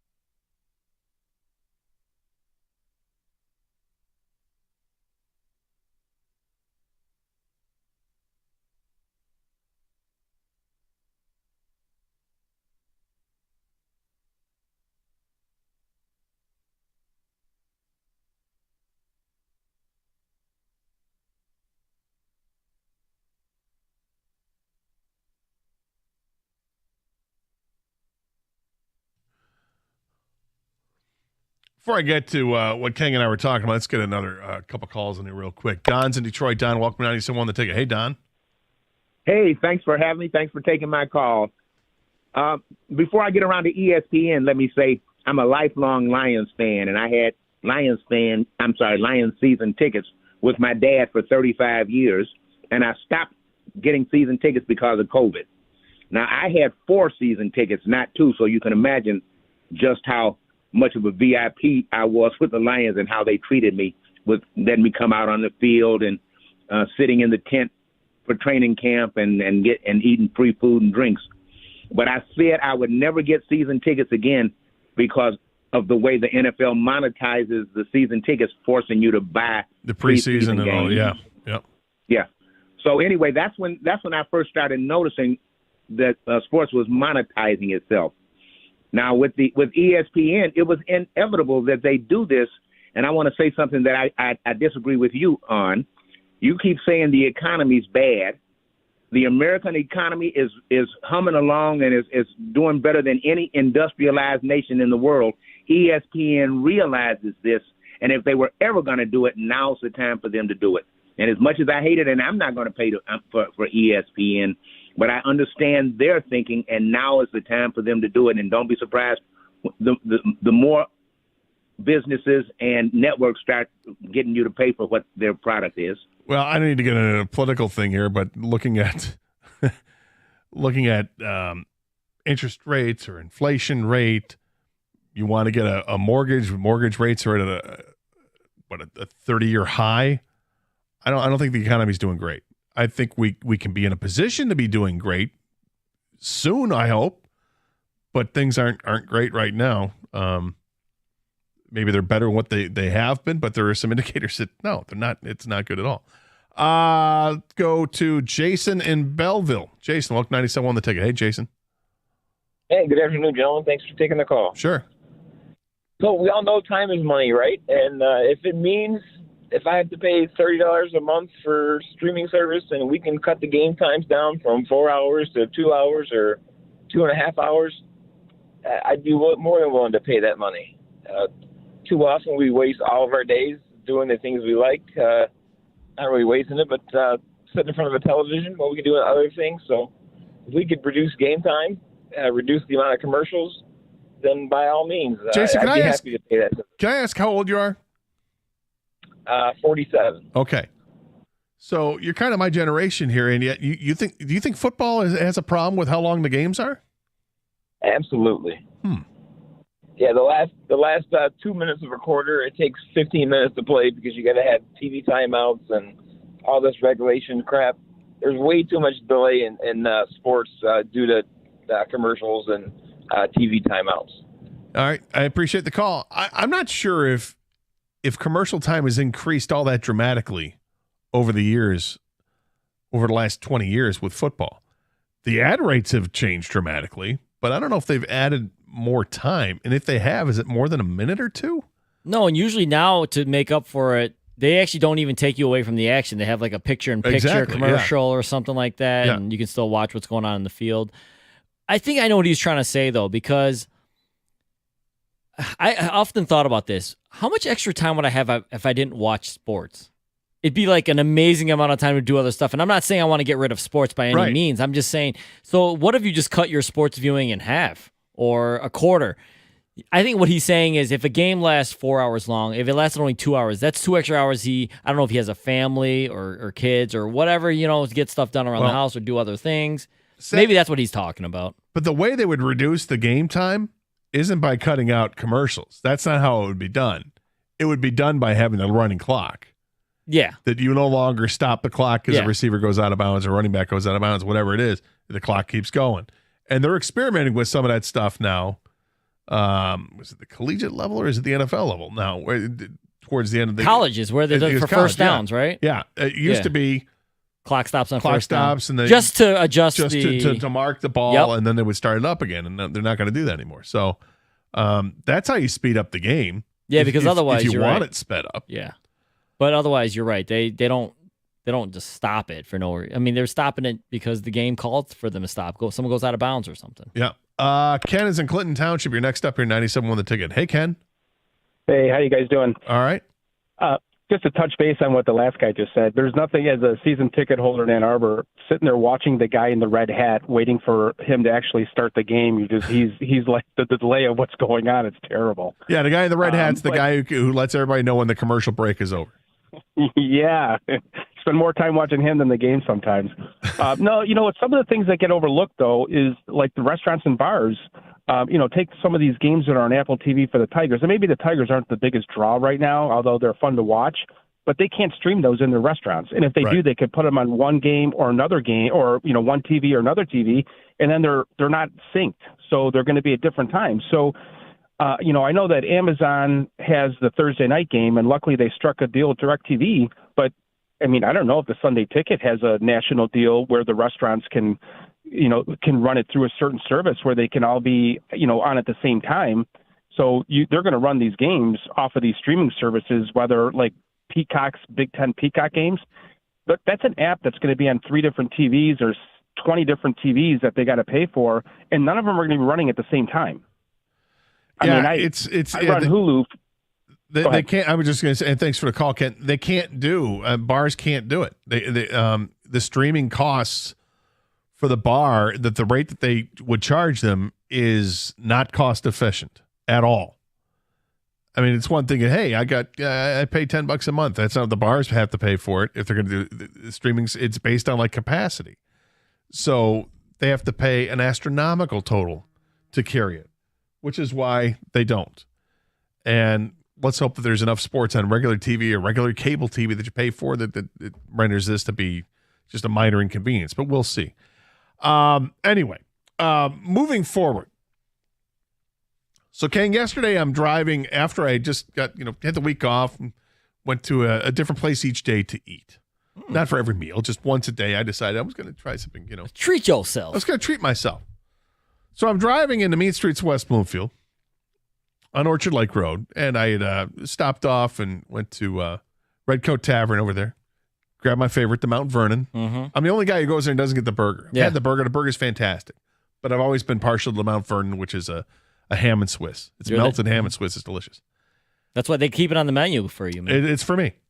So when I left and I felt nice and satisfied, get back on the road, I'm going to head home.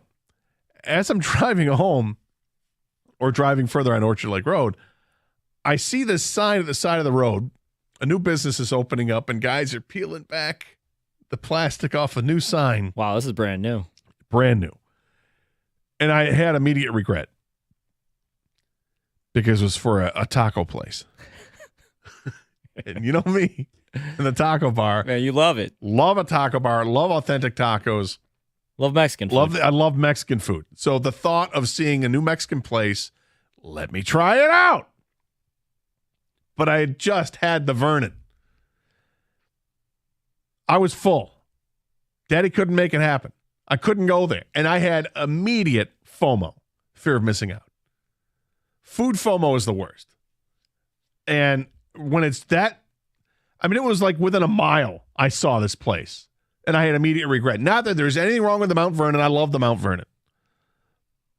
But if I had seen this place earlier, I probably would have gone tacos. Because you have to. Because I have and to. Didn't something happen when you were doing the show on the Woodward Dream Cruise? I heard a little bit of it. You and Doug were on the air on Saturday. Yep. And Doug was saying you're in your element. There's cars around you. Yep. And to top it all off, you're talking Lions. There's cars all around you, classic cars, which you love. Yep. To top it off, there's a taco truck. There's a taco truck right next to where we were broadcasting from. And we had John Cooper from GMC and Gowling GMC had taken us for a ride on the cruise in the new Hummer EV. It was fantastic. Took the top off. It did a little crab walk, and it was great. We came back and getting ready to leave, and I'm like, well, I can't leave. I can't leave yet. Daddy's got to get something from the taco truck because I can't ignore it. It's right there, and I hadn't really eaten, so okay, I'll get a quesadilla. Just something simple. One got quesadilla. You had to. I had to. Last time I was at a taco truck was at Doug's daughter's graduation party. They had a taco truck there. Well, you literally had to there because had to, right? And I was glad I did. And I think we had gotten a bunch of my friend and I. We split like 3 or 4 different kinds of tacos, and then she went out and she got the quesadilla and was splitting it with a friend. And I'm like, yeah, I'll have a bite of that. And I was like, oh, this is the greatest quesadilla I've ever had in my life. It was so good. and his taco truck is here. So, of course, I'm going to have it. I felt compelled, because I always do when I see Mexican food, new Mexican places, I want to try them out. I'm always going to try it out because I'm always looking for good Mexican food without having to go to downtown Detroit, down to Mexican Village. And I love it down there. And I go down there often. But you've got one. You've got a compulsion. You feel like you always have to go to a place and do this. I have one when it comes to Mexican food. I'm sure the people out there have it as well. 248-539-9797. You can send us some text as well. In fact, how about should we do the 10 text thing? Looking for 10 texts. 10 texts. What's the food compulsion you have to try every time you see it?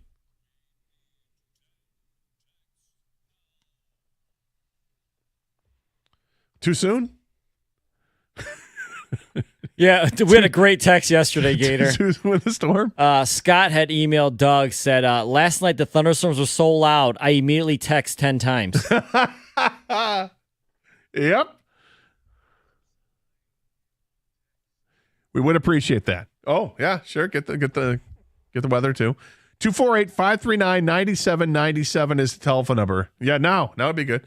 What's the one style of food or whatever that you have to pull over and try? Or you're just it's like, for me, my item, I'm not going to say, I'll say it after the break, but if it's on the menu, I have to order it. I'm sick. I don't know why. I can't help myself. Got to. Even if I'm not even in the mood for it, I got to order it. You got to try because you got to know, is this good or not? Exactly. 248-539-9797. This is 97.1, The Ticket.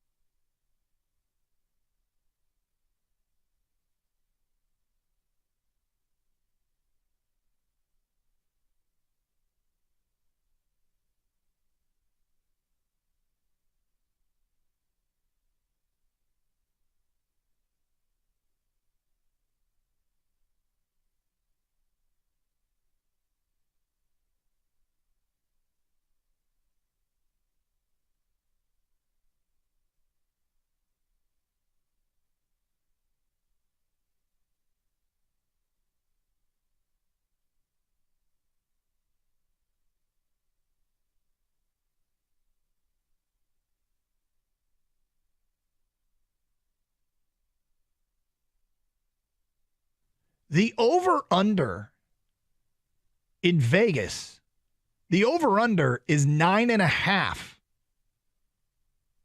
The Lions won 9 games a year ago.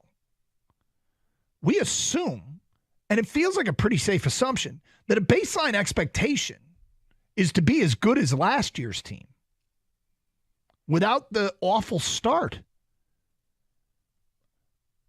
But have you asked yourself, why is the over-under only a half game more than what the Lions won last year?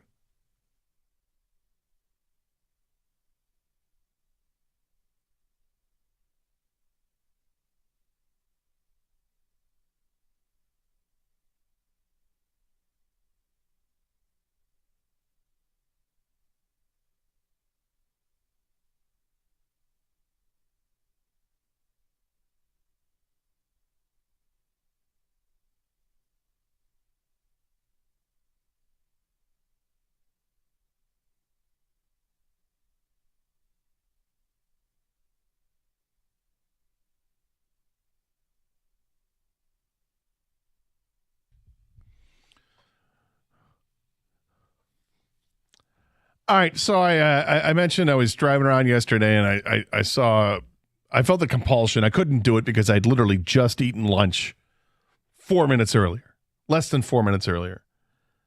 But I saw a new Mexican place opening up, specializing in tacos, and I always feel the compulsion to try new Mexican food. I love Mexican food. We know this, Gator. We know this.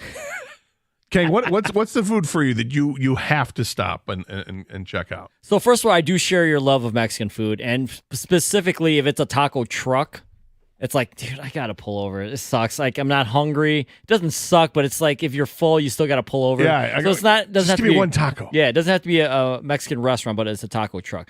But my specific item that I have a problem with, I've had this problem for, God, over a decade for sure. And I don't know where it came from, but it must have started at some point. If I go to a restaurant and this is on the menu, no matter what I was in the mood for, I have to detour and I have to order this because I have to know if it's good or not here, and I've had to try it everywhere. It's chicken fried steak. I don't know why. It's maybe because I watch so much Diners, Drive-Ins, and Dives. I mean, from the beginning, I've watched that show, and now I just don't watch it as much anymore. It's not the same. But with that being said, I like diners. I love Coney Island places. I like those type of places. I could be at a seafood restaurant, Gator, and if for some reason they have chicken fried steak on there, and I'd be like, I was gonna order the fish sandwich, but now I gotta go get chicken fried steak because I have to know if it's good there. I don't know what it is, who's got the best gravy, or if they're how breaded or how crispy is the chicken fried steak. I did not expect this from you. I just can't help. I don't know why. I've got to go before it's all said and done. I've got to go to Texas because out of all the chicken fried steaks I've ever seen on the shows, any Food Channel show, they seem to have the best chicken fried steak in Texas, and I got to try it. It's almost like a different thing. Like for me, if I'm at a restaurant, and if sea bass is on the menu, I'm getting it. I always try sea bass. Always. I love it. Always. So if you're there for a steak, because usually it's maybe a nicer place, exactly. right? You're like, I'm going to get Nike. Do I want the filet or do I want sea bass? But you see sea bass? Yeah, more often than not, I'll take the sea bass. Then you're never going to get a steak because most of those places have sea bass, don't they? No, some of them are just pure steakhouses that don't have the sea bass. Okay. But I hear, that's what it is for me, man. I see it on the menu. I'm like, I got to get it. And like my wife she knows how I am. She's like, if she sees it before me, she goes, they got chicken fried steak. I'm like, oh no. Here we go. So we asked for 10 texts, and we got 10 texts. We had more than that, but I had to grab just 10. Thank you. Corned beef Reuben from Lance and Fenton. Yeah, Reuben. I can see that. I don't like the sauerkraut. I like the Reubens that are made with the coleslaw instead. Mm-hmm. But hey, the traditional with the sauerkraut's great too. French onion soup, Art Nakar. If he sees it on the menu, he's got to get it. I love French onion soup. I do too. French onion soup has a 94% probability of burning your mouth. You know what the great thing about having to have that or get it every time you see it? It can be a little different everywhere. Yeah. So you're kind of, it's not the same. Depending on the crouton. Yep. Or is it a huge crouton? Is it like smaller crouton? Does the cheese melt over onto the side of the vessel? How many onions are actually in there? Some it's all broth. Some it's just all onions. Is it piping hot or is it just warm? Oh, you don't want it warm. No, if it's warm, then you don't even. I'm done. I don't need botulism. Not food, but bourbon. If I see a new bourbon, I have to buy it. I have over 100 bottles, and I think my wife is going to kill me. Jim and Wyandotte. That's a lot of bourbon. I've got a lot of bourbon in the house. I don't have any. Maybe 10 different kinds of bourbon at the house. Maybe a little more. Maybe close to 15. My man's got 100. Well, apparently he's got to buy one every time he sees Every time one. he Don't sees go it. to a liquor store or Yeah. Total Wine or Look, anything. This topic Meyer. can get off the rails Yeah. if it's about non-food stuff. I don't even want to. I don't want to go there with other things. Candles. What? Jim in Richmond. Anytime I come home from up north, I have to stop and get jerky from the jerky outlet. I feel like because you're going out of your way already, you gotta. Yeah, you like went up north. You know, this is went in Rome. How many times are you gonna be there? Exactly. Barbecue. I can't pass a new barbecue joint. That's from Travis. That's my brother. He will see a barbecue joint at a gas station, got to pull over. They could be in the middle of, anywhere where like you shouldn't stop. Yeah. He's like, I got to try it. It's new. I haven't tried it. So Here's what I think people can understand: Costco hot dogs every time. it's hard to say no. It's hard to say no. It's a big dog. That's a big hot dog. But man. sometimes it's easier to say no when it's completely packed, where there's just this chaos. Yeah, There's carts everywhere. yeah. There's people. Then you can be like, all right. Lines winding around the side. From Scott in Berkeley, I can never resist trying a good spicy chicken sandwich. Is that Doug? It's not. Whenever I pass a White Castle, I have to stop for a sack of 10 from TKC. Every time, huh? I can drive past a White They're so Castle, good. but they are good. But it's almost like There's a price you pay. yeah. There's a definite price you pay. But it's worth it sometimes. When I see new sushi places, Ryan in the mean streets of West Bloomfield. Sushi's dangerous. I was just gonna say the same thing. You can't just go, new sushi place. I'm gonna try it. I mean, I think you got to let someone else go in first and I read kind of reviews. feel that's the way, right? Like there are some strip malls and you see a sushi place and I'm like, I don't know. And then you go in and it's fantastic. And then there's some that you're like, oh, well, that one was fantastic. How about this one? Nope. Absolutely not. You got to be careful. Potato skins, a must if it's on the menu. That's from Ty in Detroit. Potato skins. Interesting. As an appetizer. You like that? I don't always go for potato skins. I enjoy potato skins, but I feel like if it's going to be an appetizer, I feel like cheese sticks are kind of like maybe the go-to. Maybe the money. It's not the money. It's just that I feel like if the cheese sticks are good, you feel like the rest of the food's going to be good. You know? If you get a bad cheese stick, you're like, I don't think the rest of this is going to. If you're going to screw up a cheese stick, then you can't. You sure as hell can't. Most of cook them they're anything else. frozen though, and they just throw them in and whatever comes out. Like nothing is more disappointing than a cheese stick when you bite into it and the cheese is gone. There's like no. How It's does an that empty. happen? It's hollow. Yeah. How does that happen? That happened the other day. Did it all leak out into the fryer? It's like what? And Then then you just what's it's just left is this breading. awful breading. Yeah. And like not good. Like it's freezer burn breading. Yep. Like you're looking for John Taffert. Like, where are you, man? We need you here. Shut it down. Right? Don't Make screw these, it up. Make these people feel bad about themselves. Yeah, how much more can you do? Chris is in St. Clair Shores. Chris, welcome to 97 on the ticket. Hey guys, so I can't drive past an ice cream shop that is like a hand dipped ice cream shop or a diner that has shake machines on the back because I can't go anywhere that serves a strawberry shake and not have a strawberry shake. It's gotta be I strawberry. literally huh? I just spent more money going to Chicago. I could have flown there, not driven my car, not paid $85 a night to park. But there's a place in New Buffalo, Michigan called Nancy's that's supposed to have the world's best strawberry shake, and it absolutely did. It was well worth the extra couple $100 I spent to drive as opposed to flying. So Nancy's in New Buffalo is the place to go for a strawberry shake. Absolutely. Sounds great. Thanks, Chris. Appreciate it. Brian is in Fenton. Brian, welcome to 97 on the ticket. Hey, Brian. Hey, what's up, man? I was just watching you guys on YouTube. Excellent. We appreciate that. You can also catch us on Twitch at twitch.tv. Oh, all right. Yeah, good to know. Good to know. Yeah, can't pass Greektown without getting a lamb shank from Pegasus. Lamb little shank? tomato sauce over it, some rice on the side, or like salam. From Pegasus. There you go. Thanks. I appreciate it. And Mel is in Detroit. Mel, welcome to 97 on the ticket. Hey, Mel. How you doing, Gator? Good. My wife and I were listening to the show. We want to know exactly what is chicken fried steak. Kang? Oh, it's like steak that's been battered. Yeah, well, it's tenderized first. Yes. They tenderize it, then they batter it with salt, seasoning, garlic, whatever they want to batter it with, and then they fry it. And then here's the real thing: is the cream gravy. What kind of gravy are they using there? And then you put a little gravy on top of that. It's actually a steak and not chicken, correct? It's correct. But it's fried like chicken. But it's yes. deep fried like chicken would be. Okay, I've never seen it on a menu. I was just perplexed on what it was. Was it chicken or was it steak? So No, it's thanks a for legitimate clearing it up. question. That's a legitimate question, and thanks for the call. Yeah, they tenderize it first and kind of pound it out so it gets thinner and can cook faster. Yes. Then they'll season it with, like you said, and then they'll put it in some kind of a batter, like a fried chicken batter, and then drop it in the fryer. Pull it out. Pull it out, set it on a plate with some kind of gravy on top of it. I like cream gravy, but there's a brown gravy you can have as well. Oh, yeah. Oh, yeah. They've never seen it. That's all I see. That's all you see. That's all you want to see. Chicken fried steak. Sometimes I just want to get something else, but if it's on the menu. I understand. I hear what you're saying. Hey, I was in search of a better night's sleep, so I decided to do something about it, and I went to a True Sleep mattress store, and I tried everything out in the store. I went and test drove like a dozen different mattresses that whatever would make sense for me, right?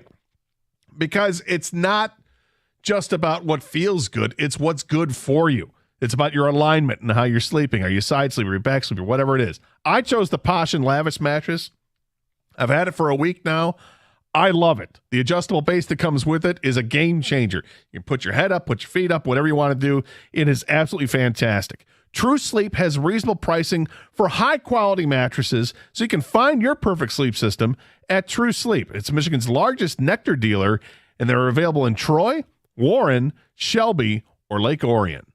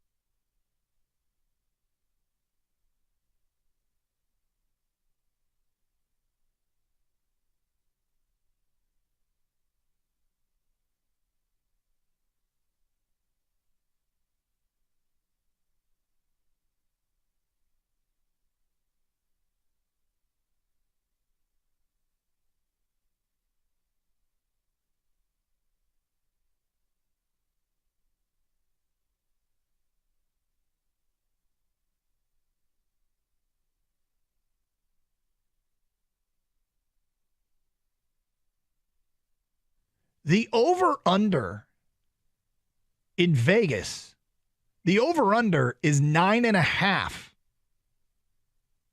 The Lions won 9 games a year ago. We assume, and it feels like a pretty safe assumption, that a baseline expectation is to be as good as last year's team without the awful start. But have you asked yourself, why is the over-under only a half game more than what the Lions won last year? Isn't that kind of catch your eye a little bit? A little bit. I mean, there's some, valid point. That's a valid point there, but I think a lot of it has to do with schedule. Look at how they're starting off again. I mean, they can't get off to a 1-6 start, okay? But they're playing Kansas City and Seattle to start the year, 2 playoff teams. One's the Super Bowl champions from last year.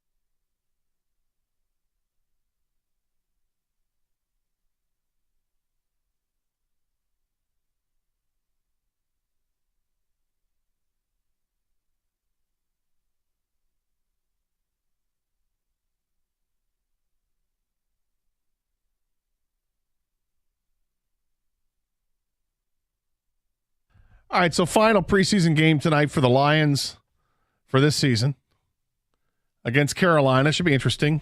Bryce Young going to get the start for Carolina.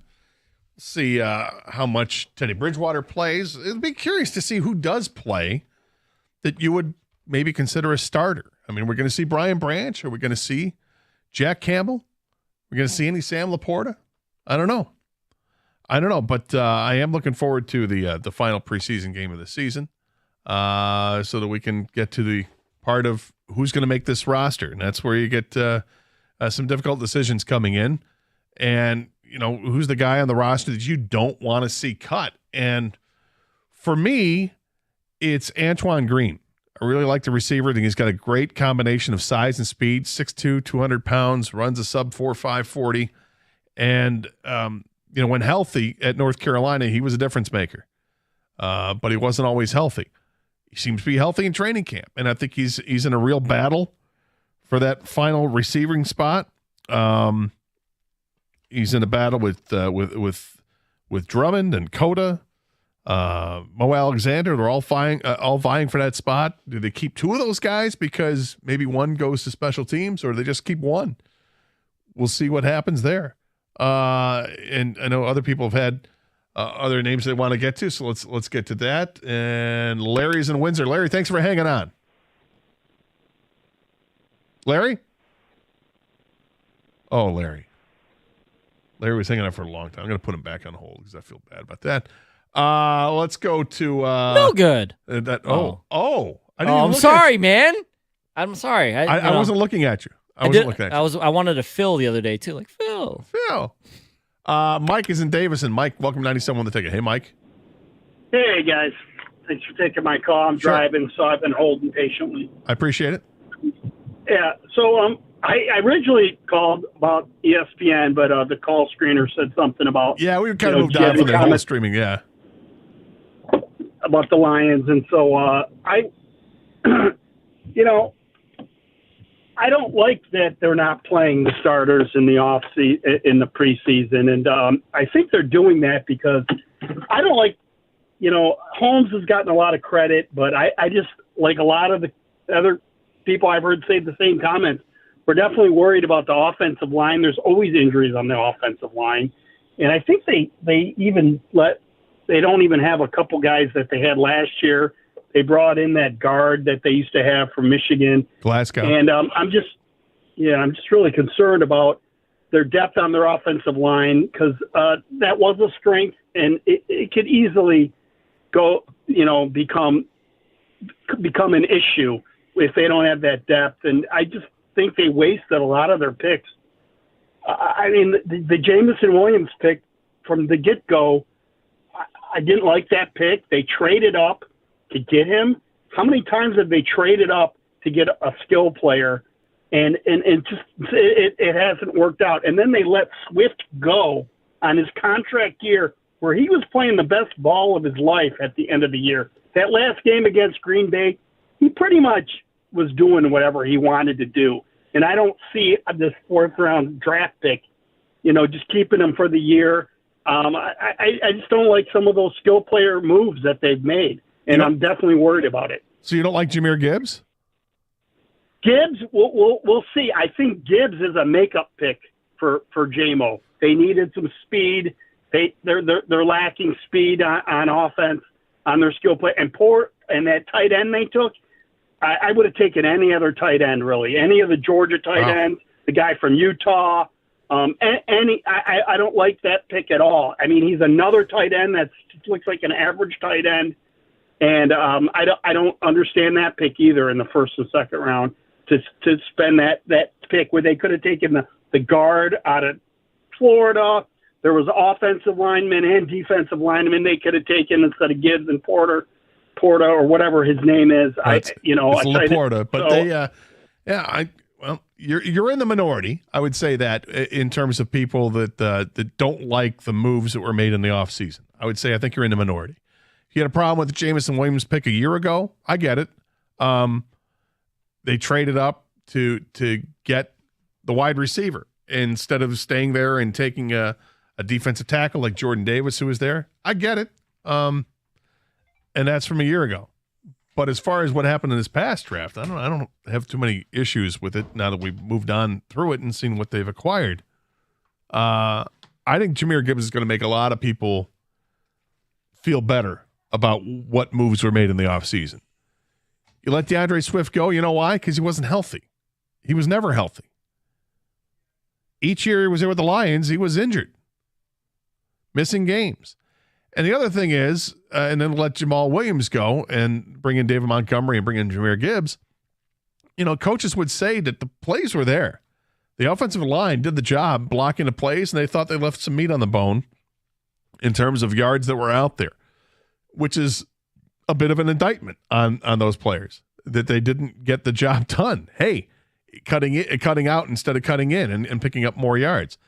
I think what we're going to see from these two running backs is going to be an improvement over what they had last year. Maybe not in terms of touchdowns, but I think yards per carry, I think you'll definitely see an advantage from this group.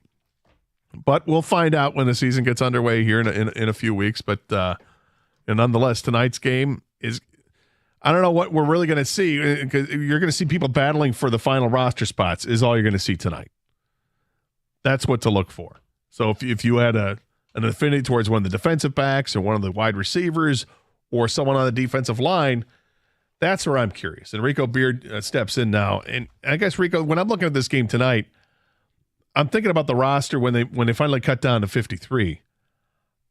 I think there's going to have to be a trade made, or there's going to be a cut that's going to be a painful cut, because I think they got a lot of depth on the defensive line. Oh, it's going to be a painful cut. They got a lot of young players who can produce, but you can only have 53, which is still a ridiculous number to me. I don't know why not 55, why not 50. I've never understood why the NFL caps it at 53, even with the league expanding. But I digress.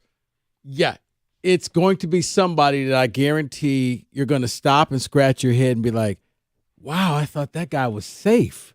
And now he's going to be released. Yeah, I wonder if it's one of the Aquaras. I think that's where my mind goes. I got a feeling it's going to be somebody we're not even thinking of. Well, somebody had brought up that they had, because Kyle Meinke had, on MLive, had his 53-man roster, and James Houston was on the roster. But he had mentioned that this is a guy to look at that, hasn't had that off season or the training camp that you would expect to take the step forward. I would have a WTF moment if they let James Houston walk. But see, that's kind of the person that I was thinking of, because I think with both the cores playing well in the it's kind of hard to cut. Which one had all the sacks? Julian had the younger Aquara. Julian Aquara had the 3 sacks. Right. It's like you can't. I mean, he played a lot, but like you can't release him because he's actually producing. And in the NFL, you got to be available. And I think Houston may be the one. I'd have a big problem if it was him, because he's just too damn productive. And if his one skill is getting after the quarterback, that's a great skill to have. I don't think somebody gets cut. I think somebody gets traded. Because teams will want what they have. Well, then who are you bringing in? Because you only got 20. You trade for a draft pick. Okay. Look at you. Such the mind of the GM. That's right. That's how we do things. You came in fresh and refocused. You're coming up with deals, Gator. That's what I do. All right. What do you got coming up today? A little bit of everything. Lions, of course, that preseason game. I'm very uncomfortable with the fact that we have not seen Jared Goff, because you're playing Kansas City to start the year off. You're not really allowed to have a lot of rust against Kansas City. Sorry, they're the Super Bowl champions. We know what they have. Mahomes has played in every game, even though it's not a lot. Not playing your starters that much, I'm uncomfortable with this. It reminds me of one of those Dan Campbell 4th and 6 plays on your own side of the field, where I probably wouldn't call this play. Fingers crossed it works. But do you get more out of 7 plays in a preseason game or 50 plays in a joint scrimmage? I think 7 plays in a preseason game, because it's actually live speed, where in a preseason practice, you could try to simulate live speed, but if anybody doesn't like anything, they blow the whistle, they stop the play dead, they run it over again. You don't get to hit the reset button, even in a preseason game. When you're out there and something happens and it's a blown missed tackle, okay, you're live. It's not, okay, you can only run up to him and tap him on the shoulder. You're going to get hit. You need to know if there's problems. I'm a little concerned. Fair enough. Actually, I'm a lot concerned. All right. Rico Beard coming up next year, 97.1 The Ticket.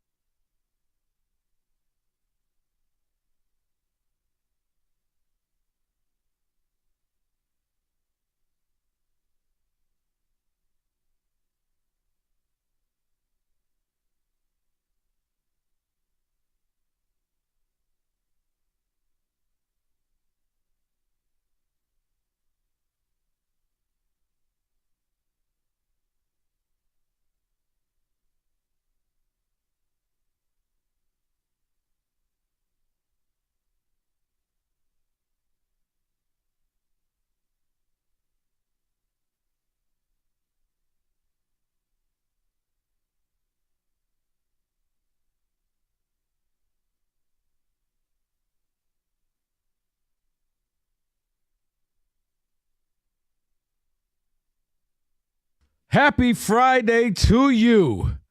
We are, I guess, this is going to be the first weekend of football. Though it's week 0. I don't really count week 0. Still Kenny counts, does. Rico. I'm not really feeling it at all. It's not the same. But, guys, football is here. I'm excited. Lions taking on the Panthers tonight.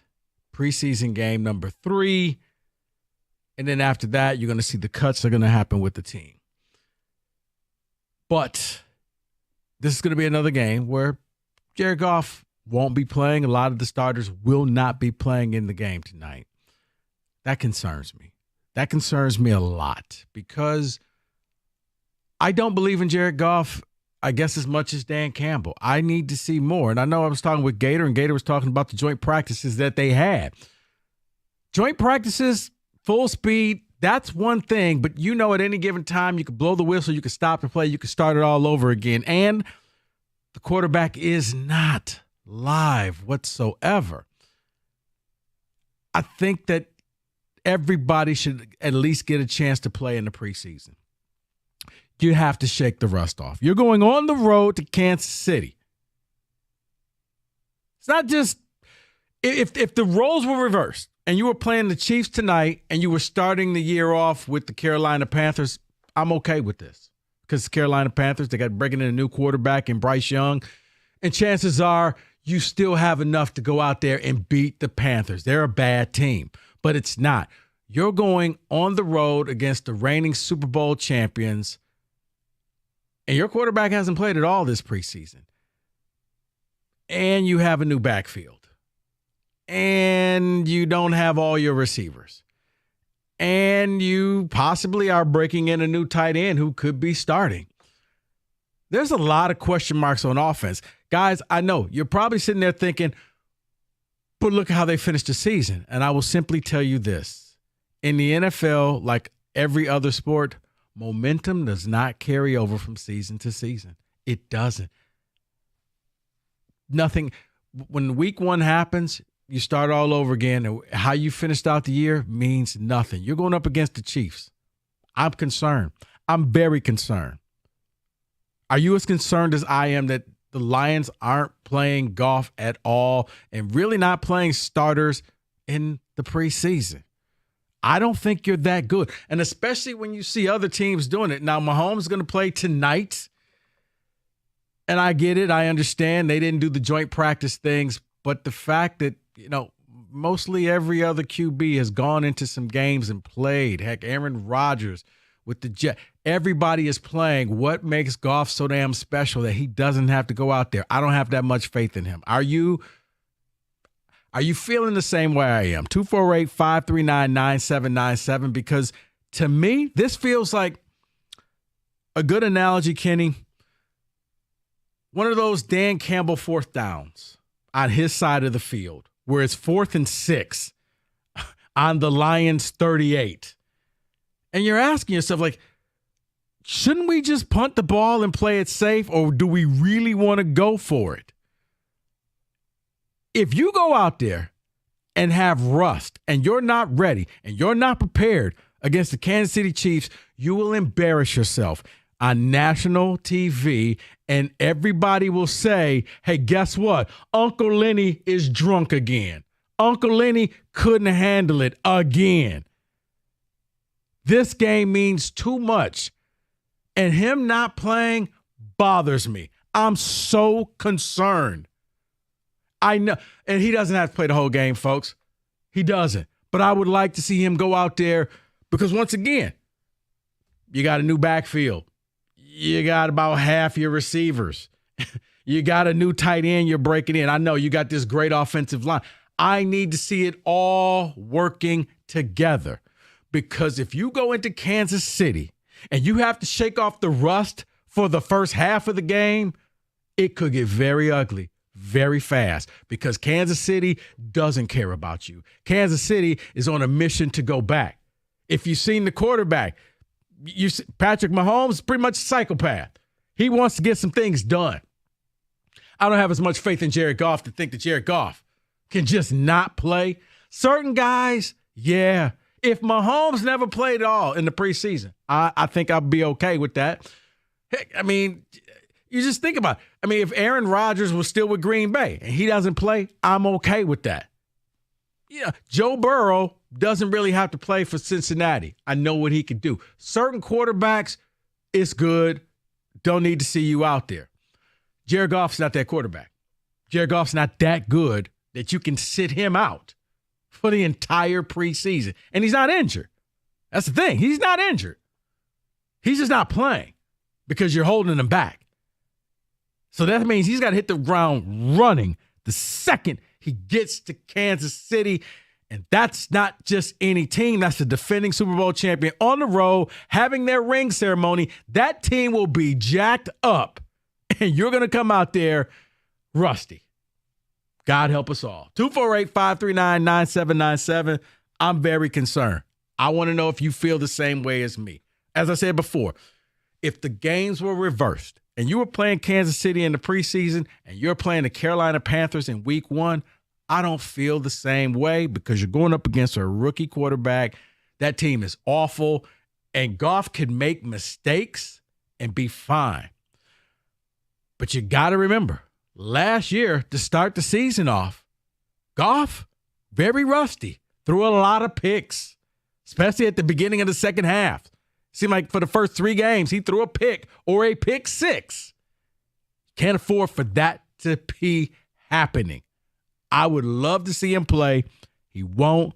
The starters really haven't done anything.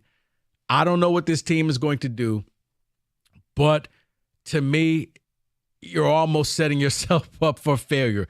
This has all the feel of, I can even make it even more tangible. The Minnesota game at Minnesota when they should have just punted the ball and they decided to go for it and they didn't get it. Minnesota got the ball back and, the rest was history. They punt the ball. They make Minnesota go the length of the field, 90-some yards. Maybe it's a different outcome. This has that feel where he's going riverboat gambler again. Trust me on this. Man, you better be right because the Chiefs will show you no mercy. That's one of the best teams in football. Yeah, I'm not really feeling that. 248-539-9797. Are you as concerned as me, or are you just going to tell me it's no big deal? I'm just over-exaggerating. You have 100% complete faith in Goff and Dan Campbell. 248-539-9797. We'll get to your phone calls. We'll get to your ticket text next. 97.1.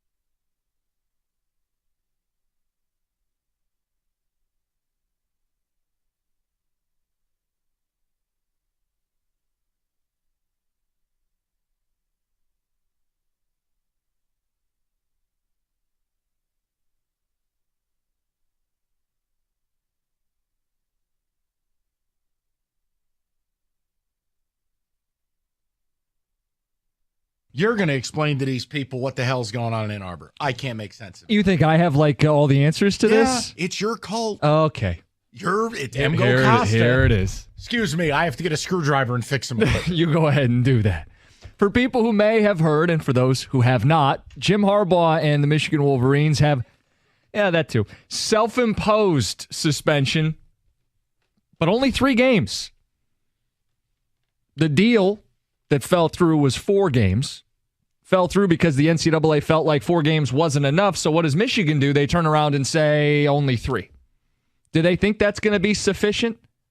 Am I missing something with this? Yeah, you're missing. Why would you self-impose in the first place? History has already shown you self-imposing doesn't really matter. Why would you self-impose when you put a deal before them that you would not agree to? The Committee on Infractions rejected your deal at 4. Mm-hmm. But you think 3 is doing something? So what are we missing? I don't know. I know you don't like getting inside the head of the Michigan Brain Trust. We'd had this discussion earlier, and Dan Campbell still has not listened to John Jansen, not listened to a lot of people around here, and it doesn't appear that they're going to see any starters on Friday night against the Carolina Panthers. And I'll ask the question again, is this a mistake? I think it is. And I know the argument is, okay, they had these joint practices. They had the very intense.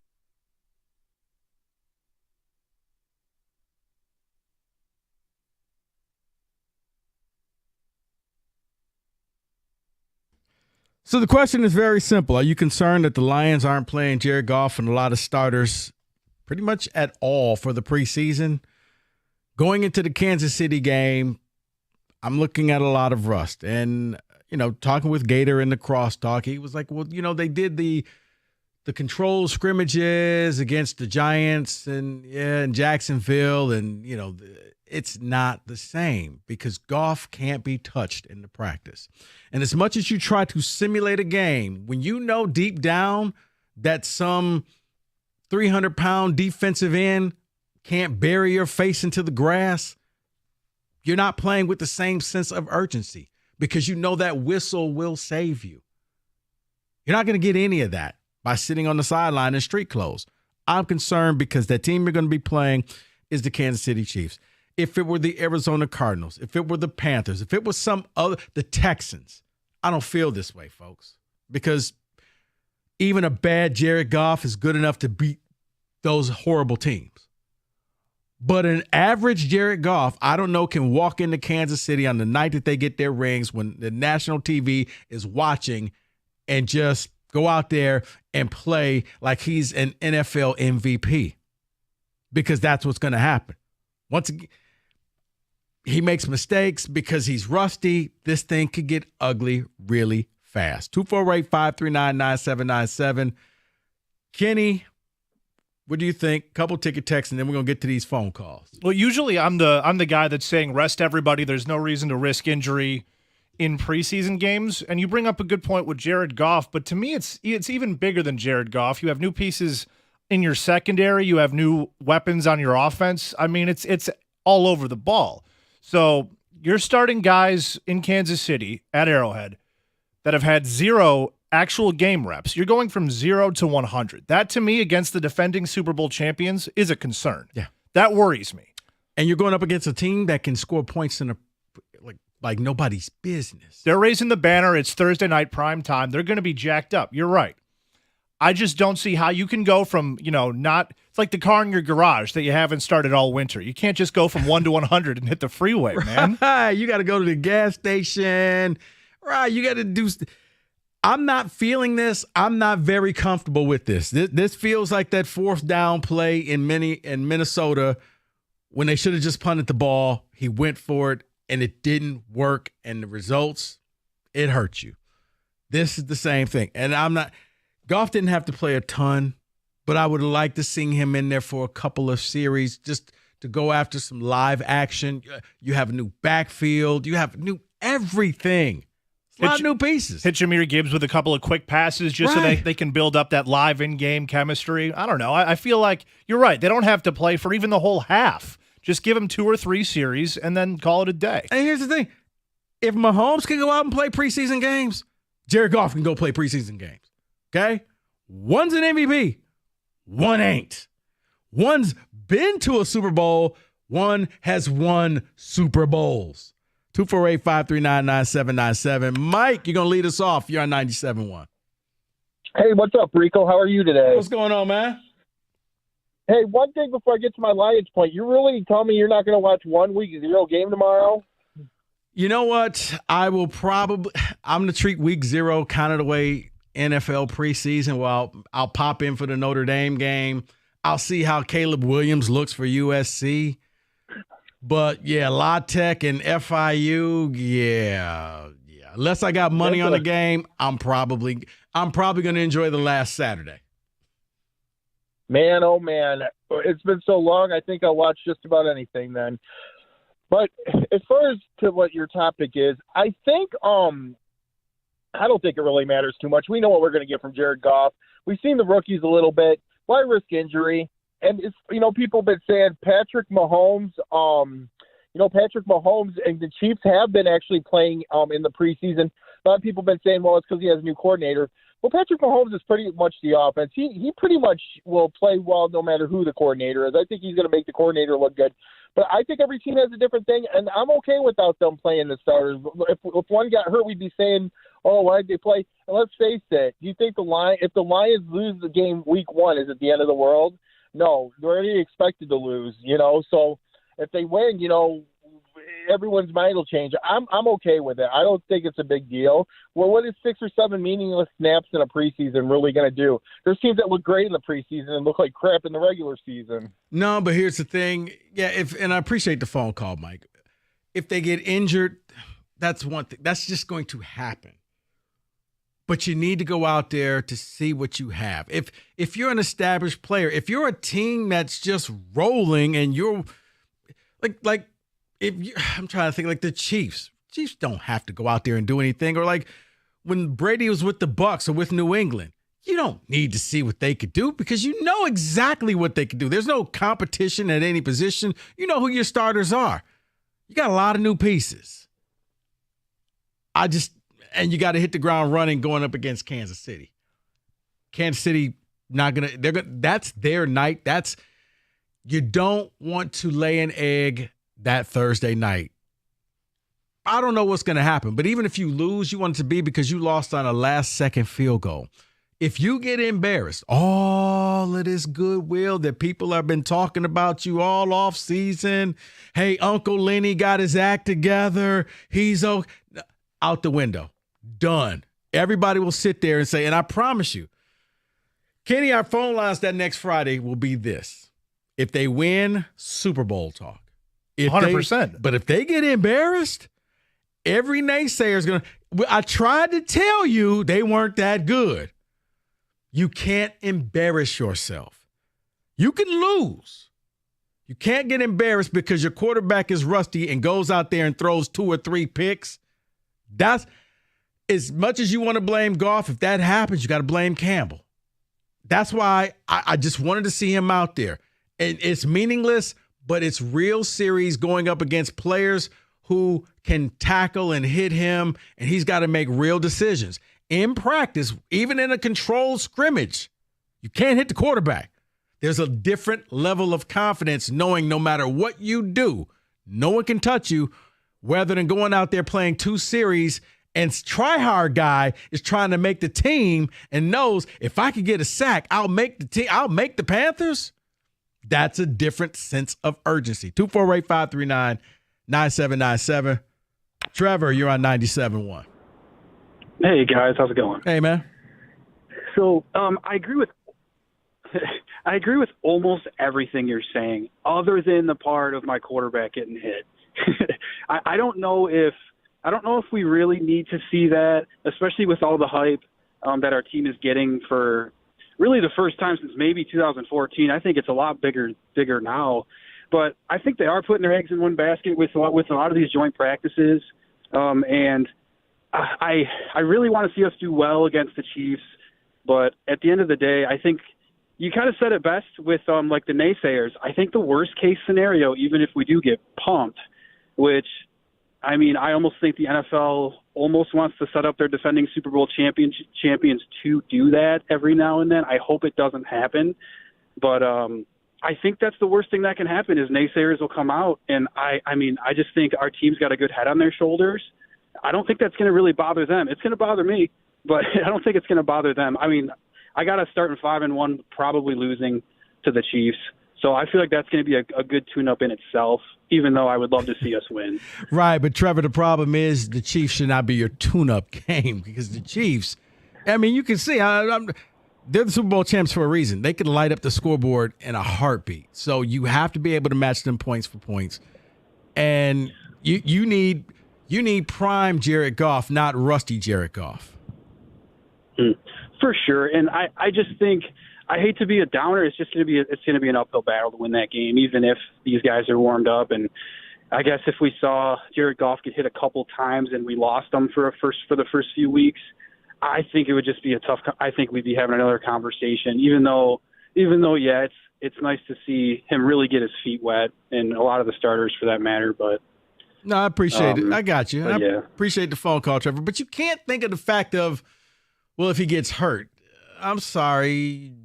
What quarterback went down so far this preseason? Pretty much all of them have played, or a lot of them have played. I think the biggest scare we had was Joe Burrow in practice. Joe Burrow goes down. The entire city of Cincinnati held their breath and offered to surgically remove their calves to send it to Joe Burrow.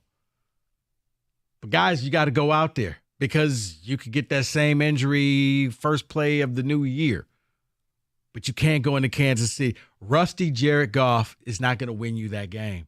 That's where I'm concerned because I think he's got to be ready. He's got to have the timing all set with his new running backs and his receivers and his new tight end. He's got to have all of that. And your secondary is brand new. They got to know their assignments and know there's just too many what ifs. If this team was a team coming off of a Super Bowl and had been together for 4, 5, 6 years, it's why I'm not concerned about the offensive line because they've played together long enough.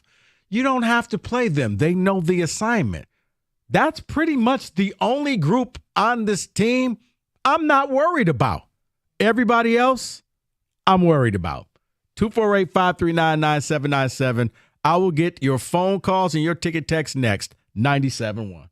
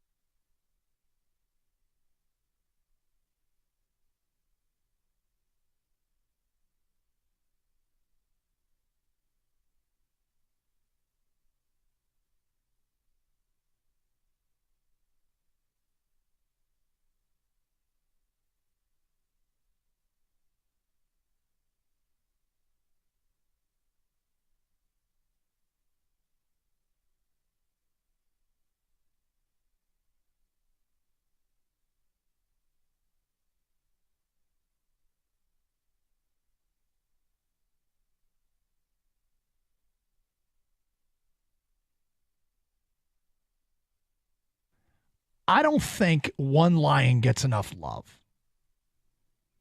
I think it's clear that the organization loves this guy. I think there's plenty to support that the organization loves this guy. And I think we gloss over his contributions. And I am ready to stop that and start an appreciation thread on this Carson Anderson message board for Khalif Raymond. This guy, he checks a lot of the boxes in a player that Detroit would love. Small school guy, had to kind of scrap and claw even to get looked at coming out of Holy Cross. I think he had to go like Boston College's pro day to get noticed, bounced around, played for 3 other teams, settles in Detroit, and he's caught, before he got to Detroit in 4 seasons, the guy caught 19 passes in 4 seasons. His first year in Detroit, he catches 48 passes. Second year in Detroit, he catches 47 passes. Last year,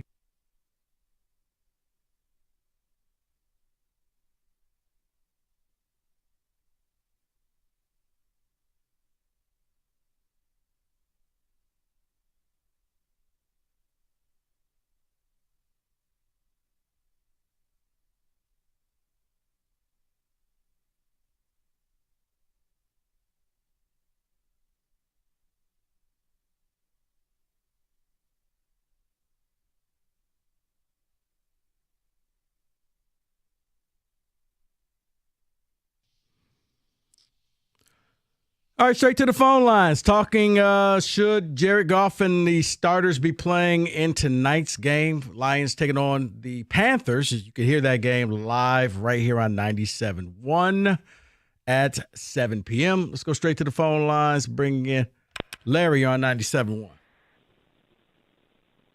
Larry. Larry's gone. All right. We'll move on. Kenny? Mike, you're on 97.1.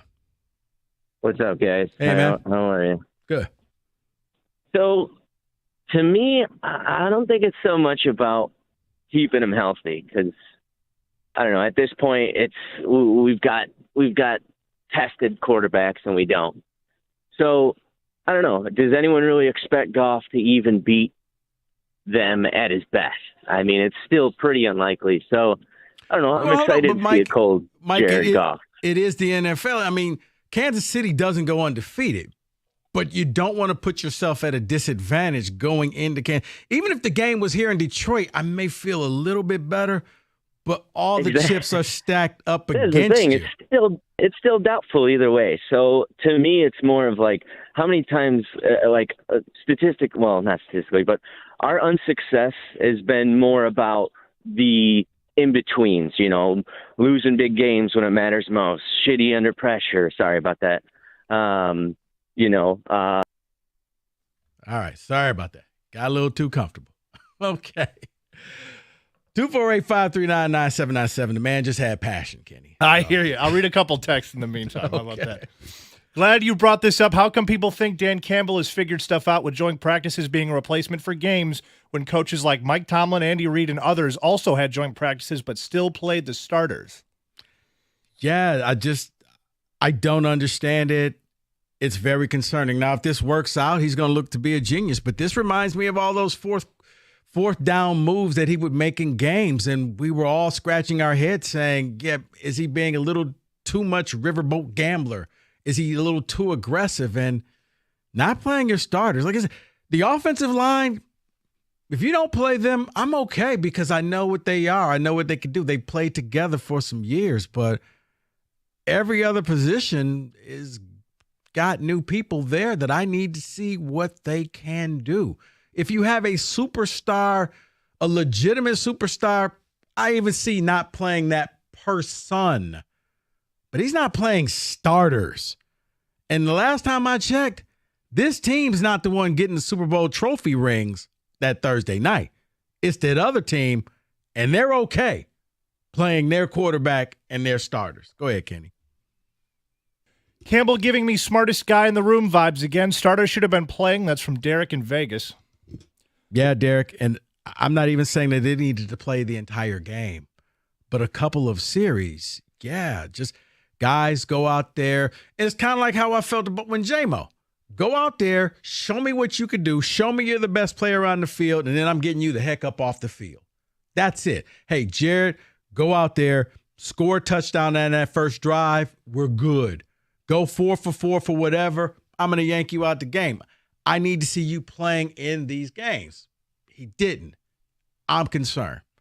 You may not be. 248-539-9797. Let's go back to the phone lines. Sean, you're on 97.1. Shawnee. He gone. 248-539-9797. I wanted to hear what Sean had to say because he told me I was overreacting, Kenny. And I don't think I'm overreacting. I mean, I could read you one that tells you that you're a Goff hater and he'll be fine because that's what you're just a Goff hater. He will be fine. No need to worry about the Kansas City game. The rust will be gone by the time the game starts. Really? When does the rust fall off? That's what I wish that person would pick up the phone and call. I'm not a Goff hater. I'm saying you're almost setting it up to fail because you're going up against not just one of the best teams. You're going up against the best team.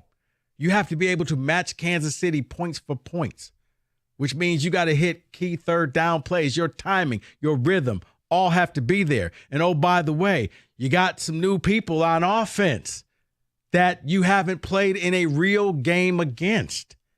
That's just it. I can't reiterate this. If the roles were reversed and they were starting the season in Carolina against the Panthers, I'm not concerned. Because even a rusty Jared Goff can beat the Carolina Panthers because I don't think Bryce Young is going to be able to score too many points. So you can get away with that. This isn't them. This is the Kansas City Chiefs on ring night in front of everybody. Thursday night prime time. You don't want to go out there and embarrass yourself. I would like to see a dress rehearsal. I'm not that trusting, but that doesn't make me a hater. Just means I'm not that trusting of Jared Goff because I will ask you this, texter. What has Jared Goff done to prove that he is all that? I'll wait. Okay. Also, Kansas City have a pretty good offense, right? Pretty good. I heard. Pretty good, right. So I would like to see some defensive starters get some cohesion, get that secondary playing together for a couple of drives, just so I can make sure that they're all on the same page in real game situations. They don't have to play the whole half. They can play 2 or 3 possessions, and that would be fine with me. I just want to see them play together because I don't know if you heard about this Patrick Mahomes guy, but he's not bad. He's not bad. Oh, wait. Look, Sean's back. Sean, you're on 97.1. What's up, Rico? Hey, man. Okay, well, you said something pretty interesting a couple seconds ago. You don't need to see the entire offensive line out there. Well, you're not throwing Jared Goff out there if you ain't putting your offensive line out there. That's just ridiculous. You can't do it. And part of the reason they're not playing, I think, is Ragnow's inoperable toe. You don't have your only guy that you got to play quarterback playing in a preseason if you don't have your offensive line together. So they've been playing together for years. Josh Reynolds, Khalif Raymond, he's on page with St. Brown. They don't need any of this. And in the grand scheme of things, this game doesn't mean that much, honestly. Which one? If you lose that game, the game against Kansas City. If you lose this game, you're supposed to lose that game. Now, I know they're not taking that approach. They want to go out there and win. No. But Sean, this game does not mean very much. They Sean, play everybody else in our division also. No, I'm not. I understand what you're saying, Sean, but I'm not going to let you get away with that because on the flip side, and I'm not saying you beat Kansas City, and that game will mean everything in the world. That game will mean that the Lions are ready for prime time. That game does mean something because everybody's going to be watching you to see, can you repeat the success that you had last year? Are you for real? Everybody's consensus doesn't make your season. What makes your season is winning football games. It doesn't matter what people think. It doesn't matter if they think you're ready for. You got the whole season to get ready for the big show. You're going to play Kansas City and Kansas City. Nobody expects us to win. Now, are they taking the stance? They're going to go in there and beat them? I bet they are. I bet they got a great game plan to go in there and try to win that game. Are they going to do it? Probably not. That game against Seattle the next week is our first huge game because that's a conference game. That's a team that was in the playoffs last year. This game, it's a good test.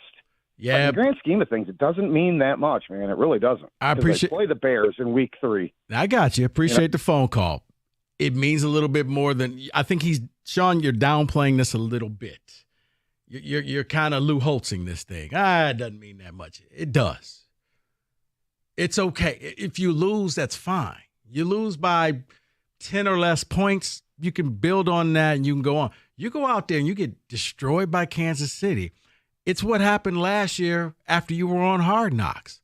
And everybody just kind of wrote you off because you didn't start. You started the year with 1-6 and you became a joke. Now you turned it around. And now you got all the primetime games. What you do not want to become is this year's Denver Broncos. Remember when the Broncos were on every primetime game to start the year last year? Because everybody thought that the Broncos were going to be all that. And by the time we hit week 3 or 4, it was just like, oh, God, can we just start the flex schedule now? Because I'm sick of seeing the Broncos get beat. And you don't want that. It is somewhat about image. When you get placed in primetime games, you expect to see primetime performances. You may not win, but you have to go out there and you got to be able to compete. 248-539-9797. Let's go back to the phone lines. Who's been holding the longest? Tim, you're on 97.1. Hey, what's going on? I wanted to reiterate what you said about the position groups in the preseason. The wide receiver group in particular concerns me a lot for the Lions. You look around the NFC North, you see what the Vikings did. They added Jordan Addison. You see what the Bears did. They added DJ Moore. We don't look that great positionally at the wide receiver group, and I really don't like. There's no hope for the going forward. There's no other than Jameson Williams, who is a giant question mark at this point. I don't know what we're going to do going forward. We can't really compete with a rookie tight end heading it and a rookie running back spearheading the operation. No, I'm with you, and I appreciate the phone call, Tim. There are concerns. I need to see that. I need to see the rhythm.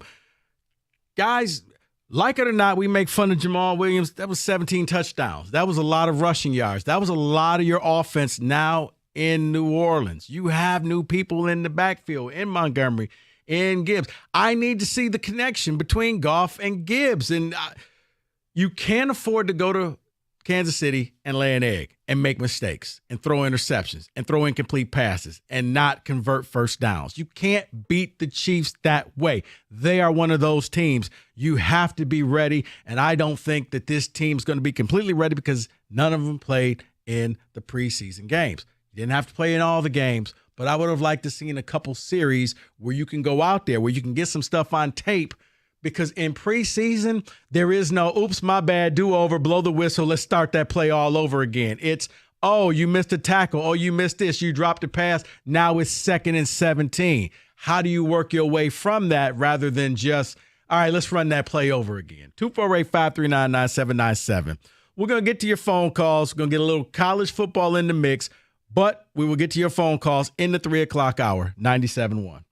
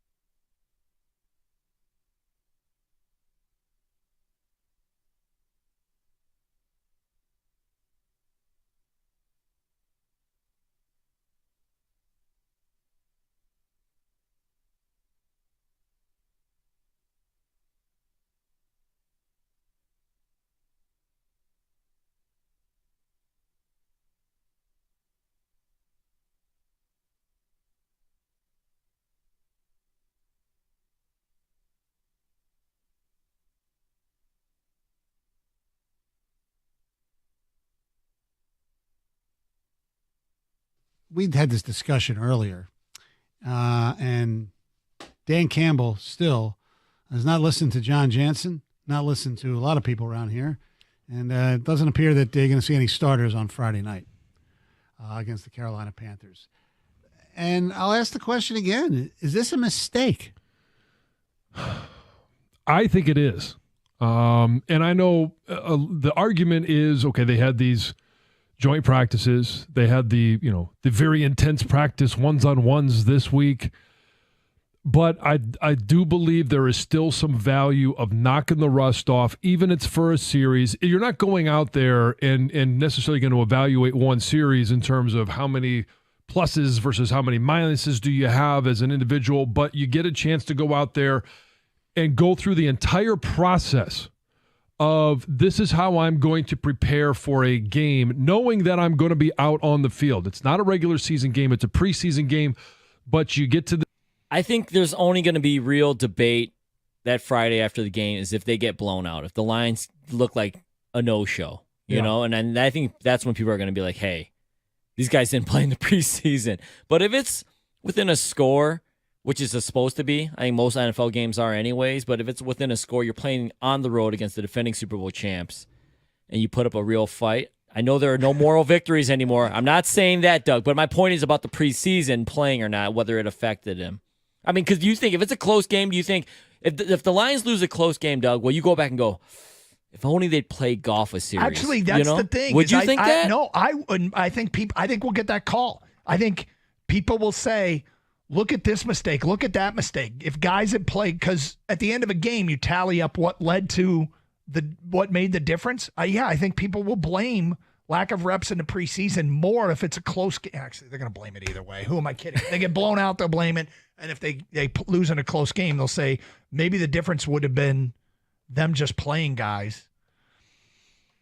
It would have made it. I think Jonathan Taylor was one of the most talented college running backs I saw in a long time. I mean, he was there. Like, I think Saquon Barkley fell into that category. You just see guys that are different and special, and they don't always pan.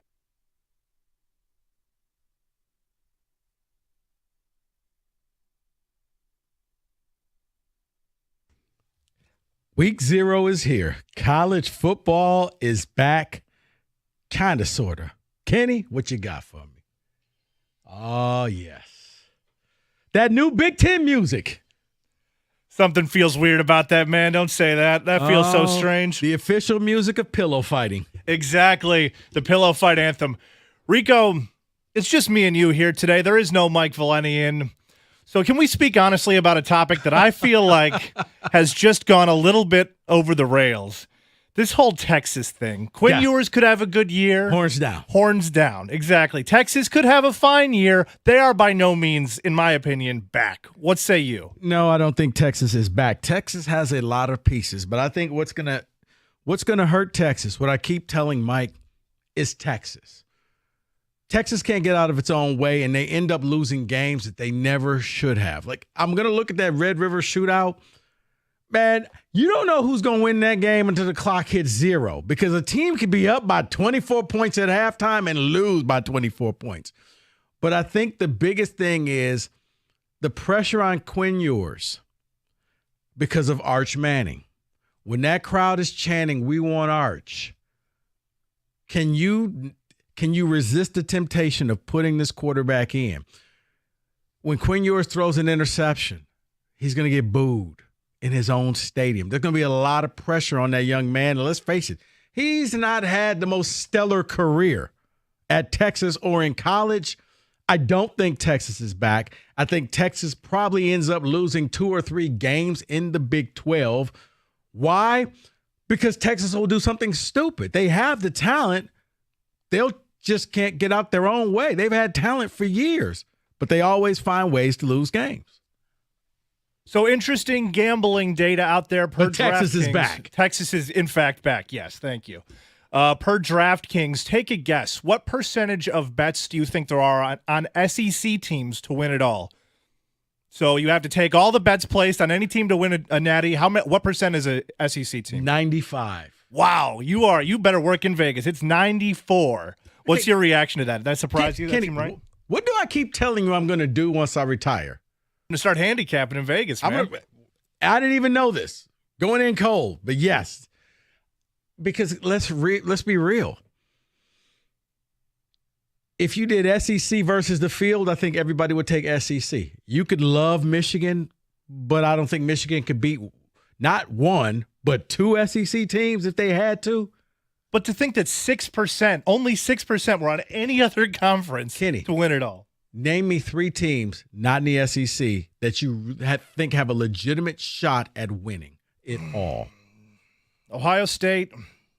That's one. Michigan, maybe. No. I agree, but I'm just for the sake of argument. And if that's it, that's it. This ain't me. Because Ohio State, I've said it before, Michigan is built to win the Big Ten. They're built to beat Ohio State. Ohio State is built to win the college football playoff games. They had your boys on the rope. I know you don't like to talk about that subject. They had them on the rope. Kirby Smart sniffed out that fake punt, called a timeout. That was the play of the game. USC, I don't know if their defense is that good. Florida State, you got to show me that you're actually really Ohio State, and that's probably it. So, but if I said Alabama, okay. Georgia, okay. LSU, even minus your defensive tackle missing the first game, still okay. So, yeah, I can understand why it's 94%. Because that's probably where I'd put my money as well. Yeah, I actually contributed to that 94%. You couldn't name 3 teams. You're right. You're right. Ahead of your time, as always. More smoke coming out of the ACC. Cal, Stanford, and SMU again under, quote, serious consideration. Are we just doomed for the geographical irrelevance to be thrown right out the window across the board? Geographic irrelevance went out the window when West Virginia joined the Big 12. At that point, we just had to realize it's not there. When Nebraska came to the Big Ten, it was a stretch. What we really need to come to grips with, Kenny, there's going to be just one super conference, a Premier League type of thing. And I know Mike hates me for when I say that, but it's going to boil down to they're going to get maybe between the top 28 to 32 teams, and it's almost going to be set up NFL-like where you got 4 8-team divisions, and you just go from there, and you play it out, and you have a playoff system. Everybody kind of plays everybody, and that's it. But the conferences, they're name only because they're only for football. Because when it comes to the other sports, you're punishing these kids because of the travel and everything that they got to do. Football only has to play 1 game a week. Basketball has to play maybe 2-3 games a week. Like other sports have to travel a lot. And when you got to keep flying across the country, you can only set up so many games in a city. And there's going to be a time where it's just like, okay, you're literally going to start Monday off on the East Coast, back to the West Coast for Wednesday, down to the South for Friday, and then up in the Midwest for Sunday. And I don't think the Oregon volleyball team is particularly thrilled to go play in Rutgers. Nobody is thinking about that. This is people being greedy. And when you're greedy, this is the fall of your sport. Look at every major sport that used to be really good. Greed kicked in, and we don't talk about them anymore because it's why we don't talk about boxing. Kenny, when I grew up, when I was your age, boxing was huge. You knew who the heavyweight champion is. Right now, you could offer somebody $1 million. They couldn't tell you who the heavyweight champion is. That is correct. To the Big Ten, one of the bigger storylines, Ryan Day. Is he facing the hot seat, and can he survive another A, Michigan loss, but B, just not winning the Big Ten overall? How hot does the hot seat become? You know what? I think the hot seat will be very warm if he loses to Michigan again. Now, the reprieve that Ryan Day got, he benefited, Kenny, from the best loss in college football because he lost his top receiver in the game off of a dirty hit.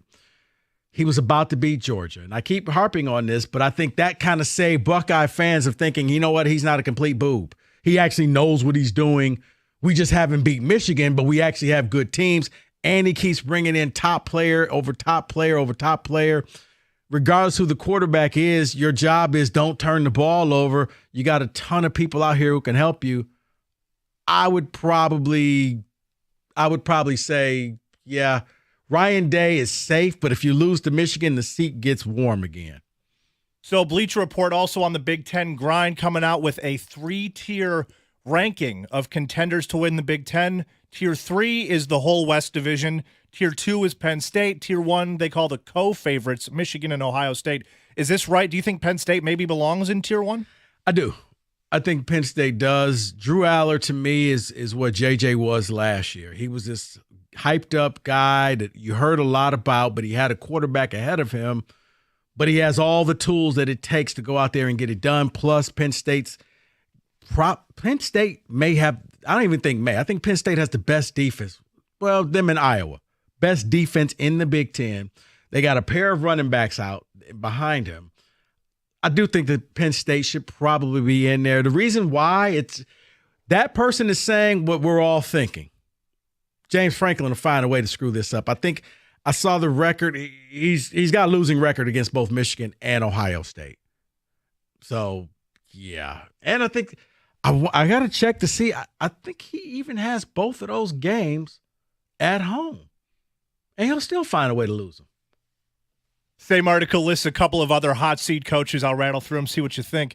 They do have Mel Tucker there, but we've discussed him ad nauseum. We can skip him. Tom Allen, Indiana, last 2 years, 4-8, 2-10. He has a $20 million buyout. Yeah, I think that at that point, $20 million in the grand scheme of college football, you can go ahead and buy him out and move on. What you'll get is some rich donor who, will step in there and say, yeah, I'm tired of seeing it. Yeah, Tom Allen, I think, is done. And the other one, Greg Schiano, Rutgers, last 2 years, only 9 combined wins, but only 3 in the Big Ten in the last 2 years. 3 Big Ten wins.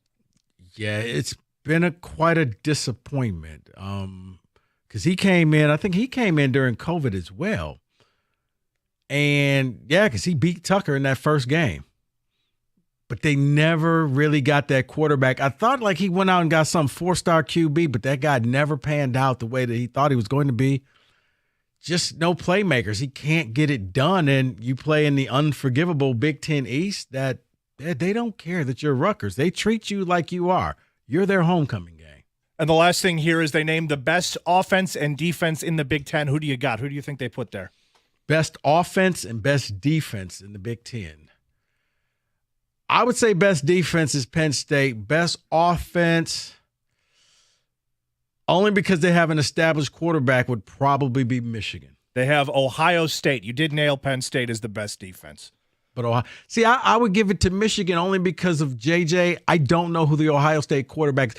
Like all the other pieces, I like Ohio State. I know Michigan's got Corum and they got Donovan Edwards, but Ohio State has 5, probably 6 pro wide receivers, and you only know the names of 2 of them right now. But trust me, they'll all be in the NFL.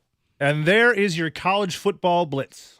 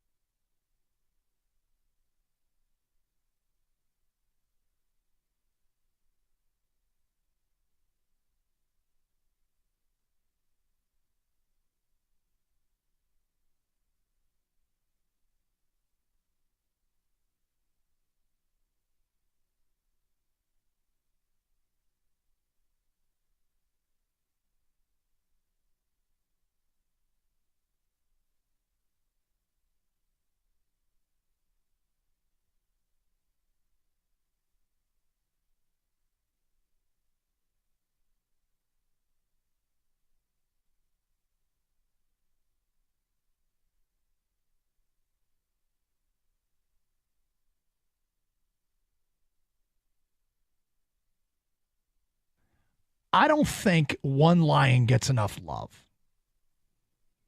I think it's clear that the organization loves this guy. I think there's plenty to support that the organization loves this guy.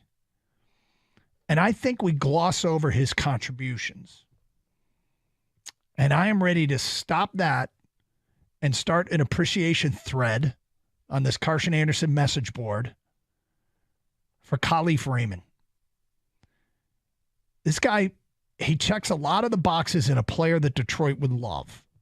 Small school guy, had to kind of scrap and claw even to get looked at coming out of Holy Cross. I think he had to go like Boston College's pro day to get noticed, bounced around, played for 3 other teams, settles in Detroit, and he's caught, before he got to Detroit in 4 seasons, the guy caught 19 passes in 4 seasons.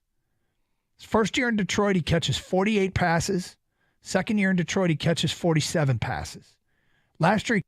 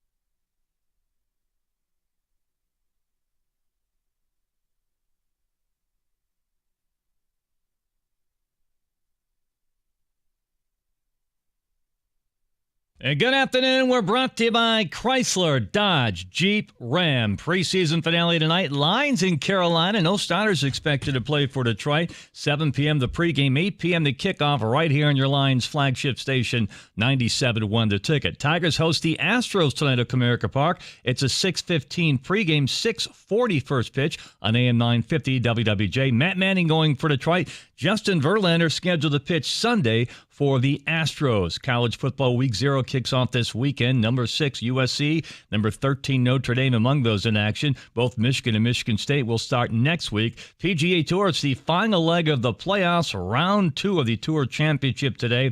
Allied Championship on the Champions Tour begins today at Warwick Hills in Grand Blanc. At the Ticket Update desk, I'm Jeff Lesson. For more 97.1 The Ticket or Odyssey.com.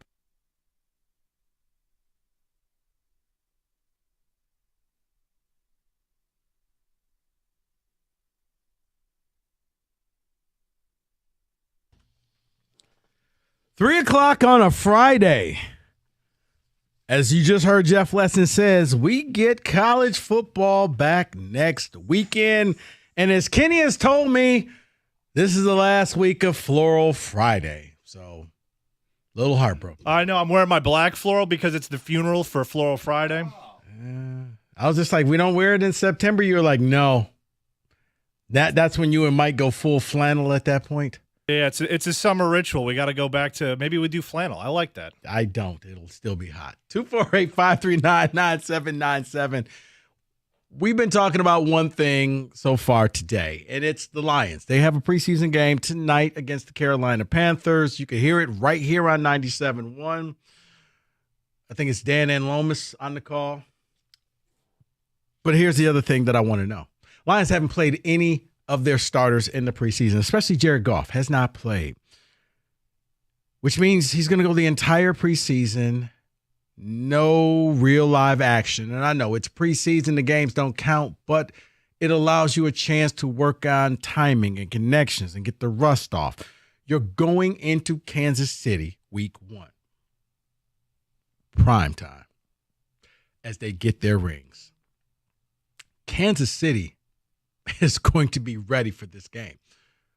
I need a Jared Goff that's not rusty to go into Kansas City for me to feel good about this. I'm very concerned that they haven't played because you're not going up against the Dolphins. You're not going up against the Falcons. You're not going up against the Texans, the Titans, the Colts. I would be like, you know what? A B Jared Goff, a C minus Jared Goff can still go in there and win the game. You're going up against Kansas City Chiefs. Got to bring your A game. I don't know if we've seen that A game. Got a lot of new pieces on that offense, a lot of new pieces on the defense. These guys haven't played. A controlled practice is not the same as even a preseason game. Getting 8 to 10 snaps in a preseason game, I would give more credit to that than a controlled practice. Are you as concerned as I am? 248-539-9797. Let's go back to the phone lines. Mike, you're on 97.1. Hey, what's up, Rico? Hey, man. So, to be fair to you, obviously, I don't agree with you, first off, but you're not a hater. Like, you're just kind of voicing your opinion, and for that, you have the right to do so. But if you're asking me if I'm concerned, I'm not concerned at all, and here's why. First of all, the risk is not worth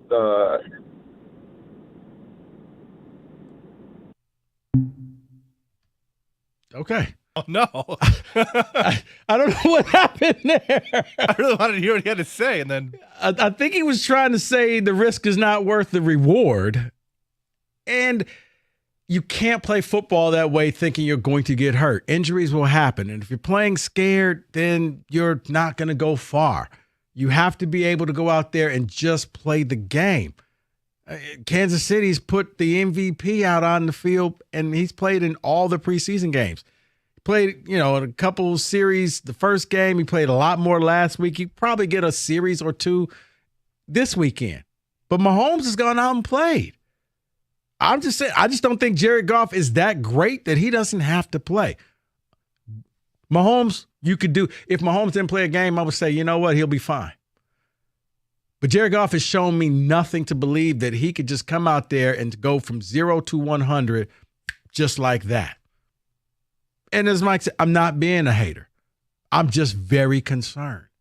Not a Goff hater, but Goff has shown me nothing that tells me he could get this done just starting, like I said, going from 0 to 100. 248-539-9797. Let's go back to the phone lines. Matthew, you're on 97.1 The Ticket. Hey, Rico. Good afternoon. Hold on, for the fans that are saying, that this game really doesn't matter, since when does a football game not matter in the NFL? Like, say that last year maybe, and we might have made the playoffs, but, and to the idea where, like, controlled practice is the same thing. To quote Allen Iverson, are we talking about practice here? Because it's not the same thing. Even a limited amount of reps with new guys, new rookies. He's never played with Gibbs. He's never played, with the tight end. He doesn't have any cohesiveness with any of them. And to think that you can just snap your fingers and turn it on just like that and, don't worry about it, it'll just click. That's not how football works from my understanding.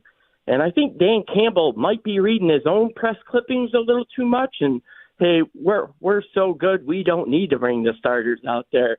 That's what has me concerned is Dan Campbell going full Dan Campbell because he's shown an affinity to make some mistakes in coaching, and I hope really this isn't one of them because I have a lot of hope for the team, which I haven't had in a very long time, but, like, this is concerning. Like, you're just going to go off and just to play Kansas City on the road and be like, yeah, we'll just click. Man, you can get the doors blown off you before Jump Street, and then that's that, and then you're back to square one. No, I'm with you, and I appreciate the phone call, Matthew. This has the feel of vintage Dan Campbell when he would have those fourth down plays where you're sitting there at home scratching your head saying, oh, dear God, what are we doing? Why are we going for it? And if it works, he looks like a genius. But if it doesn't, you already know this is probably going to be it right here. You're calling the ball game. And I'm not saying if you lose this game to Kansas City, that's the season. But I don't want to see a rusty Jared Goff in Kansas City on the night that these guys get their rings, on the night that they're going to be crowned by the NFL, the reigning champions, on primetime, while everybody is watching. I don't want to see this team embarrass themselves. Let's address the elephant in the room. Not playing your starters, you got a better chance of embarrassing yourself that night. I hope I'm wrong.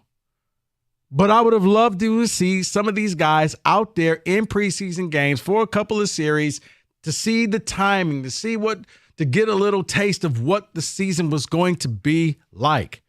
I don't think the Lions were that good that they could just not play in the preseason. Once again, the people who don't play in the preseason, those are your superstars. Newsflash. Lions don't have a superstar on this team. They are good players. You don't have a superstar. Not playing in the preseason is superstar treatment. That's what concerns me. 248-539-9797. Are you as concerned as I am, or is this no big deal? Your phone calls, your ticket text next. 97.1. You know what does not concern me? Specs at LTU.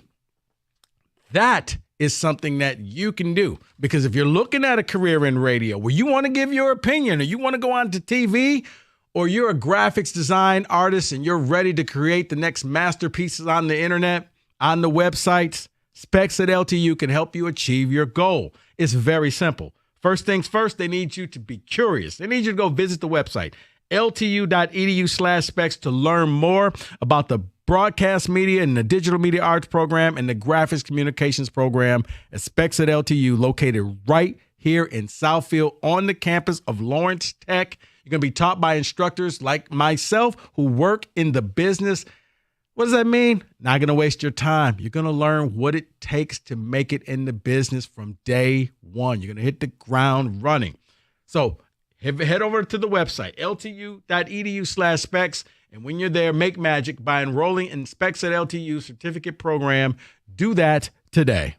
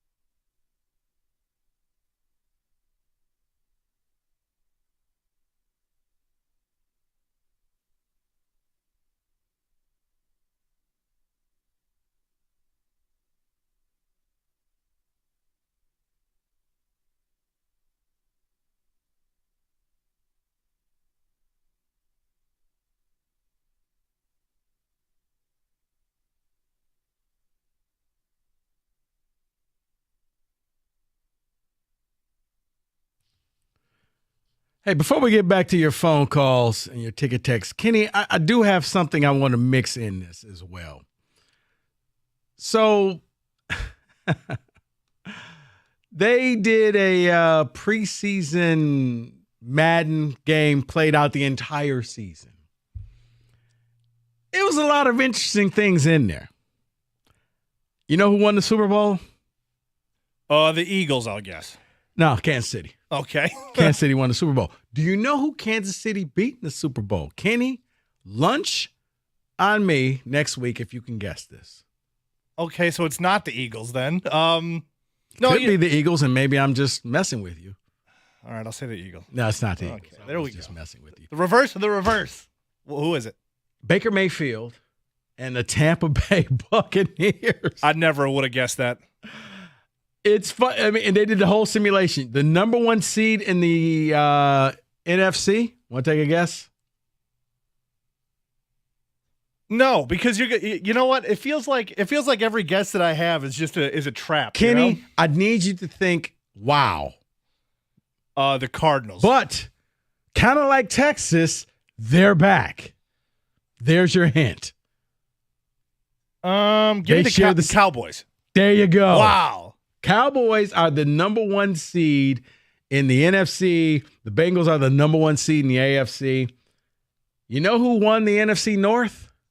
You look smug, so I'm going to say it's the Packers, not the Lions. The Green Bay Packers. The Seahawks. Hey, the Seahawks won the West. The Niners are not in the playoffs, according to this. Did the Lions make a wild card spot? The Lions did not. Here are your playoff teams. The Bucs will play the Panthers. The Seahawks will play the Eagles. And the Packers will play the Saints. Yeah, 3 teams from the South made the playoffs. This is the Madden that I'm supposed to. This is the Madden thing. Yeah. It ended up being the Bucs versus the Packers in the NFC Championship game, and the Bucs win. They end up losing to Kansas City. If you tell me that the Bucs and Baker Mayfield are actually going to do all that, then I discount whatever the Green Bay Packers did in the regular season too. Here's an unreliable simulation. Do it again. Here's why I bring this up, and I will also throw this out to the listeners as well. I know we live in the state of Michigan.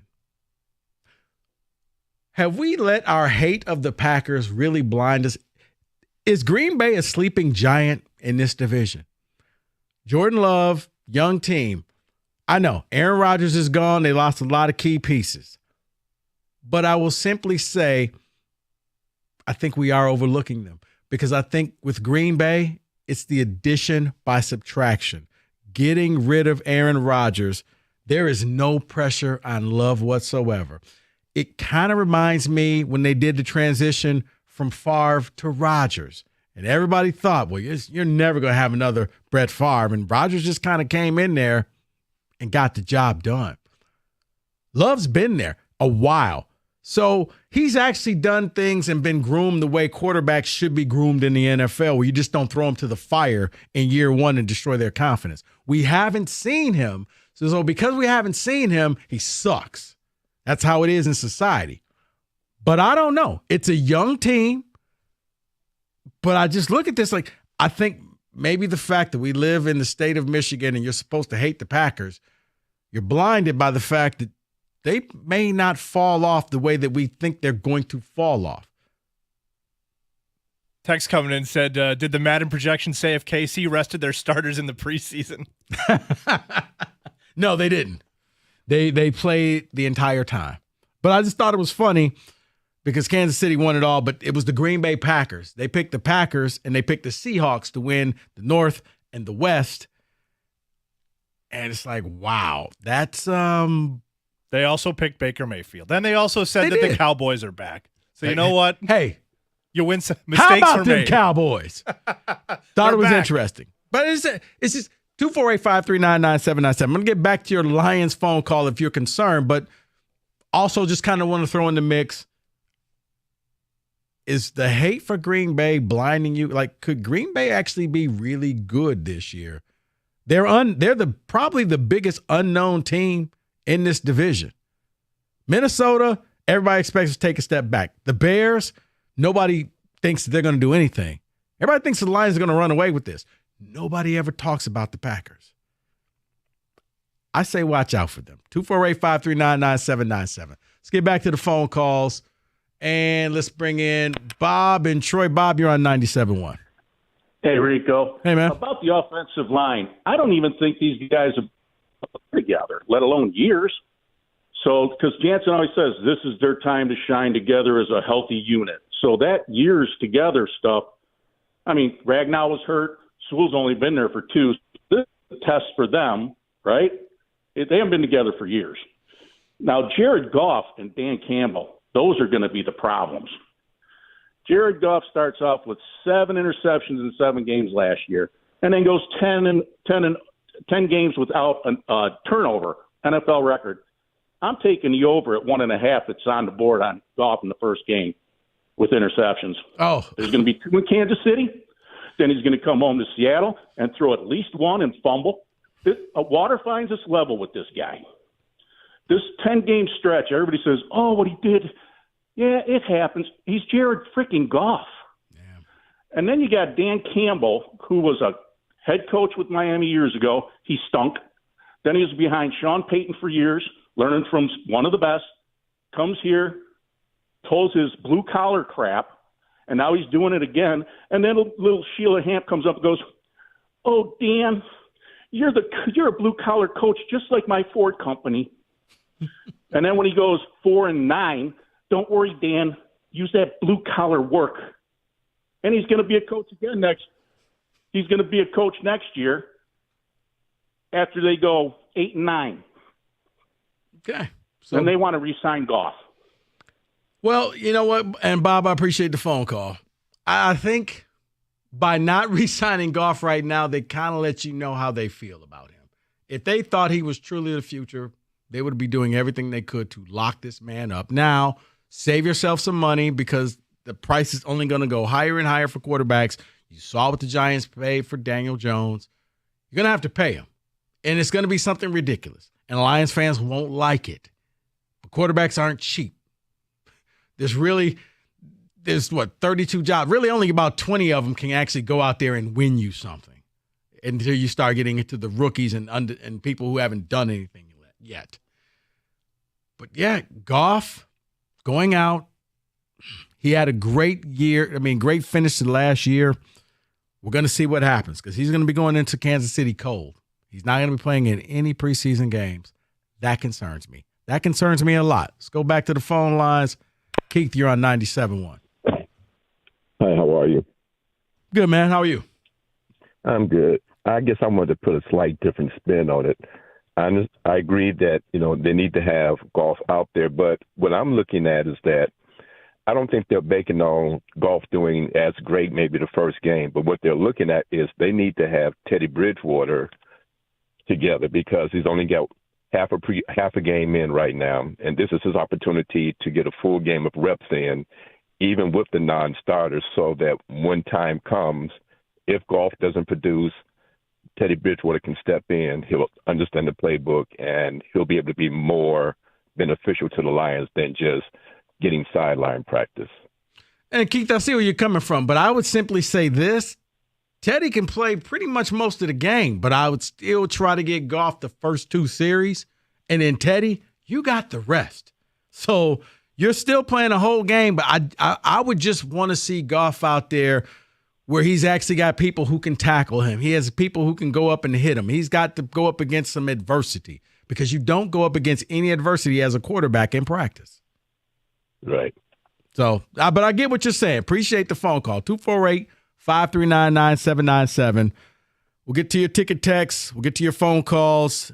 And we got some NFL stuff coming up later, or more college football later this hour. Yeah, right? we got the picks, the first ever meaningless edition of the Week 0 picks. We're really going to do this. We are really, dude, I am excited. All right, that's going to be later on in the hour, but your phone calls, your ticket texts, those will be next. 97.1.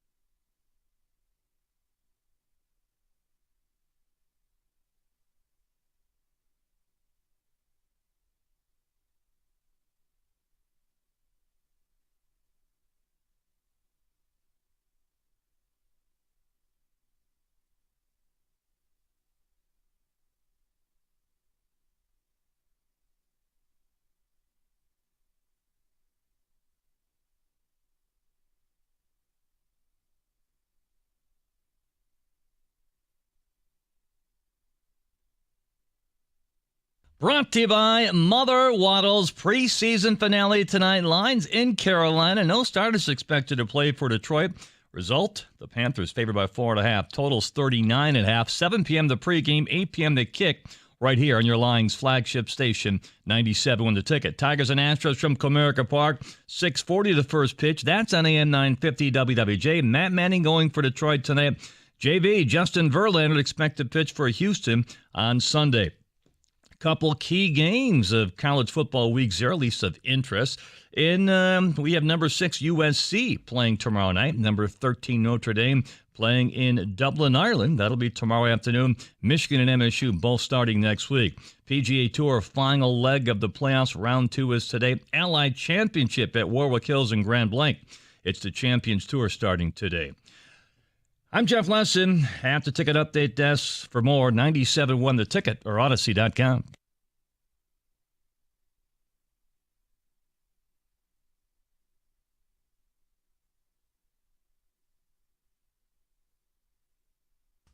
You heard Lesson talking about that Lions preseason game tonight. You can hear it right here on 97.1 against the Carolina Panthers.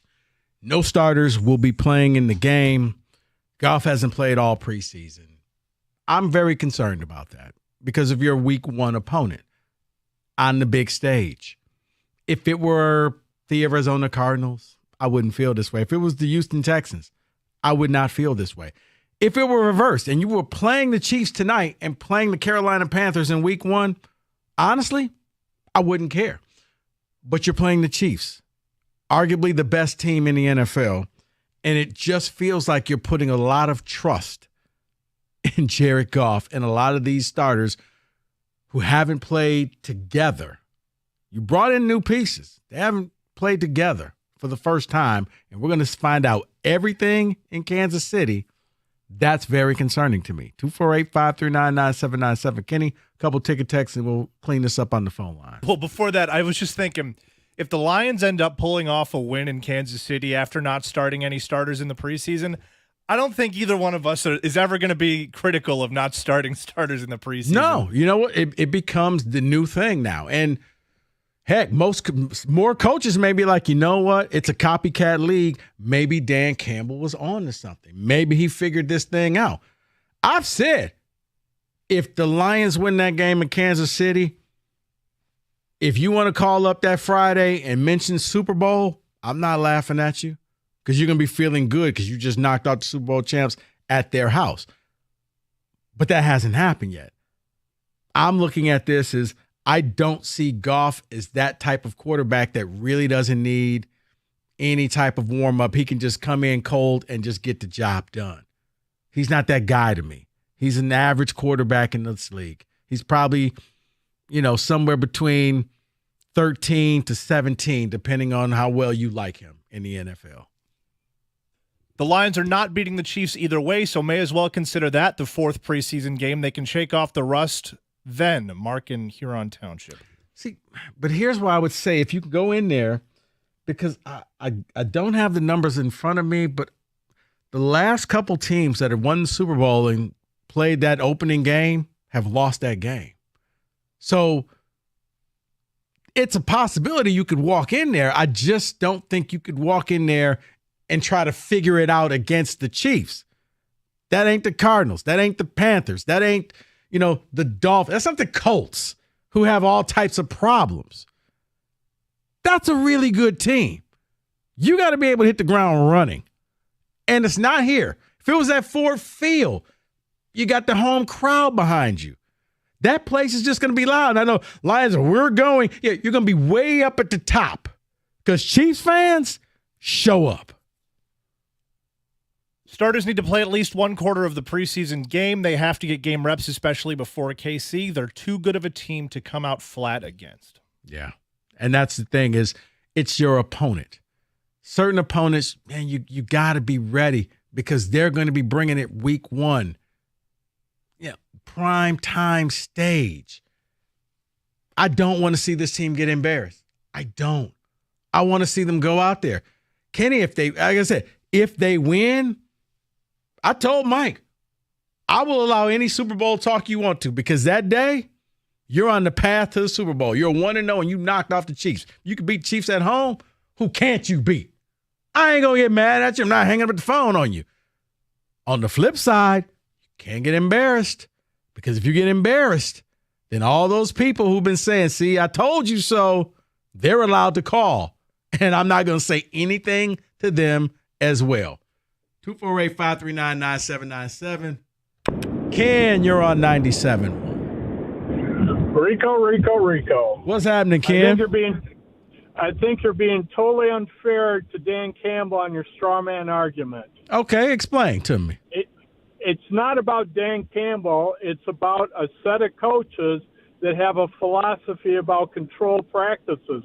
This is already being instituted across the league, and it'll save their bodies for the back end of the season. If you want to do some analysis on it, take a look at how all the teams that are going with this approach do over the first few games, if they're slow starters or not. But it's not just about Dan Campbell.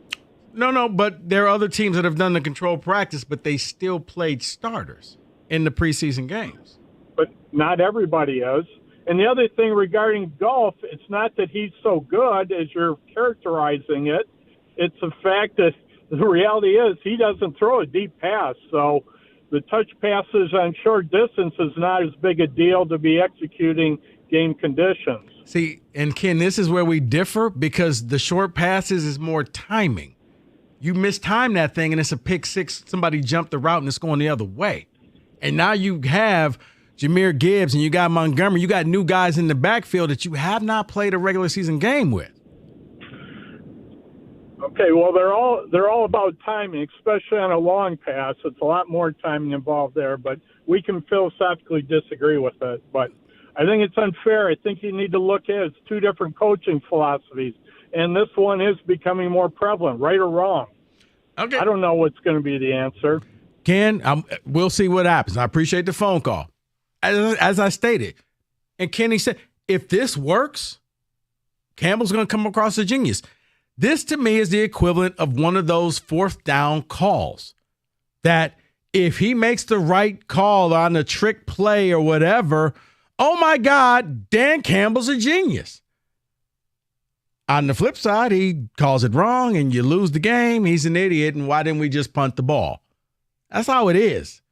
That's not me being unfair. That's just life. Back to the phone lines. We got Jeff. You're on 97.1. Jeff. Hi. Hey. Okay, I'm sorry. I just didn't hear for a second. I share your concern, Rico, but maybe for a different reason. I know you shouldn't read these, who's on the cut list and all that, but I saw the name James Houston being on the cut list because of it being a crowded position and Harris coming back. But I'm concerned about some of the other position battles, like who are our receivers beyond St. Brown and, Reynolds and our usual suspects. But I'm concerned like cornerbacks and safeties and who's going to make it. I haven't seen enough to see, and again, I'm just reading these papers, and again, like you shouldn't, like draft reports, you shouldn't read them and put a whole lot of stock into them. But I am concerned for a lot, and I'll say this: you have to be almost 100% mistake proof to go into Kansas City and beat them. So there's no room for error. So I agree. To go into that game, you have to have all your bullets in the chamber if you're going to stand a chance. And to not get embarrassed is important to show you've grown up and you really are taking steps the way some people think we are.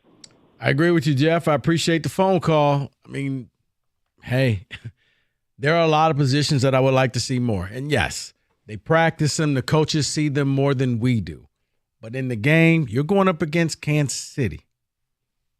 That ain't the Colts. If it was the Colts, I'd feel different. Brian, I'm going to give you the last word on this. You're on 97.1. Rico, you the only man that understands it at that station. Because, man, it's just, if Patrick Mahomes played in the preseason, the Lions should have been playing in the preseason. Rico, they are like the Lions, man. They just came off the NFC Championship game, and they lost on a field goal. They're giving these guys all the respect in the world, Rico. And tell me if I'm wrong. They were 9-8 last year, Rico. Correct. They wasn't no 12-0. They are like these guys. They're showing them respect of if they're winners or like they've been to the playoff, Rico. They have done nothing.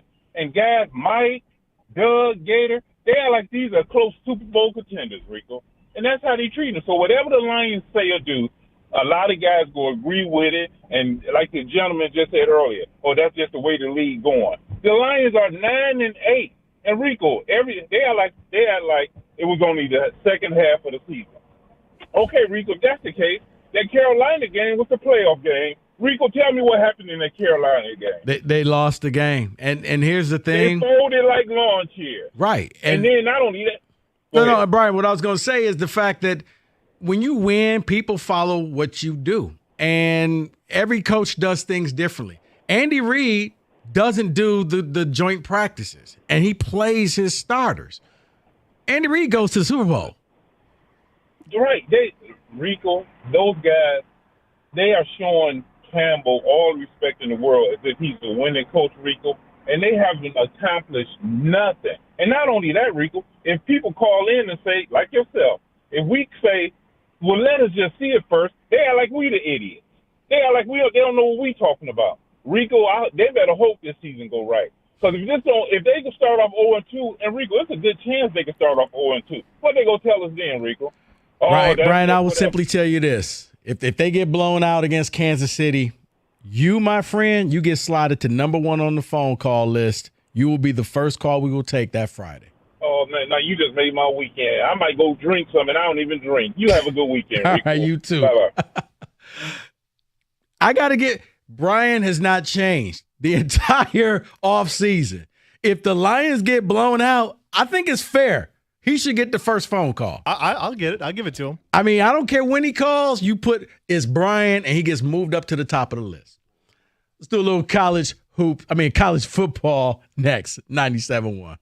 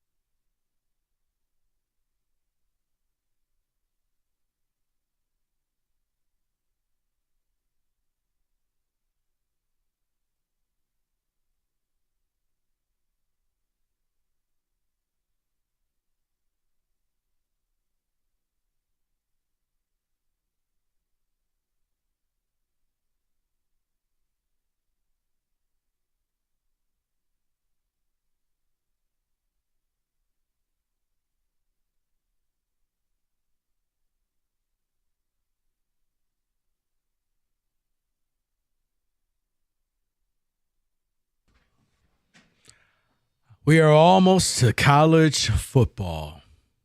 Well, technically, we're here. Kenny, music, please.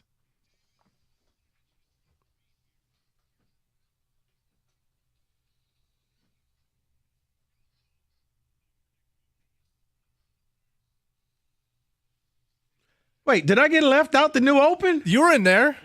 I didn't hear it. Oh, you were in there. Don't worry You about were it. in there twice. I was in there twice.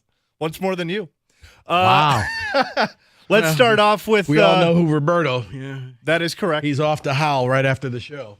Let's start with UTEP. They're laying 1.5 at Jacksonville State. Also, we're going to do totals. The total there is 53.5. We really doing this? I played the open. You heard my voice twice. All right, give it to me again. UTEP laying 1.5 at Jacksonville State, and the total is 53.5. So pick the team, pick the total.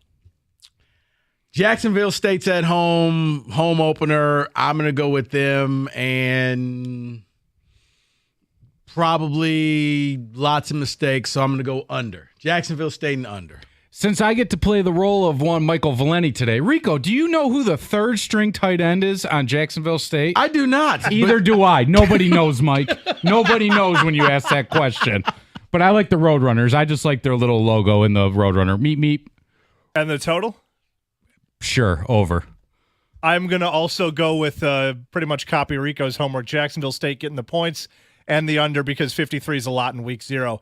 Next one, Ohio getting 3 at San Diego State, and the total is 48.5. Just Ohio, not Ohio State. Okay, just Bobcats. Right, the Bobcats. Kenny's not a Michigan fan. Okay. So Ohio at San Diego State? Ohio getting 3 at San Diego State, 48.5 is the number. Evan, Mike. But Junior. Rico, did you know that San Diego State is starting a quarterback who last year played safety, but he came in initially as a quarterback? He's a bigger guy. He's known as the hefty lefty. But Ohio hasn't won the MAC since like 1958 or something like that. But Cookies Costa is telling me that Ohio is like the elite class of the MAC this year. They have a returning quarterback. And Wait, Cookies is picking Ohio? Yeah, so Give I'm me going San with Diego State. Yeah. San Diego State. And the total? What's the total? 48.5. You know what? Let's just go over. They're going to have some fun out in the sun. Yeah, we want chaos. So I'm going to pick the Bobcats, but the over as well. I see Ohio traveling all the way to San Diego State, so I'm going to take San Diego State laying the 3. And I will take pizza on the flight back. And I'll take the under. UMass getting 7. Yeah, that's right. UMass at New How Mexico did we start State. off at the bottom of the chili pot? Because we want to save the best for last, man. We can't just jump straight into Navy Notre Dame. Oh. That's not that great. That's No, the it's best not we that. got. But it's in Dublin. Yeah, it is. People will be nice and drunk, so they might not just know what they're watching. But did you know that UMass is going to blitz a lot because their coach is one Dr. Blitz? Oh. I got to vote against him just because it's him. So give me New Mexico New State. Mexico State. And the total? Over. I like chaos, Kenny. I'm going over with all of them. What you got, Rico? You know what? I'm going to go with Evan because he broke it down so eloquently. Yes, New Mexico State, because I just finished watching Oppenheimer and the over. Is it slow? No. I heard it was a lot of dialogue. I don't know. I'm going to take... Wait. Isn't that what's supposed to be in movies? I want some action. Like, There's give me some, action. like, test bombs or something. There's a test bomb. All right. I'm taking UMass. I'm taking the over. Oh, he likes the Hawaii blitz. getting 17.5 at Vanderbilt. The over-under is 55.5. 17.5 points Hawaii's getting. They're traveling to Vandy? They are traveling to Vandy. Yeah, Hawaii really doesn't do well on the cross-country trips. Vandy is not that great, but you know what? They're still SEC. In name only. SEC. That's right. They They do don't it better, believe right? in pillow fights. Oh, you know what? This is going to be a down year for the SEC. Like Mike has told me that Bama's not winning 10 games this year. Georgia's not winning the national title. Mike needs to get out of the books. I'm just playing the role of Mike Valenti today. Okay.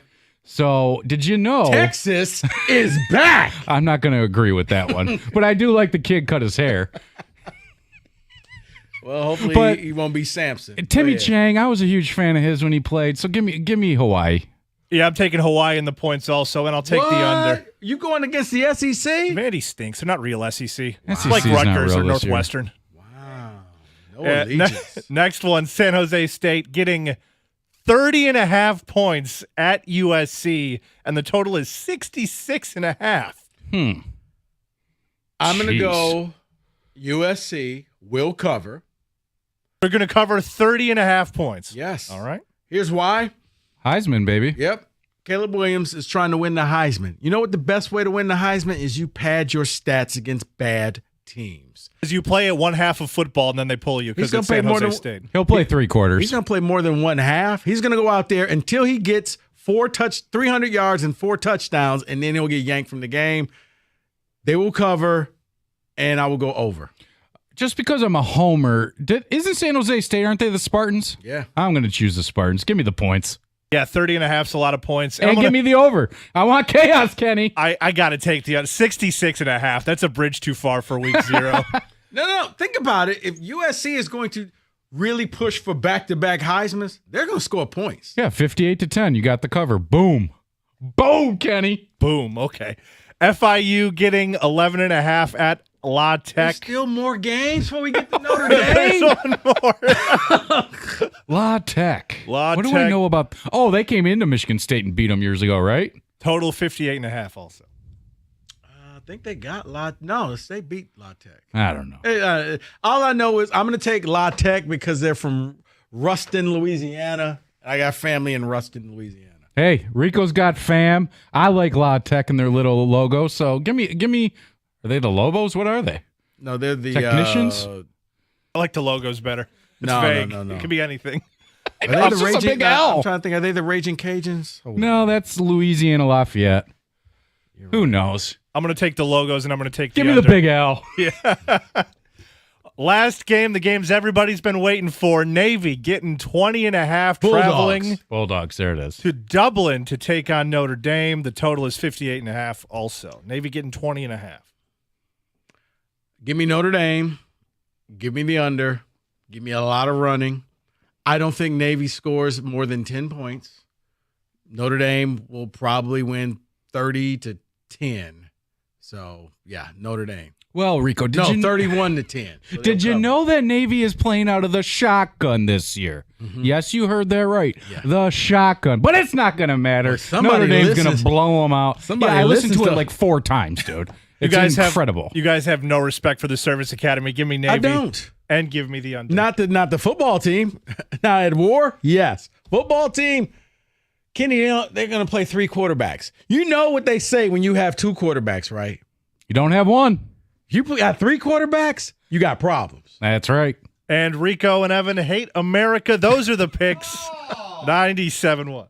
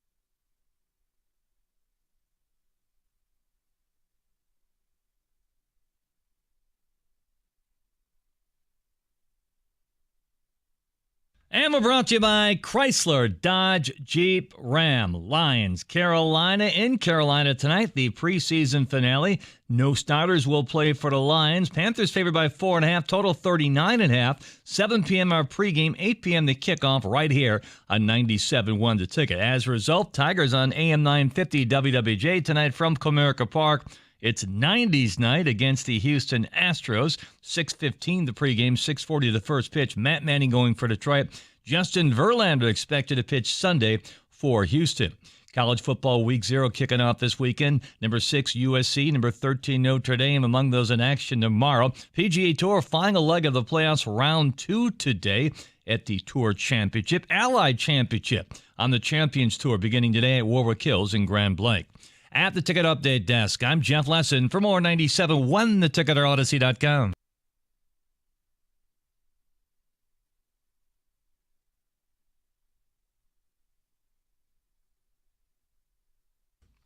All right, we do it every Friday. It's a staple of the show. Where we gather up all the sound bites and Roberto tries to stump us to see if we can find out and guess who said it.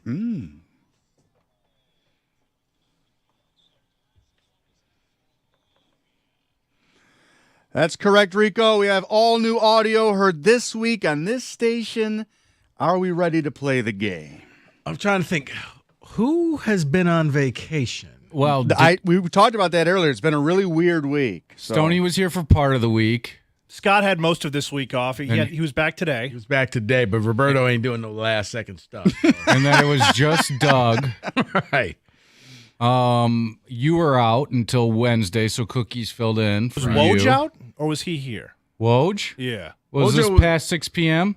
Yes. Okay. Well, no, but he also did the week Wednesdays with Wojo because Stoney's goodbye. Yeah. Not goodbye. Oh, yeah, that's right. With the video he put out there that's very disturbing, Evan. So. He did some tour of a restaurant. It's like his fingers in half the video. Oh, come on. It is the most Stony, and Evan, it's the most Stony thing ever. Showing you like bagged potato chips. Is it on social media? Yes. Yeah. It's awesome. It starts off with his thumb covering the camera. Yeah, that's Stoney. And then he's like following some waitress around like, okay, it's getting very uncomfortable, Stoney. Oh, my God. That's so good. Here's bags of chips. All right, Roberto. Okay, you know what? Go ahead, Roberto. All right, here we go. I'm very interested by that. I got to see that. All right, here we go. First one. Why didn't they self-impose 4? Are they afraid of Rutgers? Just take 4 and stick to the current deal and say, we feel good about it. This sounds like the preamble to what Stoney was trying to tell Jansen in that rant that he had. So I'm going to guess Stoney. Oh, little Michael Stone. Yeah, that does sound Stoney only because he's like kind of trying to justify what he's about to say. I think it's started again, Roberto. Why didn't they self-impose 4? Are they afraid of Rutgers? Just take 4 and stick to the current deal and say we feel good about it. Yeah, because Stoney was all weird about them taking the 3 games and not 4 because he was worried about Texas next year. I don't know. It kind of seems like Stoney, but I don't see. Could it be somebody on this show? Could it be Costa filling in? No, he's a Michigan fan. He was probably all about it. I'm going to go with the Michigan fan, but the Michigan fan who gets angry over a lot of things that Michigan does. Stoney, right? No. Gov. Oh, yeah, we might have missed that one. I think that one's Gov right there. Roberto, who said it? All right, let's see who's right. Who said it? Why didn't they self-impose 4? Are they afraid of Rutgers? Like, just take 4 and stick to the current deal and say we felt good about it. The smarm. It was Cookies. Costacholi. Costacholi? Which is the dumbest thing ever. Did you see how they're going to tell me it's a circus without telling me it's a circus? Did you see how they're going to break up who's coaching the first 3 games? I said to John this morning, I saw you was coaching the 4th quarter against ECU. Hey, you know what? He's having fun with it. And they created graphics and edits for this. That's what made it even funnier. Like, not somebody at home. I'll be honest, as much as I don't like that school, I kind of like the idea of Jack Harbaugh being on the sideline. We were kind of joking around that he's only going to go I formation. If he sees a forward pass, he's going to call timeout, accuse him for cheating. What the hell you guys doing? Hit that guy right in front of you. But I like it. I don't know. It seems very petty, and I love petty. It is beyond petty. I'm sure the NCAA's got. It's good for those assistants. Yeah. Go ahead, Roberto. All right, this might be the best Who Said It line I've ever read. Oh, no. Here we go. Everybody has peed in the shower, and if you say you haven't, you are lying. I have to use the jank rule. I know who said this. Okay. I have to jank myself. Who would? Yeah, go jank yourself over there. Oh, no! What should I? God, say it one. Because who would be that brash to talk about that other than one man, in my opinion? Yeah, I'm only thinking one. But if Kenny is pulling the rule, go ahead, Roberto. I'm going to say it's Stoney. You agree? I was thinking Stoney as well, but Kenny has me now questioning. He could have listened on the way in. Could it have been Kang? No. I don't know if Kang would admit to doing that. I'm going to go Kang. All right. Have you guessed yet, Evan? Yeah, I said Stoney. I'm fairly certain this is a curveball, and it's actually Heather. No. If it is, that's why Roberto said what he said. Yes. All right. Is Kenny right? Who said it?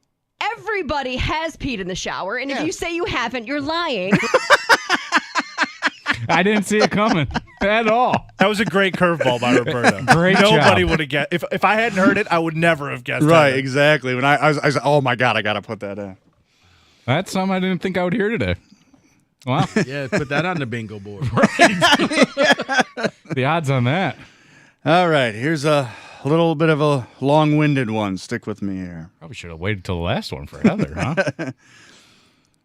A win wouldn't do them any good, and they still beat Aaron Rodgers, and people thought that might have buried SOL. And the next SOL burying, if you believe it, is winning the division.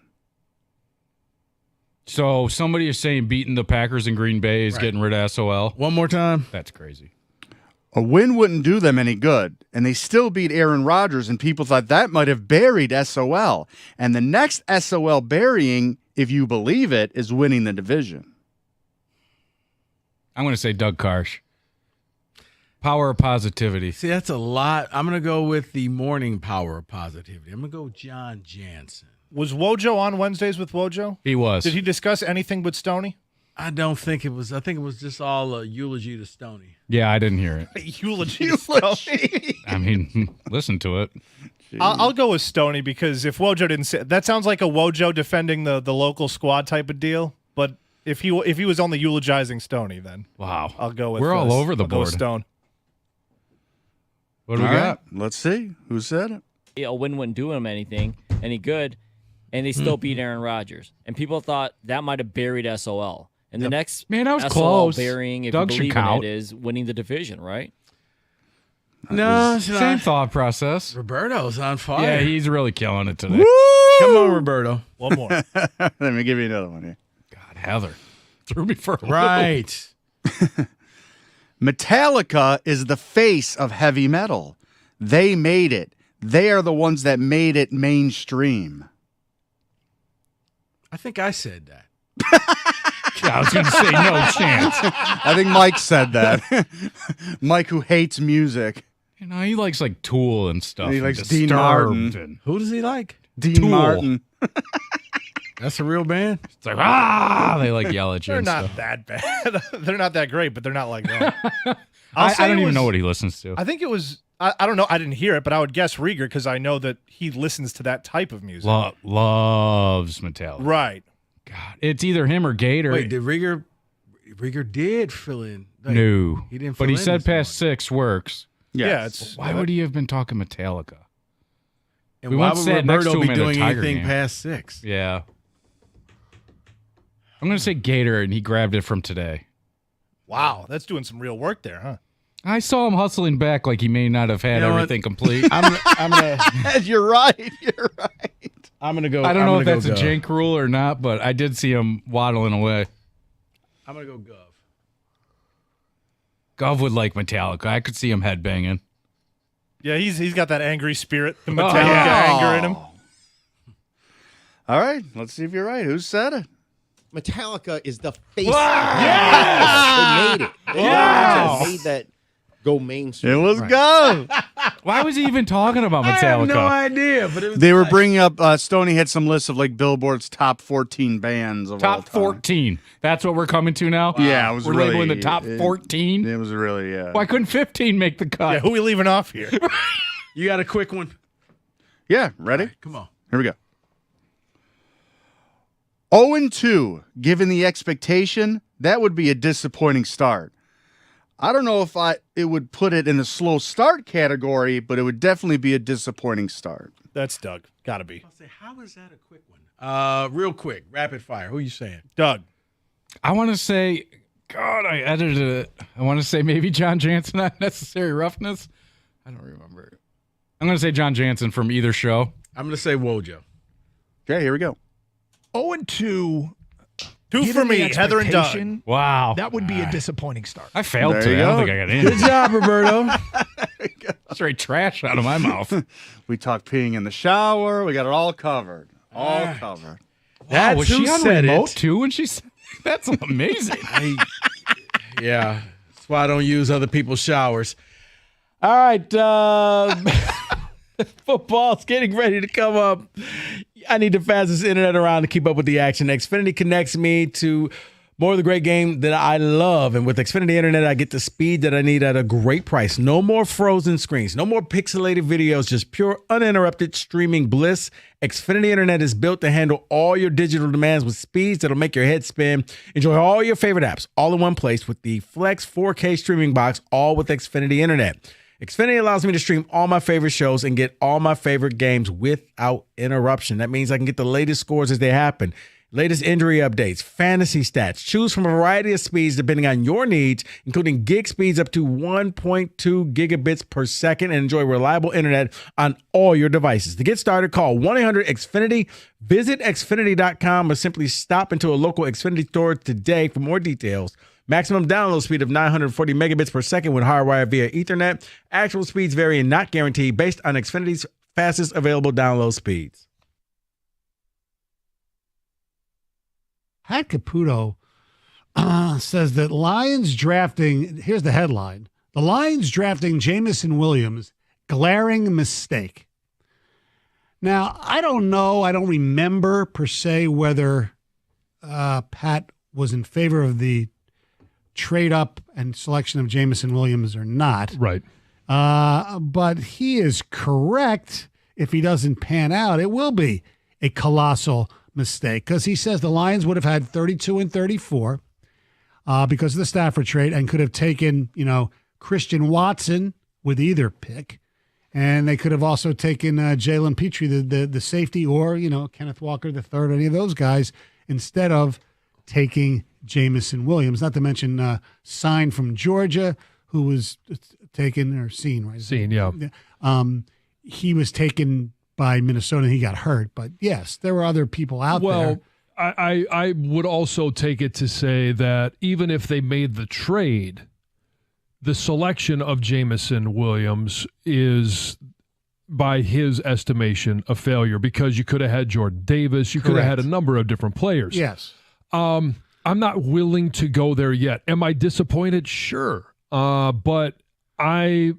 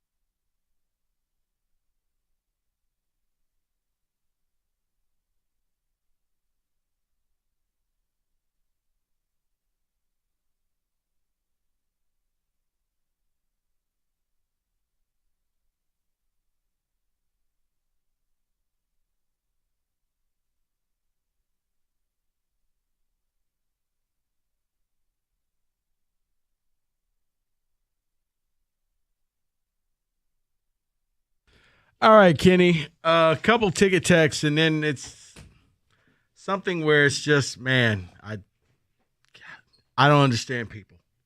Go ahead. Heather peeing in the shower. That was not on my bingo board for today. That's from Rob. Still, yeah. Yeah. Where did that come from? I mean, Roberto, what was the crux of that conversation?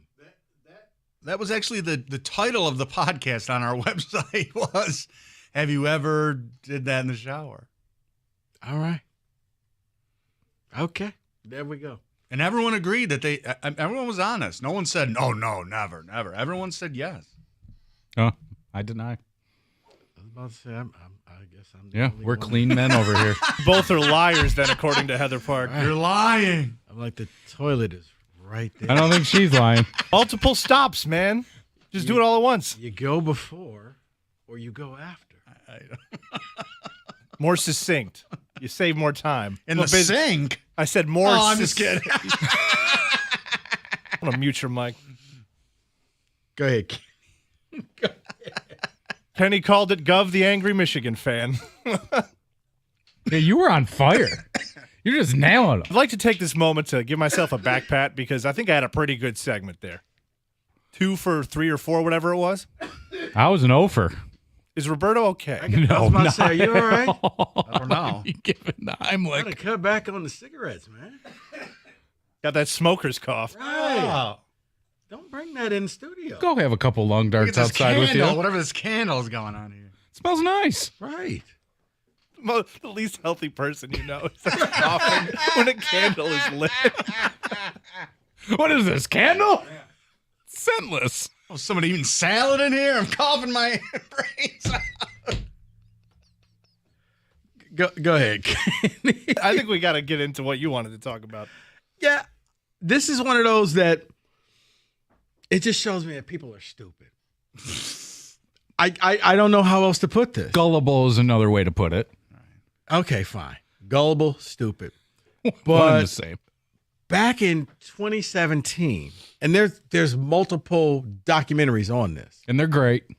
Okay, the Fire Festival was supposed to take place, I think, down Billy McFarland and Ja Rule, down in the Bahamas, like somewhere tropical, Fiji maybe. I Right, don't they even had an know. island, and it was like they invited all of these social influencers, and everybody was going to be there. It was a complete and utter disaster. It was amazing. It wasn't prepared. None of the headline acts were there. People were like sleeping on just used mattresses, eating cheese sandwiches. The only good thing about it was who it happened to. You had to prostitute yourself for water. I mean, it seriously, it was all the social media influencers. Yeah, thoughts and prayers. I feel so bad for you, you rich, privileged SOB. But it's like they're having a second one. And I'm pretty sure it's sold out. It's sold Why would you out. do I mean, how is that possible? It's sold out. Listen, guy, hold on. We got it right this time. Don't worry. We got ham for the cheese. We worked it all we got out. it this time. I believe the original founder had to go to jail and had to pay like a ridiculous amount of money. Few years. Who he's has out. the balls to say, I want to do this again? And somebody says, I'm in. I'll buy. They stopped doing Woodstocks because of that. The last one that was such a Well, disaster. that was because of destruction. It's not like the axe didn't show up to Woodstock. Now, really, the only one you hear about that, like you always hear good things about, is that Bonnaroo. I don't think I've ever heard of a bad situation there where there was, Yeah, and Lollapalooza. not enough I'm about to toilets say, or. There's all kinds of big festivals. Coachella, that's the one I'm there. Coachella. They always hear good things. Berto, you sounded so old there. That Bonnaroo. That music those kids play. Back when I was going to concerts at Joe Louis. You'll never rock catch me festival. at that Bonnaroo. Oh, by the way, have you ever been to Coachella? No. It is literally in the middle of nowhere. Yeah. I drove past. I don't it. like It's just an open field right outside of Palm Springs. Scary. Can we send him to Firefest? No, my God. Yes! I wouldn't survive. I He wouldn't died. survive. Did you see that candle? That candle almost killed him. You want to send him to Fire, Firefest? please. It would be tons of alcohol and drugs. He'd be fine in his element. Dude, back in the day, didn't you go to like Vietnam or something like that? The only thing I went was Ozfest. No. That's the only other- They No, sent he you went to to a the Mount different Kilimanjaro, or no, you went to. yeah, I went around the world. Yeah. But he can't go to Firefest? Come on. Why The is content that anybody we would going to get- Firefest? Who are these people that pay money? It just goes to show exclusivity, man. I read this and said people are stupid. Now I guess you want to be the social influencer to say, "Oh, look at me, it failed again." You're an idiot again. If I was You given went tickets, back. I would risk it. I would go try it out. What if you don't like? Don't you have to like them? Is it about the music? I don't or care is it about the what- music. Yeah, I don't know it what- was about the music, but they set it up the first time that only like exclusive influencers got to go. Yeah, and like so all of pools these pretentious people thought that they were special, Right. and they were sitting there basically living like hobos. yeah, there's white bread and Like, water, right? I'm sorry, but I was rooting for them to just keep living it and being stuck on that island because I'm like, this is what you all deserve. But why would you go back? Everything about that was an epic failure. It was a trial run. They got it all together. And it's sold out, this second one. I don't go anywhere. I will not go anywhere without indoor plumbing. I'm sorry. I will not go. I believe that. I've heard some stories about this guy. I believe that. So like an outhouse wouldn't work for you? No. Oh, that was the documentary I saw on the last Woodstock. Yeah. where they basically were just like in the fountain. Oh, yeah. my God. Yeah, but they had great acts. I mean, great acts No, at I can 99 see why Woodstock. Yeah, you couldn't beat it. Yeah, but I see why they canceled. Have you saw that? Oh, yeah. That Yeah, documentary like is Limp wild. Bizkit went and destroyed They everything. paid, like, Somebody died. They charged like $25 for a bottled water. Oh, yeah. People were sneaking in through the gates, and it was... So is Ja Rule a part of this one? Dude... Because him and Ashanti are dating, it might be a decent concert, Roberto. Take us back to the early 2000s. I can't. And does it say where it's at? Like, maybe we're going somewhere tropical. Well, I'd Billy go with you. McFarland is back. What so if he's we gonna go? be doing it? It's on an. I think I heard it's on Long Island. Or Coney Island. I don't care. Dude, I cannot Coney believe that they are actually doing this. But yeah, this is. I'm trying to see. Where So it's if at. you were given a ticket, you wouldn't go. no, No. Really? I'd rather spend the night in an abandoned house because I Oh, would that ain't still that have. bad. If it's a place where I'm depending on someone else to get me there, Isn't and that get your me life? home, no. It's a little bit of a ways away. This is in the Bahamas. Oh, Bahamas is great. Michael Jordan has a house down there. Oprah Winfrey. Right, but they had like their own private little island Yeah. that you got flown into, and then you had to find a way off the island. And the people who were there were like, I mean, they stopped building. They stopped building the set. Yeah, like halfway through, they were like, Evan, there's no way in the world. After watching that, anybody who goes to this, you're an idiot. You deserve everything that I love happens that. to you. I love that press conference that they have. That if they'd be like, "Listen, we know you've seen the documentary. We understand, too, but we got it right this time. We know the mistakes we made, and we're coming back strong." And there's 10,000 people that were like, all right, sounds great. Let's book it. Yeah, they did. BYOCS. Well, that's what I said. Bring your own cheese sandwich. But that's what I said yesterday about a certain restaurant chain where you could get a rat foot in your soup. But Okay, that's not stopping people. Okay, hold on. It's not stopping anyone. This is different because there's no positive experience with this. Ja Rule, man. You know what? Stop it. You know It's what? awful. Let's just talk some college football. Poor man's DMX. Kenny, we got any ticket texts? I think we should just talk about some college football. Let's talk about some college football. 97-1.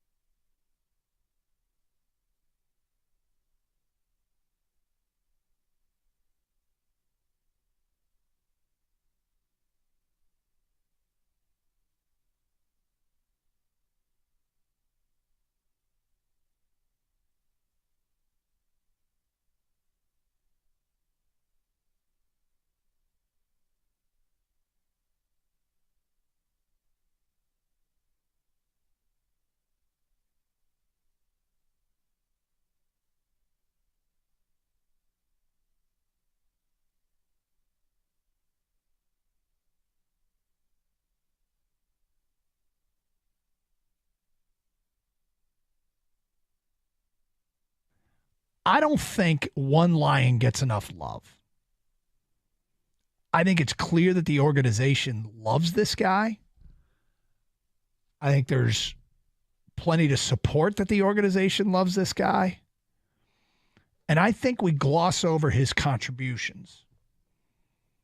And I am ready to stop that and start an appreciation thread on this Carson Anderson message board for Khalif Raymond.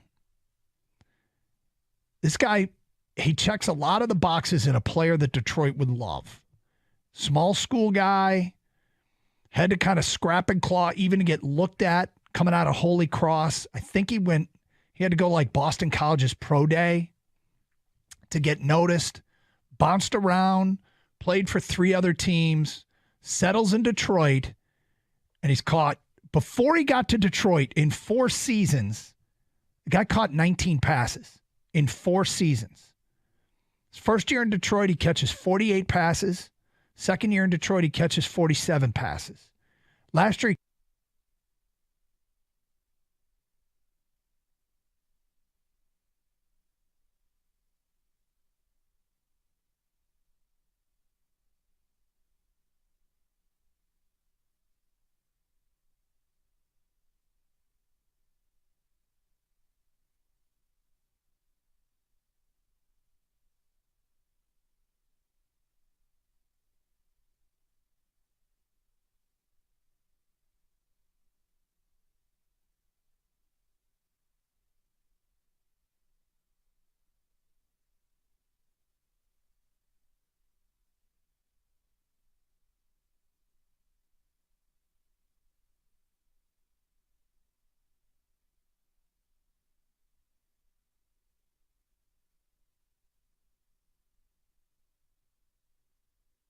Sponsored by the good people at CGC Water Treatment. Meanwhile, Lions get in the preseason finale tonight at Carolina against the Panthers. Lions will not be playing starters. Carolina expected to play their starters at least for a while.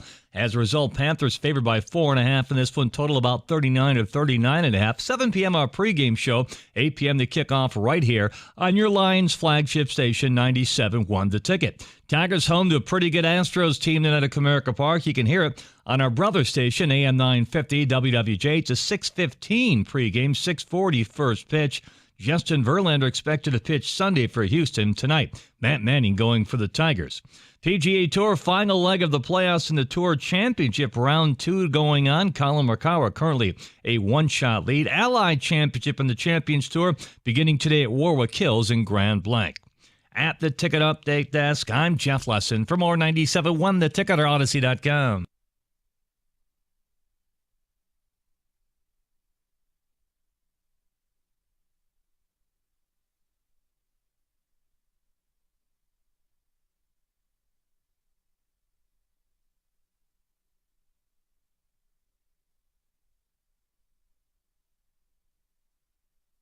Pat Caputo says that Lions drafting, here's the headline, the Lions drafting Jameson Williams, glaring mistake. Now, I don't know, I don't remember per se whether Pat was in favor of the trade up and selection of Jameson Williams or not. Right. But he is correct. If he doesn't pan out, it will be a colossal mistake, because he says the Lions would have had 32 and 34 because of the Stafford trade, and could have taken, Christian Watson with either pick, and they could have also taken Jalen Petrie, the safety, or Kenneth Walker III, any of those guys, instead of taking Jameson Williams. Not to mention Sign from Georgia, who was taken, or Seen, right? Seen, yeah. He was taken by Minnesota, and he got hurt. But yes, there were other people out there. Well, I would also take it to say that even if they made the trade, the selection of Jameson Williams is, by his estimation, a failure, because you could have had Jordan Davis. You could have had a number of different players. Yes. I'm not willing to go there yet. Am I disappointed? Sure. But I'm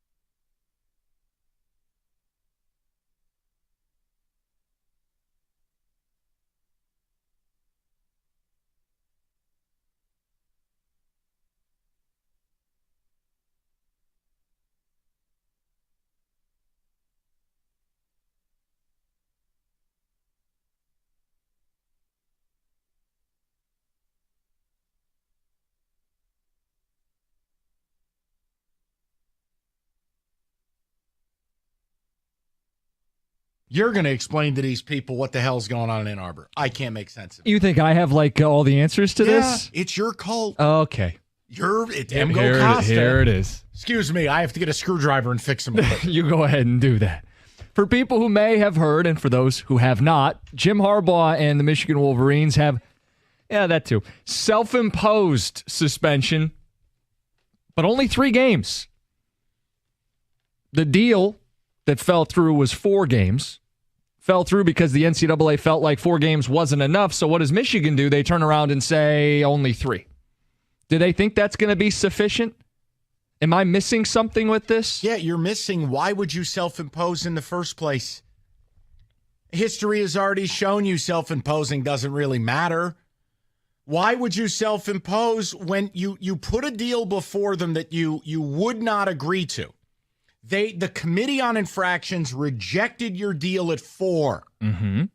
But you think 3 is doing something? So what are we missing? I don't know. I know you don't like getting inside the head of the Michigan Brain Trust.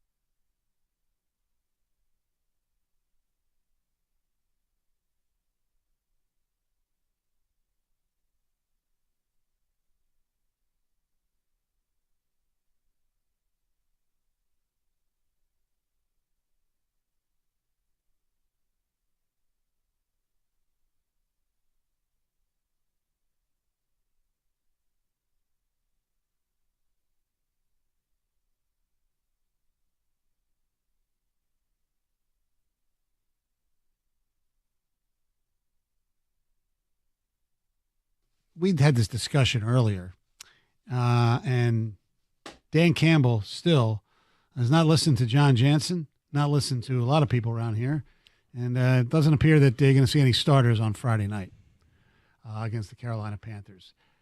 And I'll ask the question again, is this a mistake? I think it is. And I know the argument is, okay, they had these joint practices. They had the very intense practice ones-on-ones this week. But I do believe there is still some value of knocking the rust off, even if it's for a series. You're not going out there and necessarily going to evaluate one series in terms of how many pluses versus how many minuses do you have as an individual, but you get a chance to go out there and go through the entire process of this is how I'm going to prepare for a game, knowing that I'm going to be out on the field. It's not a regular season game. It's a preseason game, but you get to the... I think there's only going to be real debate that Friday after the game is if they get blown out, if the Lions look like a no-show, you know? And I think that's when people are going to be like, hey, these guys didn't play in the preseason. But if it's within a score, which is supposed to be, I think most NFL games are anyways, but if it's within a score, you're playing on the road against the defending Super Bowl champs, and you put up a real fight. I know there are no moral victories anymore. I'm not saying that, Doug, but my point is about the preseason playing or not, whether it affected him. I mean, because you think if it's a close game, do you think if the Lions lose a close game, Doug, well, you go back and go, if only they'd play golf a series. Actually, that's the thing. Would you think that? No, I wouldn't. I think we'll get that call. I think people will say, look at this mistake, look at that mistake. If guys had played, because at the end of a game, you tally up what led to what made the difference. I think people will blame lack of reps in the preseason more if it's a close game. Actually, they're going to blame it either way. Who am I kidding? If they get blown out, they'll blame it. And if they lose in a close game, they'll say maybe the difference would have been them just playing guys. It would have made it. I think Jonathan Taylor was one of the most talented college running backs I saw in a long time. I mean, he was there. Like, I think Saquon Barkley fell into that category. You just see guys that are different and special, and they don't always pan out in the NFL, and they got to stay healthy. And Saquon Barkley has struggled with injuries, but Jonathan Taylor is, I think, one of those special talents. And do I think the Bears are going to be a problem already?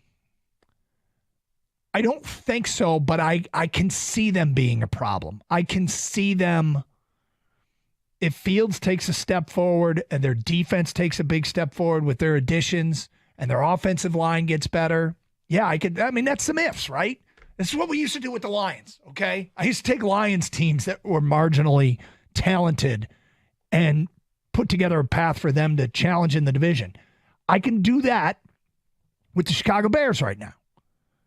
They had Jonathan Taylor, and it gets a lot easier to do that.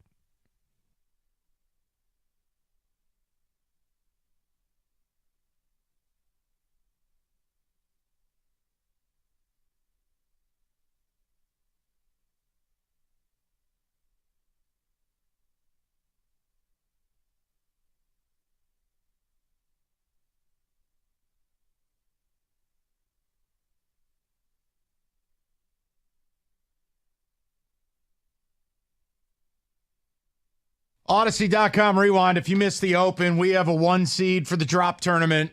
Stoney body bagging Jansen, demanding time to let me speak. Whew, 30 minutes. What a fabulous open. So yesterday I had some fun with these guys. I was having a conversation. It was with Jimmy Powers. He was blissfully unaware. We were talking college football upsets. And I'm like, yeah, one of the coolest ones was, like I missed the 3:30 kickoffs. MSU beating OSU in 98. And OSU was number 1. MSU was a 30-point underdog. Nick Saban in his little turtleneck. And they beat him. And he's like, what? What game was that? I'm like, huh? So then you show him the highlights. And it's Brett Musburger screaming. Well, then I came in here. None of these guys had any concept this game ever took place. So I said, all right, now I feel like I'm Peter Falk in Columbo. And I may as well just lean into it. So I said, you know what we're going to do? We're going to take 1998 as the baseline. And I have got a list of the biggest upsets in college football history that have taken place in the last 25 years. I will not give you anything that predates 1998.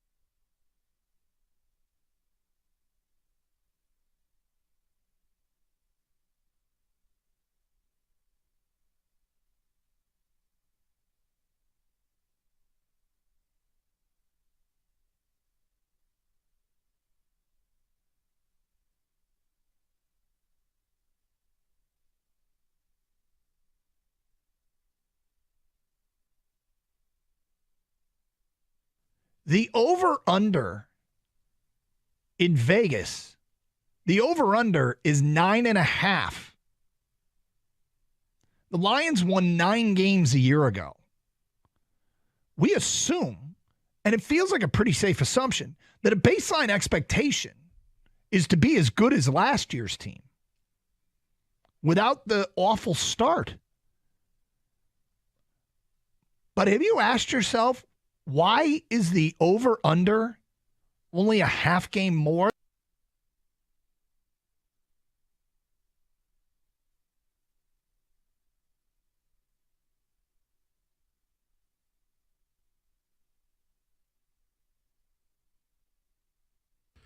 Lions preseason last game tonight against the Carolina Panthers. You can hear it right here on 97.1 The Ticket starting at 7.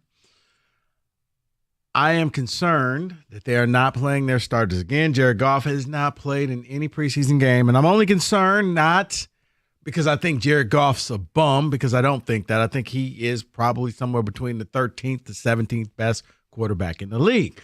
I am concerned because you're going up against Kansas City in Kansas City. That's my biggest gripe about this. But we'll get more into that in the 5 o'clock hour. A little tidbit that came out, Kenny. It just goes to show you that sports in general is all about money. The gambling is influencing this sport more and more, college football. According to Brett McMurphy, the Big Ten will require its football programs to release player availability reports 2 hours before each conference game's kickoff, pending approval by the league's schools. This is what they told the Action Network. It was first reported by Andy Greeter, and he said, I would be shocked if it did not pass. You know what that means? That means no more finding out who the quarterback is because your guy is hurt. You're going to know all that information 2 hours before kickoff. So no more of you got to wait to see who runs out the huddle if he's still injured. None of that stuff. Wonder why. Yeah, that's all gambling right there, my friend. Which makes it easier. I mean, if you're going to place the bets, at least now you know who's playing, who's not playing. I like that. So, yeah. They're going to have to report the player availability reports 2 hours before each conference game's kickoff. The other thing, I think this is a novel idea. University of Memphis football, I think they were 7-6 last year, won a bowl game. They're doing something new. Basically, if you purchase a $60 corner bench ticket for the home opener against Bethune-Cookman on September 2nd. It's kind of a ride or die type of thing. If Memphis football wins that home game, your ticket that you bought rolls over to the next game. And each home game that they win, you keep that seat for free as long as they keep winning. Now, here's the catch. You got to buy it before the season starts. But so long as they keep winning, and I think they have 7 home games, you get a free ticket. You buy the first one, and you just ride it out with them. Kenny, I love that. That's a great idea. It's called the Win Together promotion. So if they win, then you get the next home game against Navy. And if you win that game, then you get the next home game, and so on and so on. It's brilliant. Here's the thing, it's not for the season ticket holders. The stadium looks like it holds roughly about 33,000 people. They only sell 11,000 season tickets, which means 2/3 of the stadium is empty. This is brilliant. I mean, it's a good way because now you got fans who are rooting for the team to win because they want the free ticket. I'm sure you give the season ticket holders the best seats. Kenny, could you imagine if they did this for like the Tigers or the Pistons? This would be great for the Tigers. I think it makes all the sense in the world. You could do it for a couple series, a homestand, maybe a middle of the week type deal, especially the later on in the summer it gets, and maybe a year like this year where they've already been kind of eliminated from contention. Right. That if all of a sudden you said, hey, guys, and you're not going to get the tickets behind the plate, you get upper deck seats. And we'll sell them to you for $50. Hold on to that ticket stub, because if they win, the next game is free. And the next game after that is free. So long as they're winning. And here's a sad reality. I don't think they've had a 6-game winning streak yet. You know what the funny thing is? The more I think about it, the better this would work for baseball, because even some of the better teams in MLB, they don't sell out every night or come close. That's the problem with baseball is I don't think until playoff time you see buildings fill up all the way or see stadiums fill up all the way. Kenny, you could do this in the NBA as well, because take away the Lakers, take away like certain places where there's always going to be packed. Downtown at Little Caesars? You ever been to a Pistons game? Well, I know you haven't, but. Yes, I have. Come on. Empty. When certain teams come, it fills up more.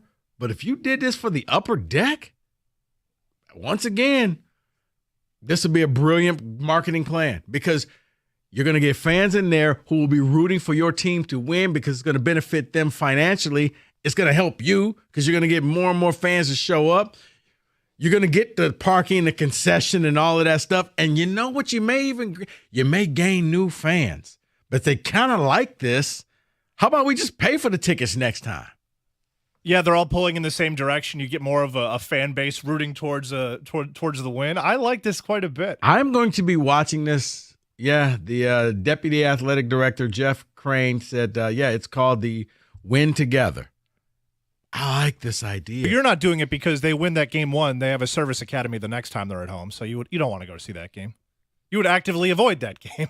No, but if I'm there, I would root. Well, you know what? You're going to have a whole bunch of un-American people because they're going to be rooting against Navy. Okay? So, yeah, you win that game. You keep going. It's like, oh, okay. I like this. I think more teams should adopt this philosophy, because there's nothing worse than the empty stadium.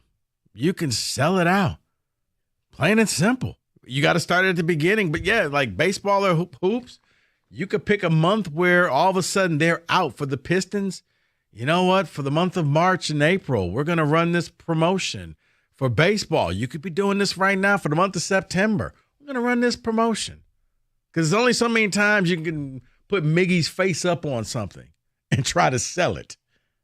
And imagine if the team starts winning, they go on a little run, all of a sudden everybody's all hyped up. Fans are cheering.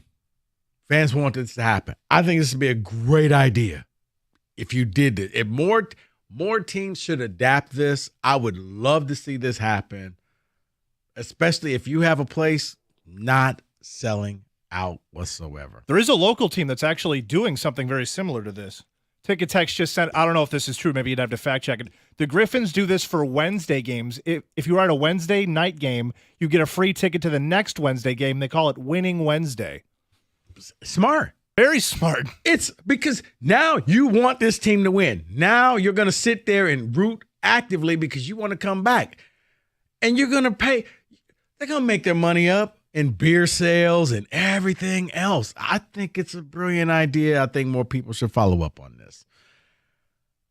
Talking Lions preseason, are you concerned that Jared Goff and a lot of the starters have not played at all? They got the Chiefs' first game of the season. I'm very concerned. I'll tell you why next. 97.1.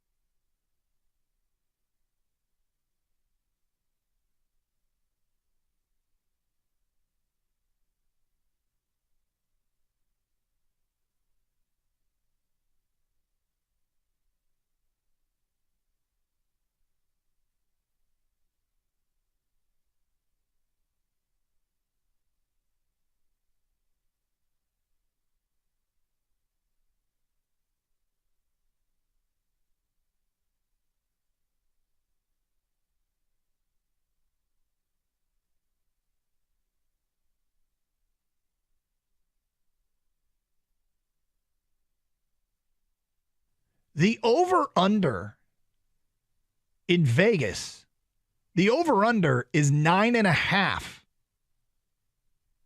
The Lions won 9 games a year ago.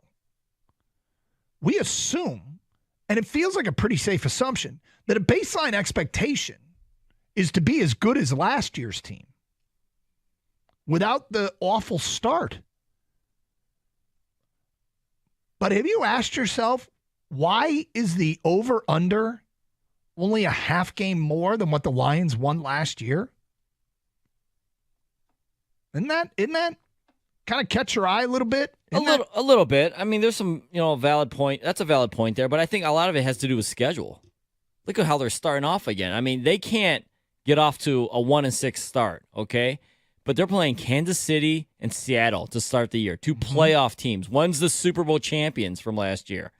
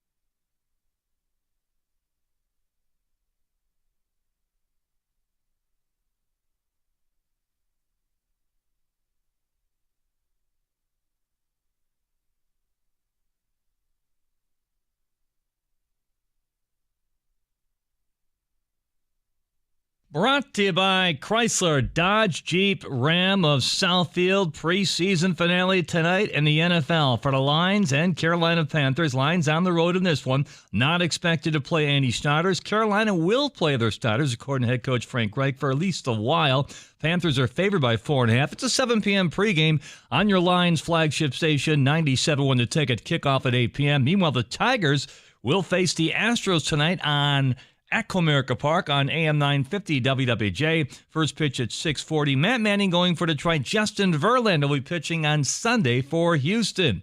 College football gets going this weekend. It's week 0. Michigan and Michigan State are idle until next week. PGA Tour final leg of the playoffs. It's round 2 today at the Tour Championship. Allied Championship underway on the Champions Tour.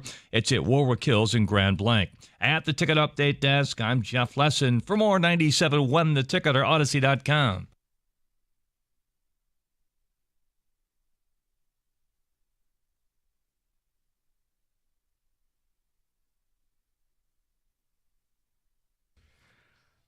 Yeah, before we get into this Lions talk, 5 o'clock here in Detroit. You heard Lesson talking about the Lions taking on the Panthers tonight, 7 p.m. Starters not playing again. Real quick, appears that we have somewhat of a trade that took place on the broadcast, in the broadcast world. Whereas we know that Shannon Sharp left Undisputed. Looks like he's headed to ESPN.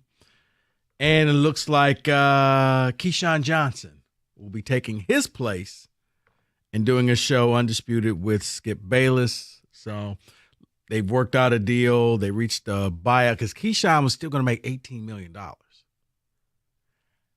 over the next 5 years.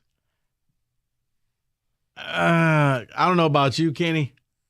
I probably would have sat out for the next 5 years. 100%. I don't know if I needed to be back on the radio or TV. No. Man. Yeah. That was something. So, yeah, it looks like that's going on. But as you heard, they're going to be playing a preseason game, final preseason game for the Lions. I'm very concerned the fact that none of your starters have played, especially Jared Goff. You're going into Kansas City. There's going to be rust on this quarterback. I don't think he's the type of quarterback that can just start and go from 0 to 100. and just win this thing and get this thing going. The world's going to be watching. You're not playing a bad team. You're playing a very good team. You're playing the reigning Super Bowl champions. This is their night at their house where they're getting their rings. Crowd is going to be fired up. And I don't know how he's going to play with the new running backs that he has. I don't know how the new secondary is going to be playing. I don't know how a lot of the pieces of this new puzzle will look because we have not seen it. That's concerning to me. If you were going up against the Houston Texans, I don't have this problem. I don't care. You can beat the Texans. A Sea Lions effort can beat the Texans. If you were playing the Colts, you can go out there and beat Anthony Richardson. If you flip-flop these games and you were playing the Chiefs tonight, but you were opening up week 1 at Carolina against the Panthers, I got no problems with that as well. This I have a problem with because I'm concerned. I don't think that this team is that good that they could just go and beat Kansas City, no problem. You play, joint practices. But, here's a news flash. In the joint practice, you don't get to tackle the quarterback. You don't. It's just both teams know you can't hit the quarterback. When a quarterback knows they can't get hit, they will take more chances because I'm untouchable. But in a regular game, when all is fair, that's a little different. And I don't need Jared Goff to be out there playing the entire game. So don't hit me up with that.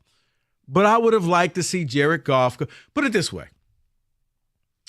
Andy Reid, pretty smart guy. He's been to a few Super Bowls, 2 different teams.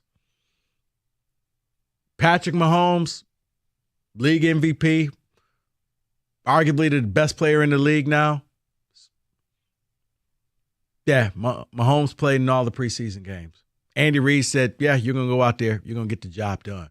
If Patrick Mahomes can do this, why wasn't Jared Goff out there? This has the feel of one of those 4th down decisions that Dan Campbell was famous for or infamous for, where you're scratching your head saying, do we really need to take this chance?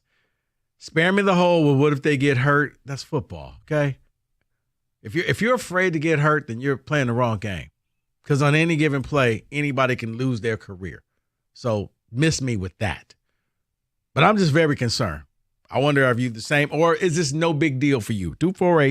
248-539-9797. Because when I look at this, I am. You can't afford to get embarrassed week 1. You cannot. You got so many people saying how this team has turned the corner. Heck, you had the NFL Network saying Uncle Lenny's gotten cleaned up. He's out of rehab. He's got a new suit. He's got a job and a girlfriend, calling the Lions Uncle Lenny, in case you missed that. I don't need Uncle Lenny to now show up and embarrass himself week 1 because this is the national primetime game. This is what Lions fans have been asking for. And there's too many new pieces to this puzzle. If this was a team that had, been to the playoffs consistently, okay, I know what you are. I know what you can do. There's a lot of new pieces in that locker room. And I don't know together what it looks like. I'm very concerned. 248-539-9797. Kenny, you're the Lions fan. Am I just making stuff up? I am slightly concerned about Jared Goff, of course, but I think I'm more concerned about the new defensive pieces they've added, primarily because they're going from 0 to 100, having not played, having only done the joint practices. They haven't played in any preseason games. They're going from 0 to literally 100, the defending Super Bowl champions in Arrowhead.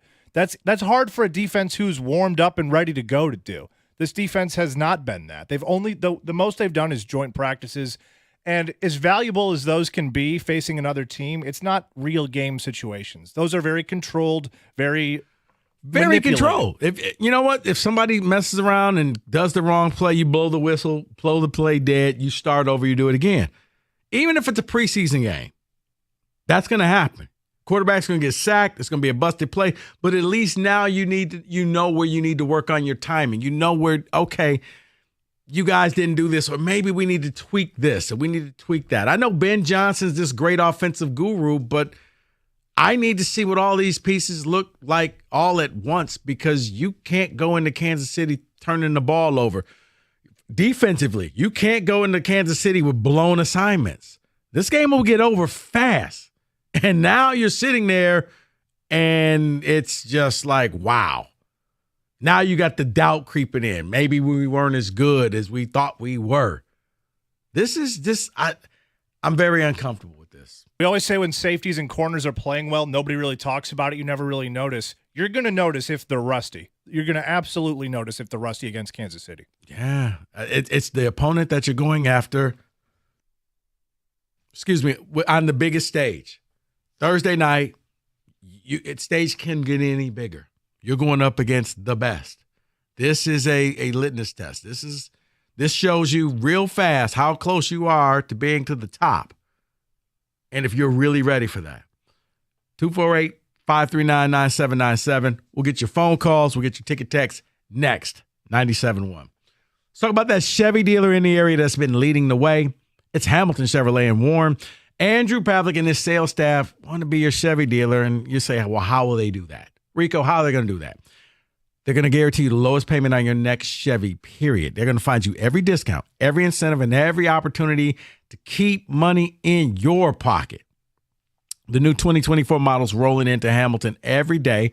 They're even making one of them this month's Rico deal. A new 2024 Chevy Equinox LT. Get this, $309 a month for 27 months. You walk in with $995 down. You drive out of there in that new Chevy 2024 Equinox LT. You get 10,000 miles a year. Yeah, a Chevy Equinox LT, $309 a month. That's why I say the best deals are found at 14 Mile and Mound. Stop in and see my guys at Hamilton Chevrolet for details. Make Hamilton Chevrolet your Chevy dealer. Drive away in this month's Rico deal. Visit HamiltonChevy.com. That's HamiltonChevy.com. Chevrolet, find new roads.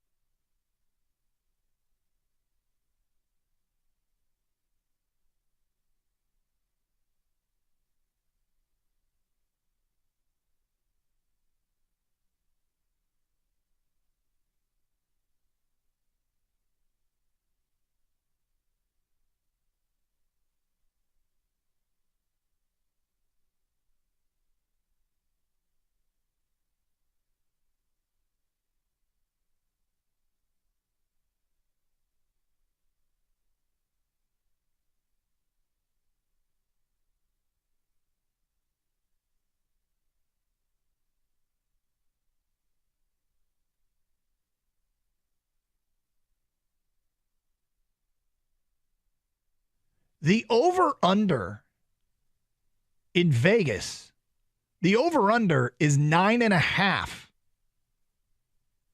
The Lions won 9 games a year ago. We assume, and it feels like a pretty safe assumption, that a baseline expectation is to be as good as last year's team without the awful start. But have you asked yourself, why is the over-under only a half game more than what the Lions won last year? Isn't that kind of catch your eye a little bit? A little bit. I mean, there's some, valid point. That's a valid point there, but I think a lot of it has to do with schedule. Look at how they're starting off again. I mean, they can't get off to a 1-6 start, okay? But they're playing Kansas City and Seattle to start the year, 2 playoff teams. One's the Super Bowl champions from last year.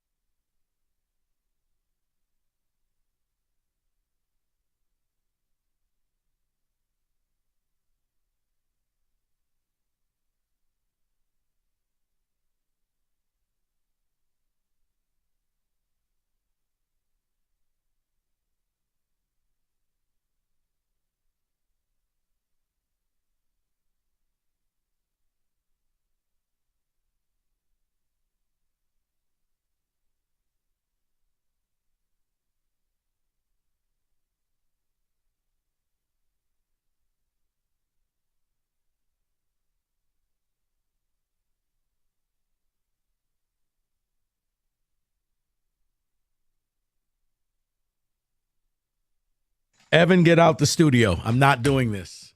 It's the topic that Kenny wanted to talk about today at 2, but we're not doing it. All right. Everyone's wanted to talk about that. But we are talking Lions, and we're talking Lions preseason. And do you feel like they'll be prepared when they take on the Kansas City Chiefs? Because none of the starters played this preseason. So a lot of backups. I wanted to see the starters. I wanted to see the timing. I wanted to see a lot of different things. It really bothers me. It really concerns me. It's not to say that they can't win, but I don't see this as a recipe for putting the best effort on the field when you go to Kansas City. I would have loved to see Jared Goff out there with some of the new pieces that he has. I would have loved to see a lot of especially the defense in the secondary, because you're going up against Andy Reid and that Chiefs offense that knows how to put up points and make you look bad.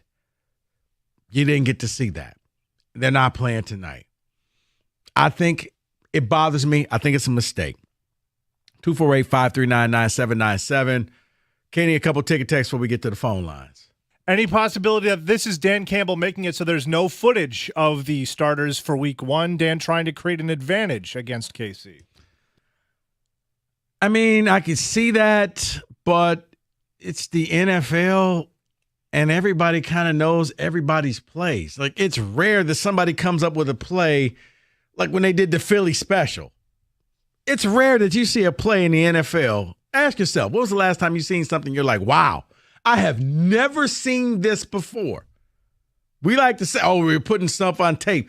Man, they got tape going back as far as they want to go back. I doubt that they would put their favorite trick play out there in the preseason game. That's going to be saved for a bigger moment, I would assume. Right.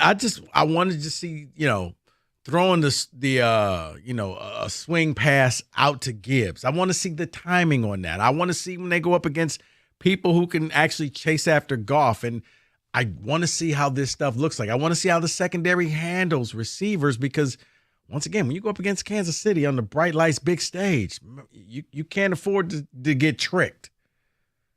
One more, and then we hit the phone lines. I agree with you. Last year, no starters played preseason, and we had a slow start to the year. Got to avoid the rust.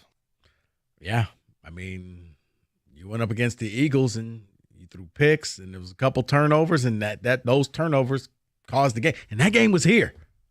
It was in Detroit. That game's going to be in Kansas City. A bunch of fans all rooting against you. 248-539-9797. Are you concerned at all? Let's go to the phone lines. Robert, you're on 97.1. Rico, My I man. am very concerned. Very concerned. So a bunch of coworkers and I, we bought tickets to go to Kansas City for the first week a few months ago when the tickets just went on sale. And each week I've been wanting to call in because you've brought this conversation up. And I was thinking, well, maybe the next week he'll play a starter just for a drive, just for a full drive, just to knock the dust off. And they haven't done it. So, I mean, I did the math. I could probably go to Mexico all inclusive. And here I am spending it to go to Kansas City to watch the Lions. And I am very concerned because I don't think we can get it done without at least playing a drive down the field. And, I mean, I know it's under Patricia, but Monday night, I think we opened up the season against the Jets, and I was going to take the whole day off, and I got all excited about it months ahead of time, and I think we got blew out. Yeah. I know that's probably a different thing, but I'd hate to start the season off and head to Kansas City and just to see that happen in Arrowhead. So, no, I am very concerned. Yeah, Robert, and I appreciate the phone call. I'm with you. I would have loved to see a couple of series out there. Guys, they didn't need to play the entire game. I'm not asking for that. But I did want to see some people out there so you could see exactly what you have. This whole we're just going to wait and break out the team later on and you'll see what happens. All right, good luck with that. Didn't work out too well last year when you went against the Eagles. Jay, you're on 97.1. What's up, Rico? How you doing? Good, Jay. How are you? I'm all right. So I just want to say, I'm not worried at all about the Lions not playing their starters.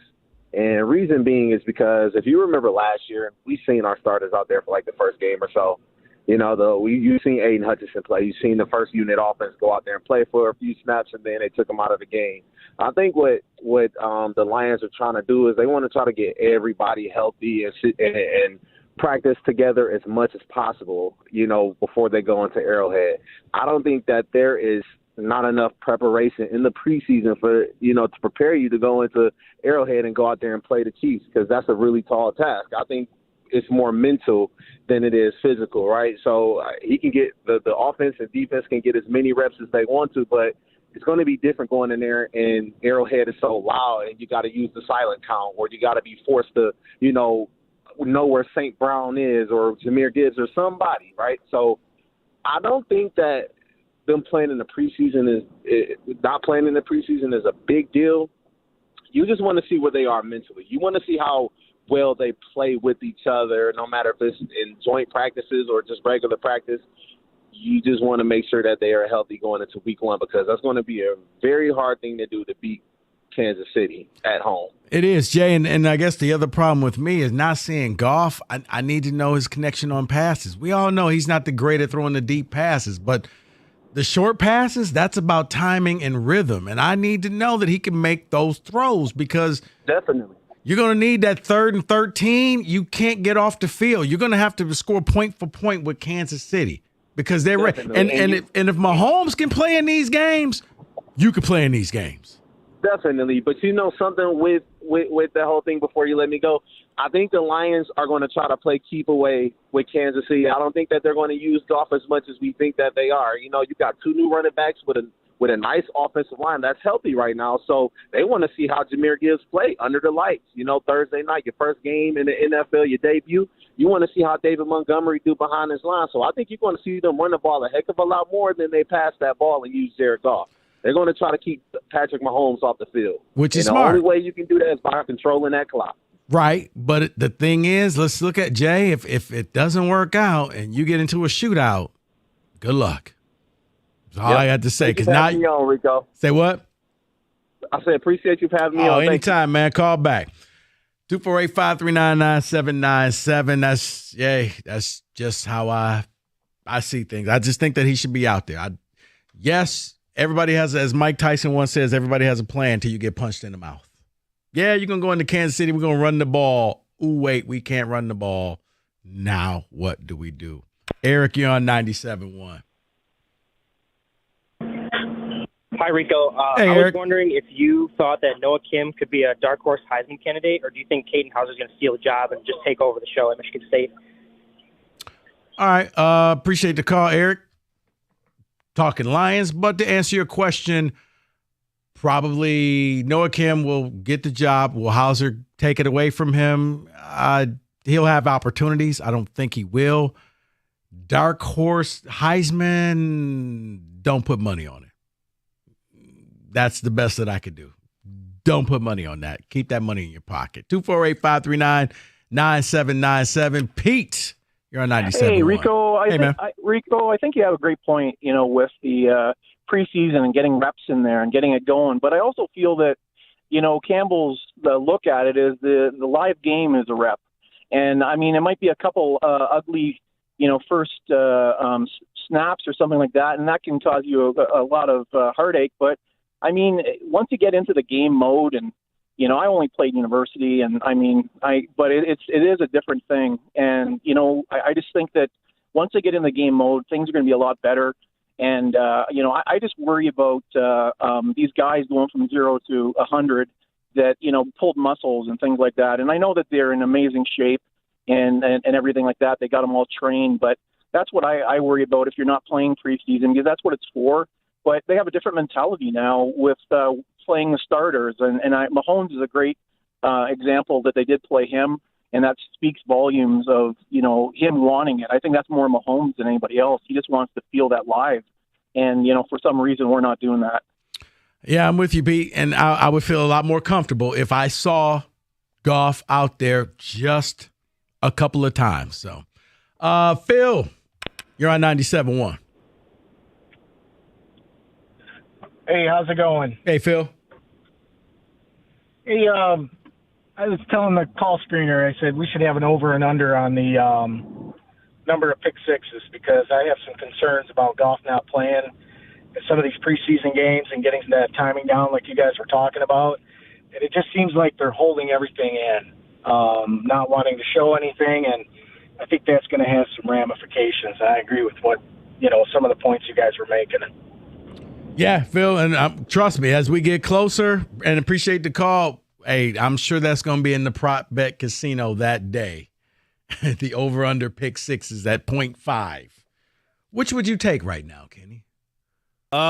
Jared Goff, pick six, as of right now, 0.5. If it was just regular interception, I'd take the over, but pick six, that takes a lot to happen all at once. I'll take the under. You take the under. I'll take the under. If interception, though, 1.5, I might take the over.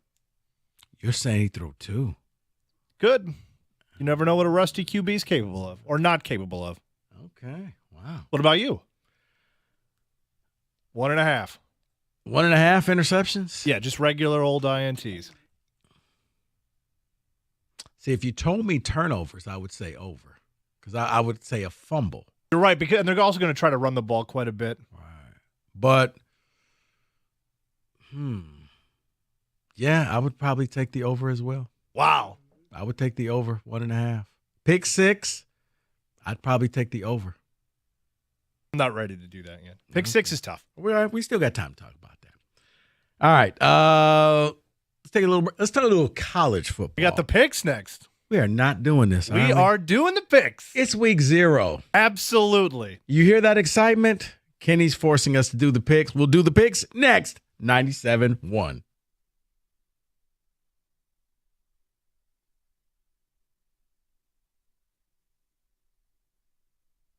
I think there's only going to be real debate that Friday after the game is if they get blown out. If the Lions look like a no-show, you know? And I think that's when people are going to be like, hey, these guys didn't play in the preseason. But if it's within a score, which is supposed to be, I think most NFL games are anyways, but if it's within a score, you're playing on the road against the defending Super Bowl champs, and you put up a real fight. I know there are no moral victories anymore. I'm not saying that, Doug, but my point is about the preseason playing or not, whether it affected him.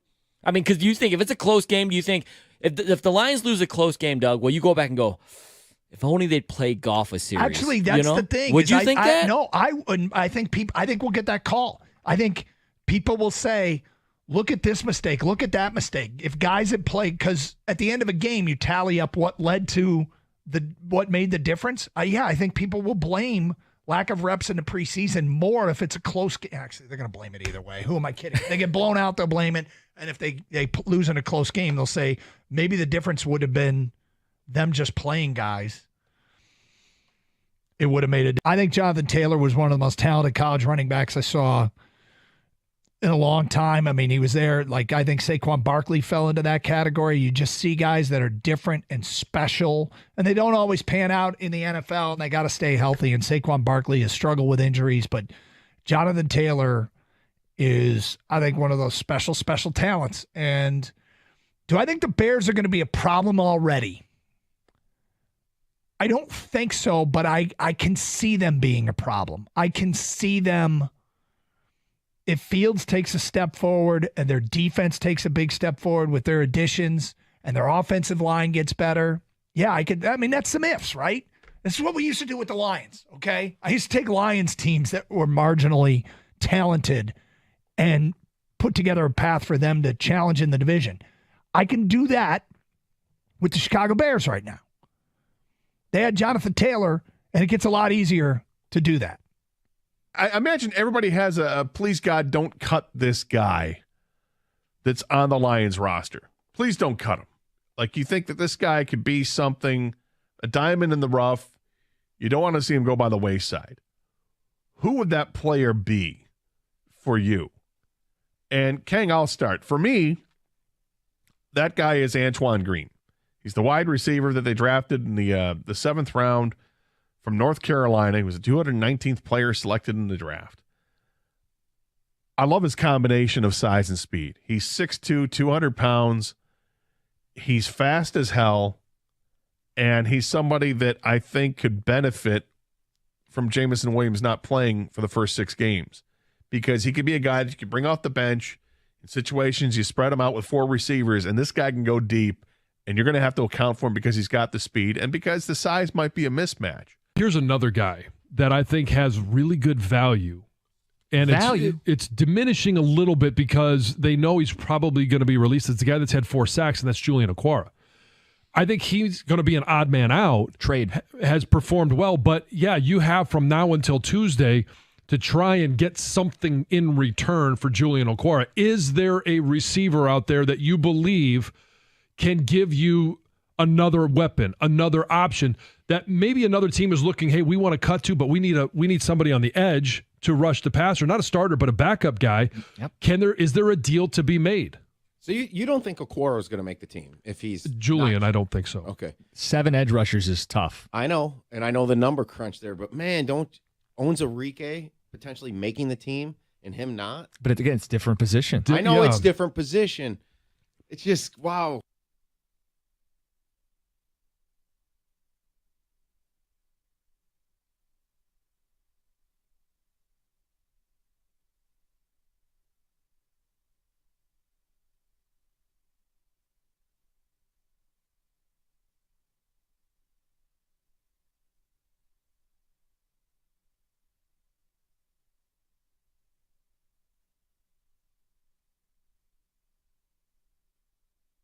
Odyssey.com rewind. If you missed the open, we have a 1 seed for the drop tournament. Stoney body bagging Jansen, demanding time to let me speak. Whew, 30 minutes. What a fabulous open. So yesterday I had some fun with these guys. I was having a conversation. It was with Jimmy Powers. He was blissfully unaware. We were talking college football upsets. And I'm like, yeah, one of the coolest ones was, I missed the 3:30 kickoffs. MSU beating OSU in 98. And OSU was number 1. MSU was a 30-point underdog. Nick Saban in his little turtleneck. And they beat him. And he's like, what? What game was that? I'm like, huh? So then you show him the highlights. And it's Brett Musburger screaming. Well, then I came in here. None of these guys brought to you by had any concept this game ever CGC took place. Water Treatment. So I said, Lions all right, football now I tonight. feel like Preseason I'm finale Peter at Falk in Carolina right Columbo. here on your Lions And flagship I may station as well just 97. When the lean ticket into pregame at 7. So I said, you know what we're gonna Kickoff do? at 8. No We're gonna starters take expected to 1998 play as the for baseline. Detroit. Frank Reich in And I have Carolina got a will list play some starters biggest for a upsets in period of college time. football history that have Tigers taken place Astros in tonight the at last Comerica 25 Park. years. It's I a will not give you 6:40 first anything pitch on our brother that station. predates AM 950 WWJ. Matt Manning going tonight for Detroit. Former Tiger Justin Verlander expected to pitch for Houston on Sunday. Week 0 of college football gets going tomorrow. Among the teams in action, number 6 USC, number 13 Notre Dame. Meanwhile, Victor Hovland leading at the Tour Championship in the second round of the final leg of the FedEx Cup playoffs at the Allied Championship. They're playing the Champions Tour today at Warwick Hills Country Club in Grand Blanc. At the Ticket Update Desk, I'm Jeff Lesson. For more 97.1, the ticket or Odyssey.com.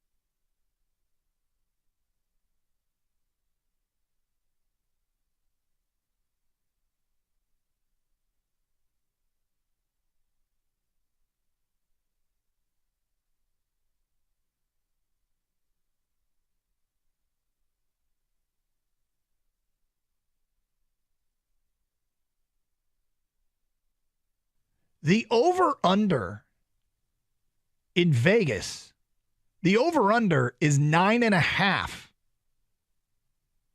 The Lions won 9 games a year ago. We assume, and it feels like a pretty safe assumption, that a baseline expectation is to be as good as last year's team without the awful start.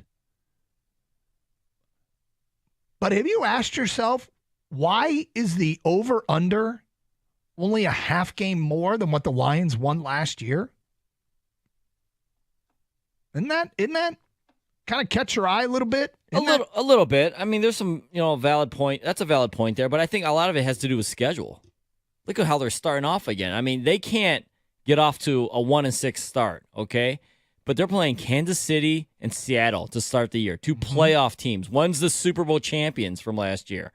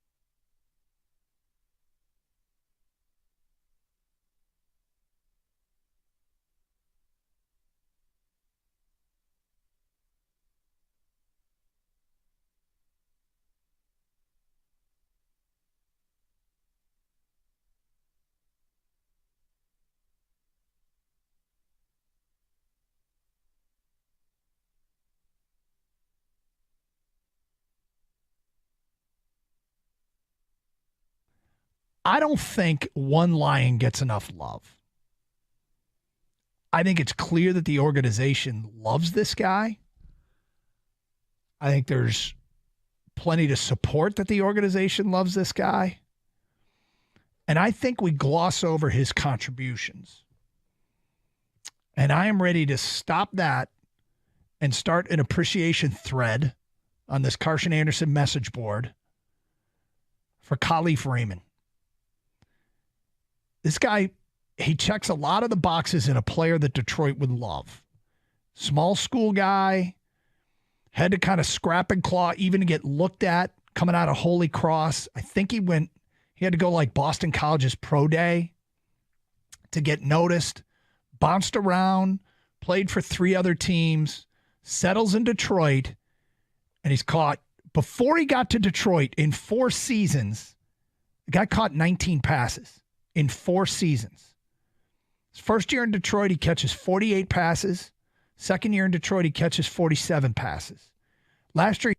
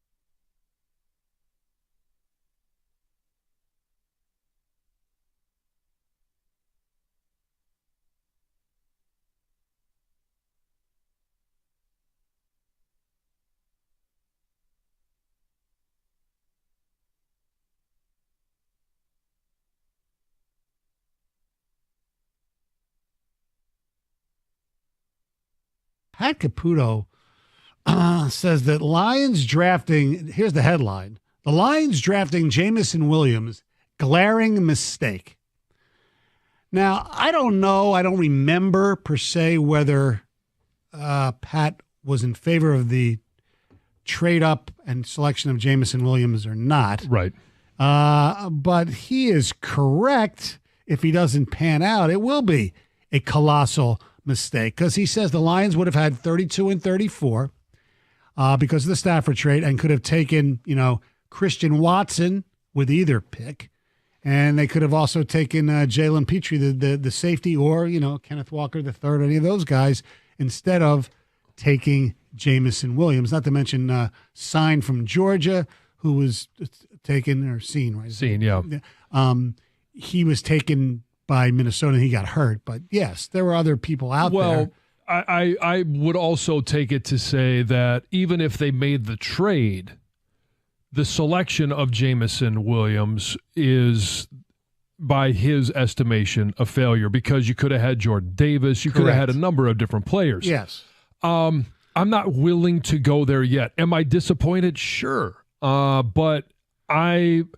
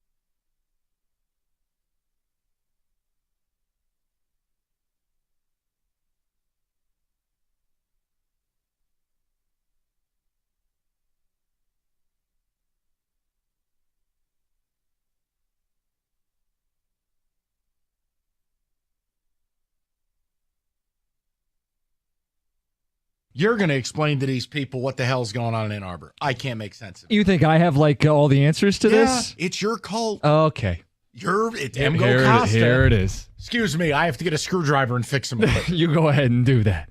For people who may have heard, and for those who have not, Jim Harbaugh and the Michigan Wolverines have, that too, self-imposed suspension, but only 3 games. The deal that fell through was 4 games. Fell through because the NCAA felt like 4 games wasn't enough. So what does Michigan do? They turn around and say only 3. Do they think that's going to be sufficient? Am I missing something with this? Yeah, you're missing. Why would you self-impose in the first place? History has already shown you self-imposing doesn't really matter. Why would you self-impose when you put a deal before them that you would not agree to? The Committee on Infractions reject. Kenny, a couple ticket texts before we talk the life and times of Wojo. The picks for week 0. That's incredible, guys. Didn't know I needed it, but I got it.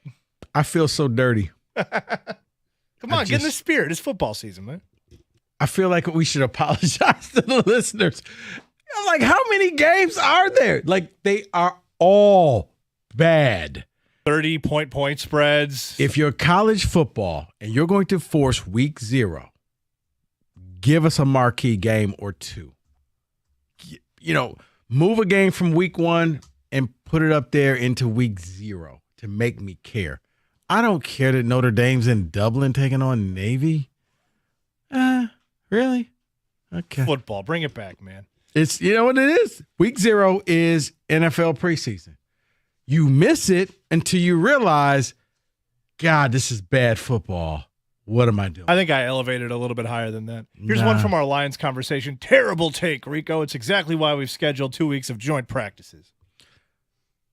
I'm telling you, joint practices, you do get the going on one-on-one, the ones versus ones, you get to hit somebody new. But for quarterbacks, in the back of your mind, you cannot be touched.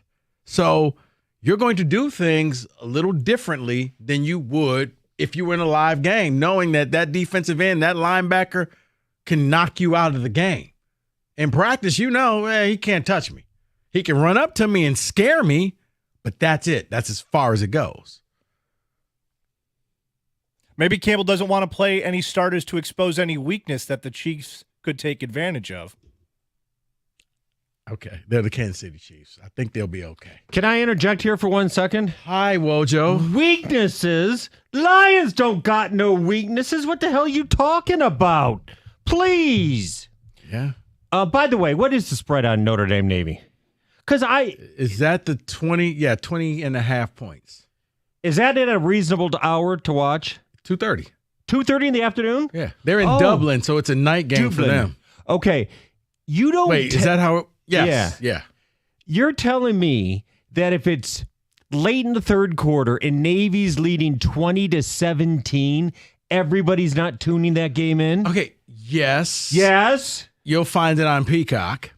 But it's on the P. Yeah. Cock. Yeah. Huh.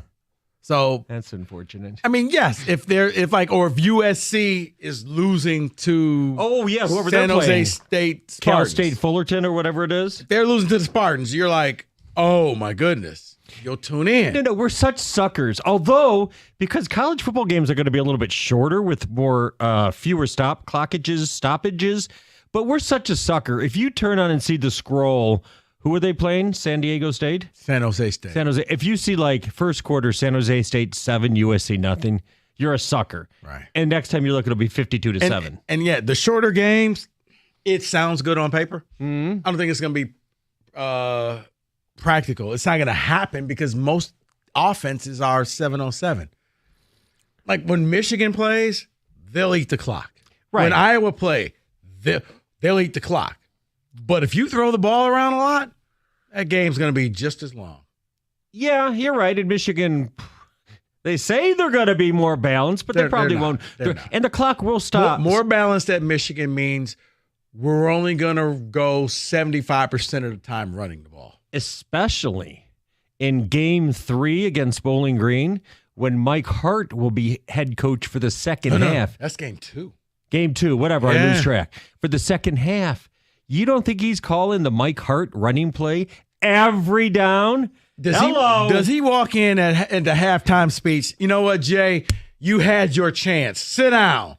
I'm the captain now. I'm the coach now. No. We're doing it this way. I'm telling you. I know people think they're just walkovers, and they should be walkovers, obviously. These are walkovers. But there's going to be a point in one of those games, like I said, it'll be like 7-3. Cut his mic off. Cut his mic off. A You are 7-0 deficit is it's not the danger, but there will be a point when maybe East Carolina scores first. East Carolina took the opening kickoff back, and it's 7-0. Right there. That will make people go, oh.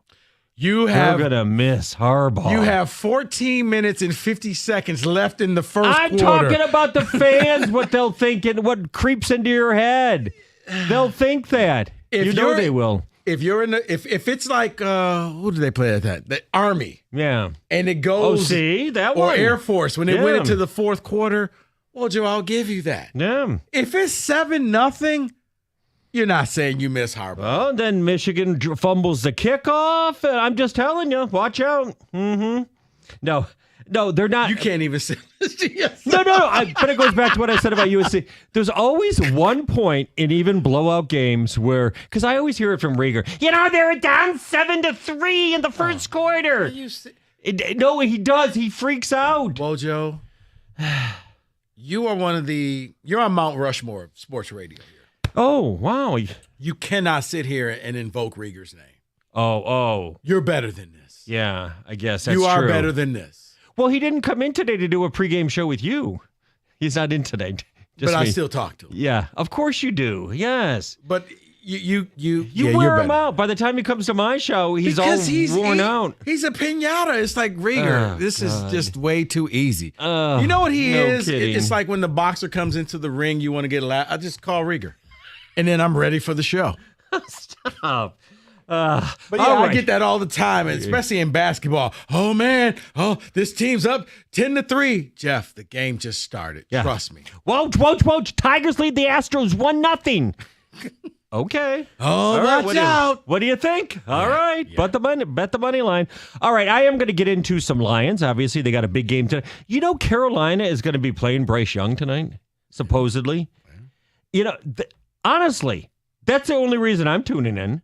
I'm not tuning in to see some Teddy Bridgewater and Teddy then Two Gloves. Teddy Two Gloves and then Nate No Gloves and see if Jack Campbell has to put a whooping on Bryce Young. I am interested to see Bryce Young. I do have a couple of Lions takes to get to. And by the way, do you realize we are kind of national news today? I noticed. The Michigan Storms last night. I always can tell when something that happens in Michigan makes national news because I have relatives in Florida, South Carolina, and Texas. And I always get texts from, were you in that tornado? Were you in that rain? What happened? Yeah, my sister sent me a text like, everything okay? I'm like, yeah, See? why? It's like, No. It was a big deal. Storms. I There was were like, tornadoes. Like Livingston County's gone. That's gone. That's totally it wiped was out. close by because I knew like Grand Rapids and Lansing. Yeah. Because I felt bad for everybody who was trying to move in. Oh, yeah. The state yesterday was like, Nope. yep. No, picked the wrong I-96 day. shut down for years on end, probably. The now. airport was ridiculous. Airport was ridiculous. And not kidding, even 5 people apparently died in various, whether it was tornadoes or something falling down or whatever. And most importantly, Yeah. did your basement flood? I'm not going to make this about me. But of course it did. No, of course it did. No. And listen, everything that could be fixed is fixed. And that's why I was confident. And after the first night, I'm like, I'm holding on. Okay, whew. And then everybody said, no, the second night, last night's going to be worse. I'm like, no. So I was down in the basement pushing like blankets and rags against it. And once it started coming in, there's nothing you can do. I just curled up in the fetal position and let the water take me away. You should just get some sandbags. The water mitigators were there today. They have to tear out most of the new murder carpeting. wall. Luckily, I had not put all new furniture in there yet from the last one, but it was new carpeting. And as they were ripping it up, I go, you sure you need to rip that up? Maybe I can dry it out. And they pulled it back.